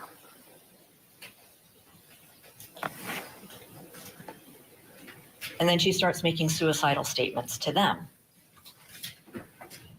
Approaching the top of the hour, coming up, Ted Rowlands picks up our coverage as the defense wraps up their opening statement in the deadly son murder trial for 17-year-old Collin Griffith.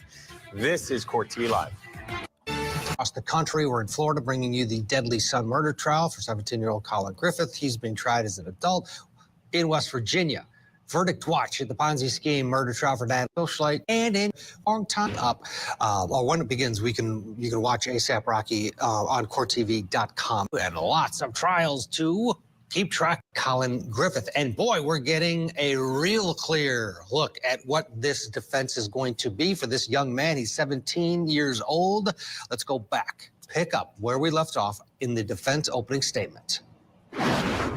Other deputies to that. yeah, that's true. You never think that you could be birthing your killer when you have a child. It is sad for all involved here. Some people shouldn't be parents, and some kids shouldn't be left out in public. Yeah. And imagine he killed both of his parents. Allegedly, again, like, yeah. I mean, yeah, because self-defense, so. Self-defense, again. I don't know. This is just a lot. I don't even know what to think. And Kathy gets Baker acted for threatening suicide.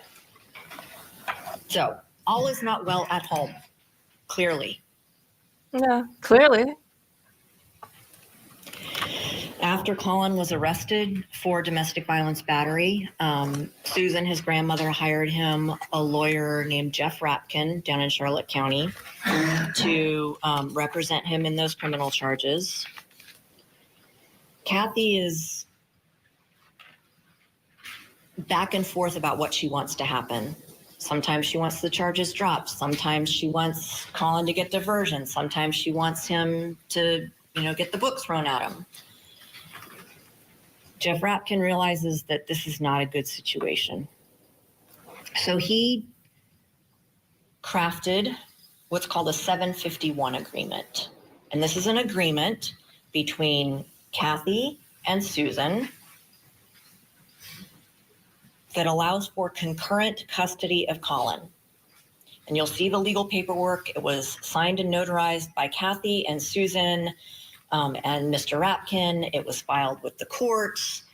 The court ordered this concurrent custody agreement, meaning that Collin could be with either Susan or Kathy.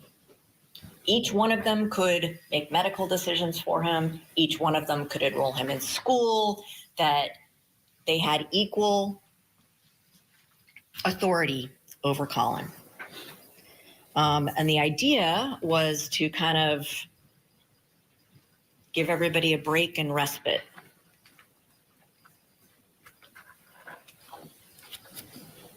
Kathy sometimes misinterprets that concurrent custody agreement.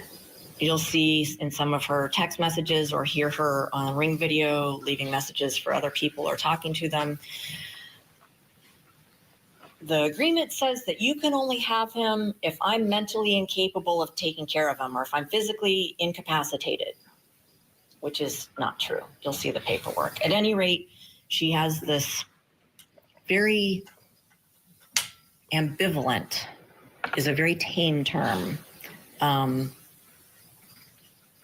very ambivalent feelings about whether Collin should be with her or not with her.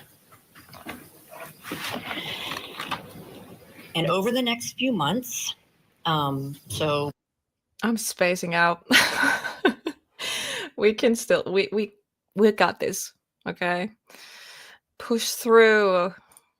December 2023 into the first few months of 2024, there's a lot of back and forth, meaning Collin goes between Susan and his mom. Meanwhile, he's still going to school and everything and keeping up his grades.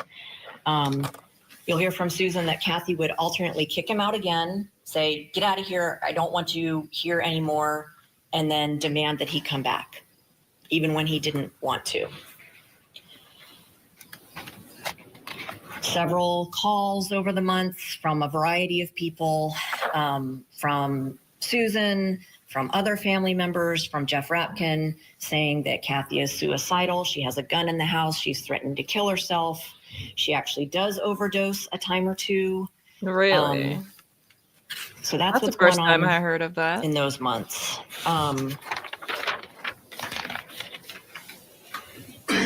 In February, and it's going to be unclear exactly how all this occurs, but DCF gets involved again.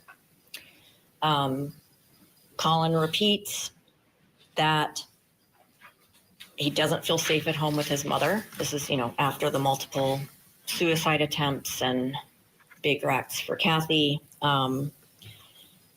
He tells them, I'd rather be in DCF custody. I'd rather be in foster care. I'd rather be anywhere but at home with mom. I'm scared. DCF wants him to live full-time with Susan.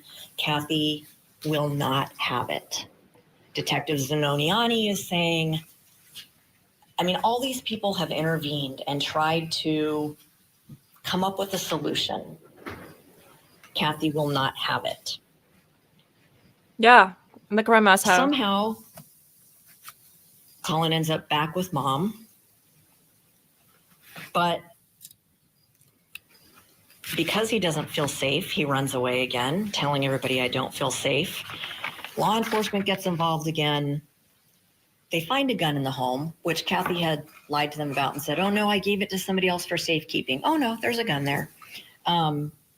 She also claims that Collin attacked her again to law enforcement.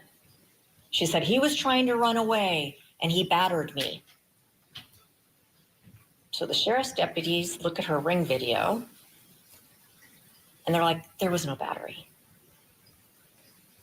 She tried to step in front of him and block him from leaving, escaping the situation, and may have brushed by her. That's what she was calling a battery and trying to get him arrested. But then she would have probably demanded that he come back home with her. Needless to say, much chaos. In March, in what I hope is a little bit of positive news in all of this. Collin gets his driver's license and he gets a job at Domino's.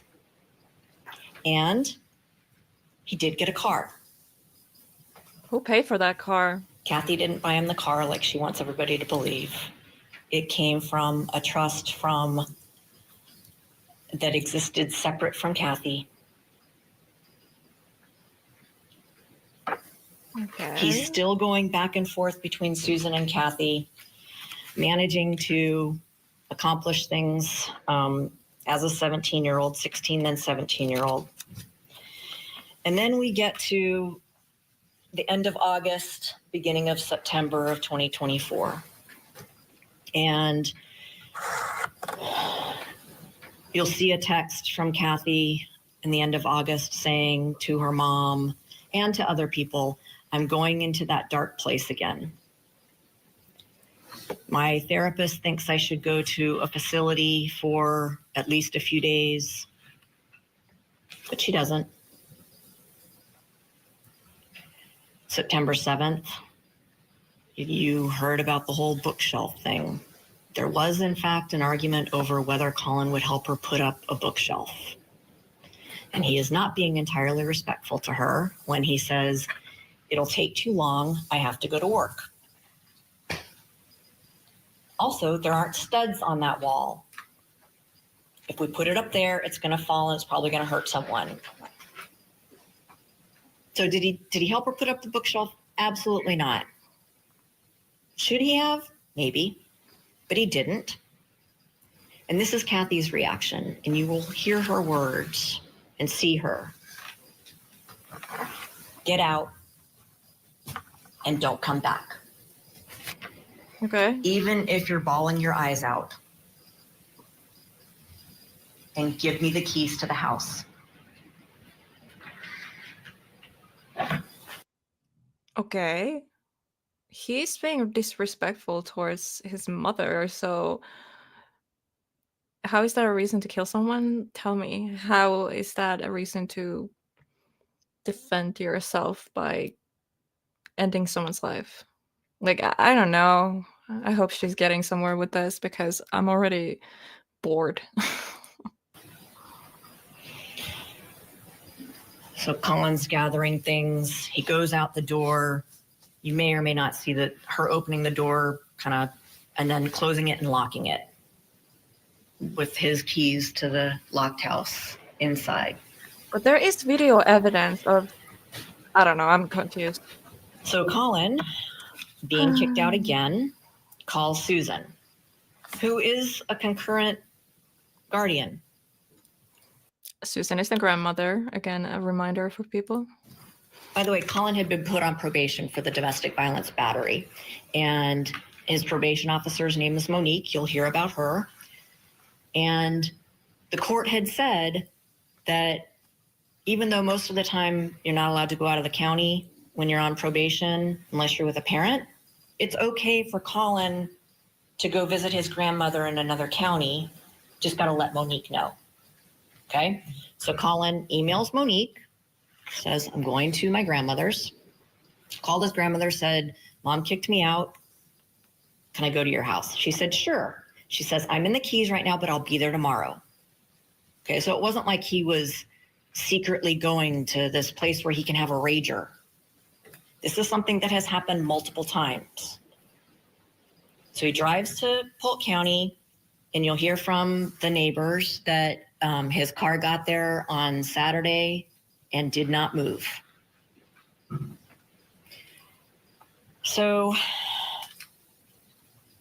meanwhile, Kathy is getting worked up, to say the least, angry.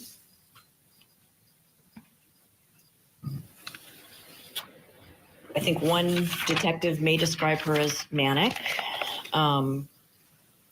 She starts in the early morning hours of Sunday the 8th, making repeated calls to Susan and to Collin, and will beg, plead, yell, cuss. I think they made like claims, like defense made claims that the mother was an alcoholic or she was abusing alcohol, drinking a lot. Correct me if I'm wrong, but I do remember it being mentioned. Again, I don't know if it's true or not. Like, where's the evidence, right? But that's what I hear being said. So possibly, but I don't know. I don't know for sure. Us, call people names. I don't know why it's muted again. But at the same time, she'd say, I reported the car stolen because the car is not in your name. It's in both our names, and you're not allowed to drive that car. But you better get in that car and come right back home. But wait, I took money out of your bank account, so you can't even afford to put gas in it, but you better come back home. Get in that car and come back home. I'm going to sell the car. I sold the car. I'm already up in Auburndale.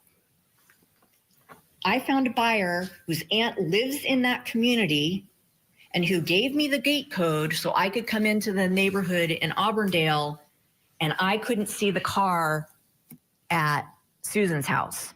You're in big trouble because I already sold that car. She was nowhere near Auburndale. You'll see the ring video. She was at her home. But she made up this elaborate story about having gone to Auburndale, gotten the gate code from the buyer's aunt, and going in and not seeing the car when the neighbors were like, the car never left.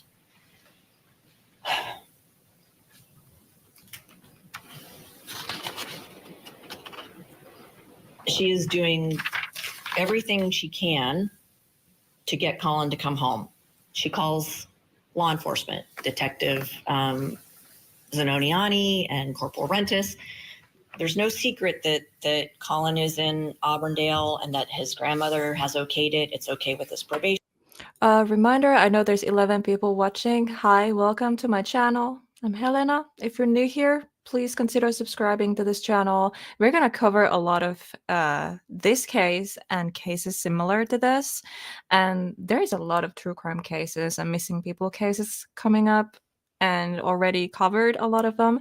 So please go check them out if you're interested, and leave a like and subscribe. We're almost done with this video and we can end this stream soon. But yeah, let me know what you guys think so far. Isn't this, like, I don't know, which side are you on? I would be curious to see if there is both sides here, and explain why. I would really like to know. Officer, everybody tells Kathy, let him stay in Auburndale. Let him stay in Auburndale. Let him stay in Auburndale. Kathy claims on one of her phone calls that the police gave her 24 hours of Collin being gone until she was going to get in trouble for him being a runaway. No.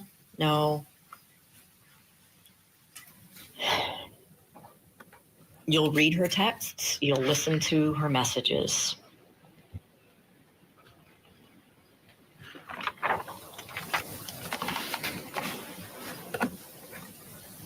Despite everyone telling her, let Collin stay in Auburndale, she wasn't having it. She was the one who was angry. You'll hear Collin's voice when she says, are you coming home or not? No. Which is what law enforcement, Susan, everybody recommended, is that he don't go home.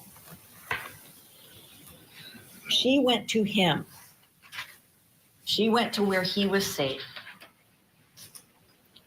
And the neighbors that you heard about will tell you that she came in hot and angry, that she sped into this quiet 55 and older community, whipped her car into the driveway, whipped it back out, pulled in front of the house, got out, slammed the door, and marched up to the carport door.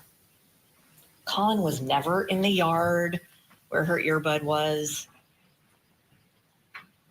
She went up to the house and went in the house angry. Within a few minutes, Kathy comes back out of the house, unlocks Collin's car, and starts throwing all of his stuff into it. And then after she's done throwing his stuff into it, you'll hear the neighbors say that she was yelling and shaking her fist, and it looked like she was the one who was being aggressive, and that Collin was standing in the doorway. So there's a door that goes into the living room and out to the carport, and that he was standing in the doorway. And when she comes up and you'll hear varying terms. You'll hear that he put his hand on her shoulder by where her ponytail was and kind of brought her inside.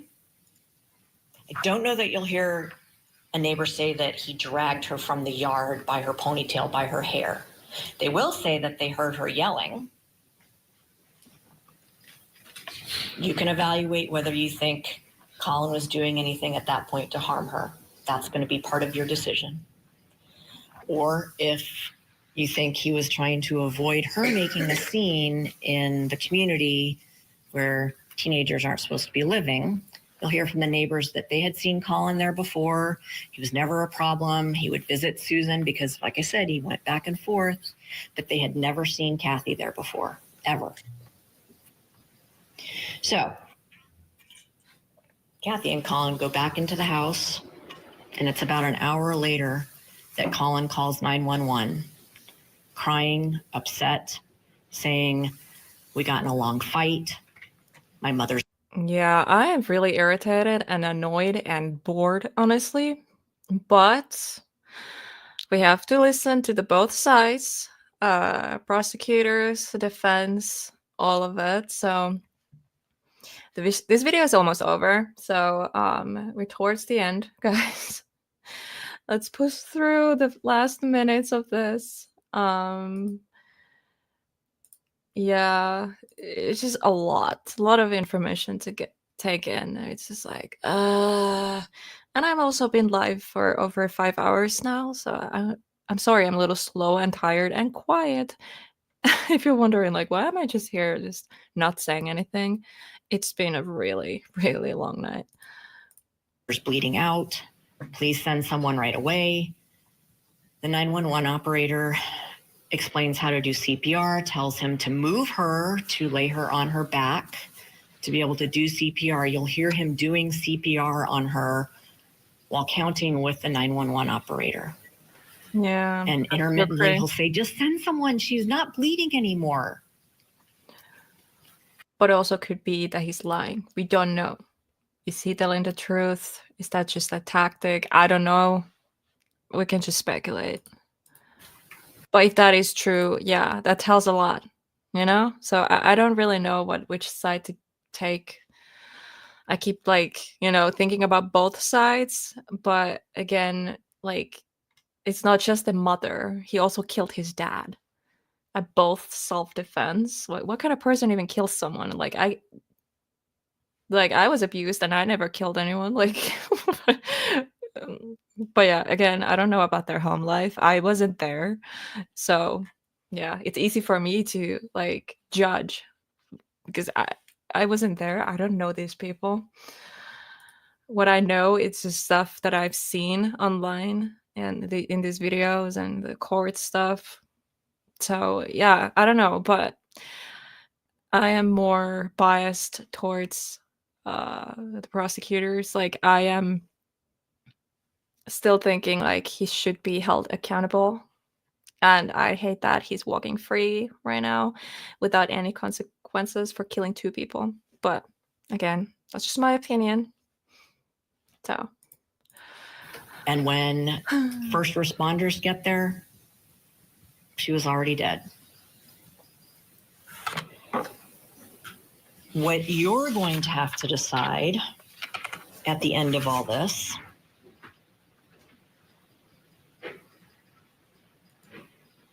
and by the way, Collin has wounds too, is whether the state has proved to you beyond a reasonable doubt that what they claim happened, that Collin somehow planned this. He's been plotting it for months, that he murdered and dragged his mom into the house that she went to where he was safe to kill her, or whether what Collin had been saying he was afraid would happen and that had happened in the past actually was what occurred. That his mom came to him, went into the house where he was safe, and attacked him, and he had to defend himself. And that he is not guilty of the murder or the kidnapping of his mother. Thank you, Ms. Parker. You will see and hear.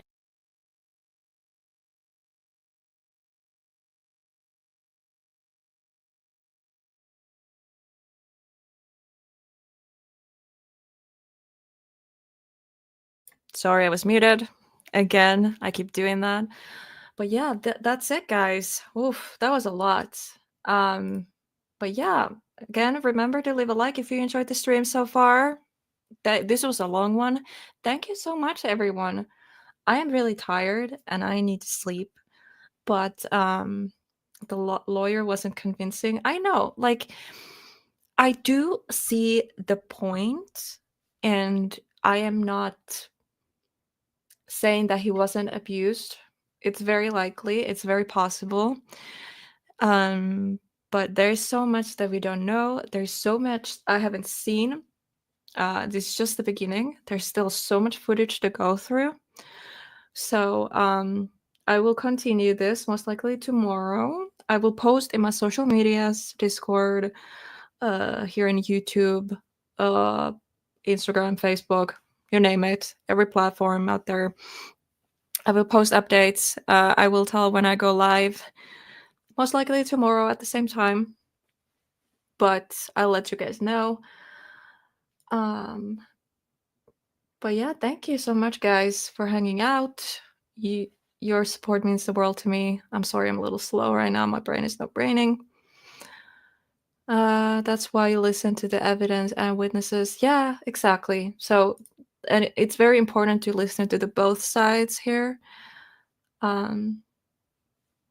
Because yeah, I am biased, but I still give a chance for the defense. And I'm like, okay, I'm willing to listen. And I also want to hear what he has to say. I want to hear his words, Collin. I want to hear his words, and go from there. But like I said, we already know he's a free man. He lives with his grandmother now. And I'm really worried for the grandmother's safety right now. But yeah, let's just leave it at that. It was fun. It's 7:28 in the morning here. I'm tired. You can probably tell. But yeah, please like this live stream. It helps so much with the algorithm. And after the stream is over, if it's not too much to ask, please leave a comment, anything in the comments. Yeah, that really, really, really helps out. And because this is a small channel, I don't make any money out of this. If you would like to donate, I have my PayPal link in the description. I don't think it's there right now, but I can add it in. But, obviously you don't have to. I'm not monetized. I don't make any money from any of my videos. I do have to pay for music, Epidemic Sound. Today I didn't use any other music than my intro, because like background music and all that, because yeah, my Epidemic Sound subscription is paused right now because no funds. But yeah, I guess that's all. Yeah, I don't know what else to say, but thank you so much for hanging out, guys. Your support means the world to me. I love you so much. Muted? Am I muted? Huh? Okay. Anyways, good night, guys. I love you so much, and I'll see you on the next one.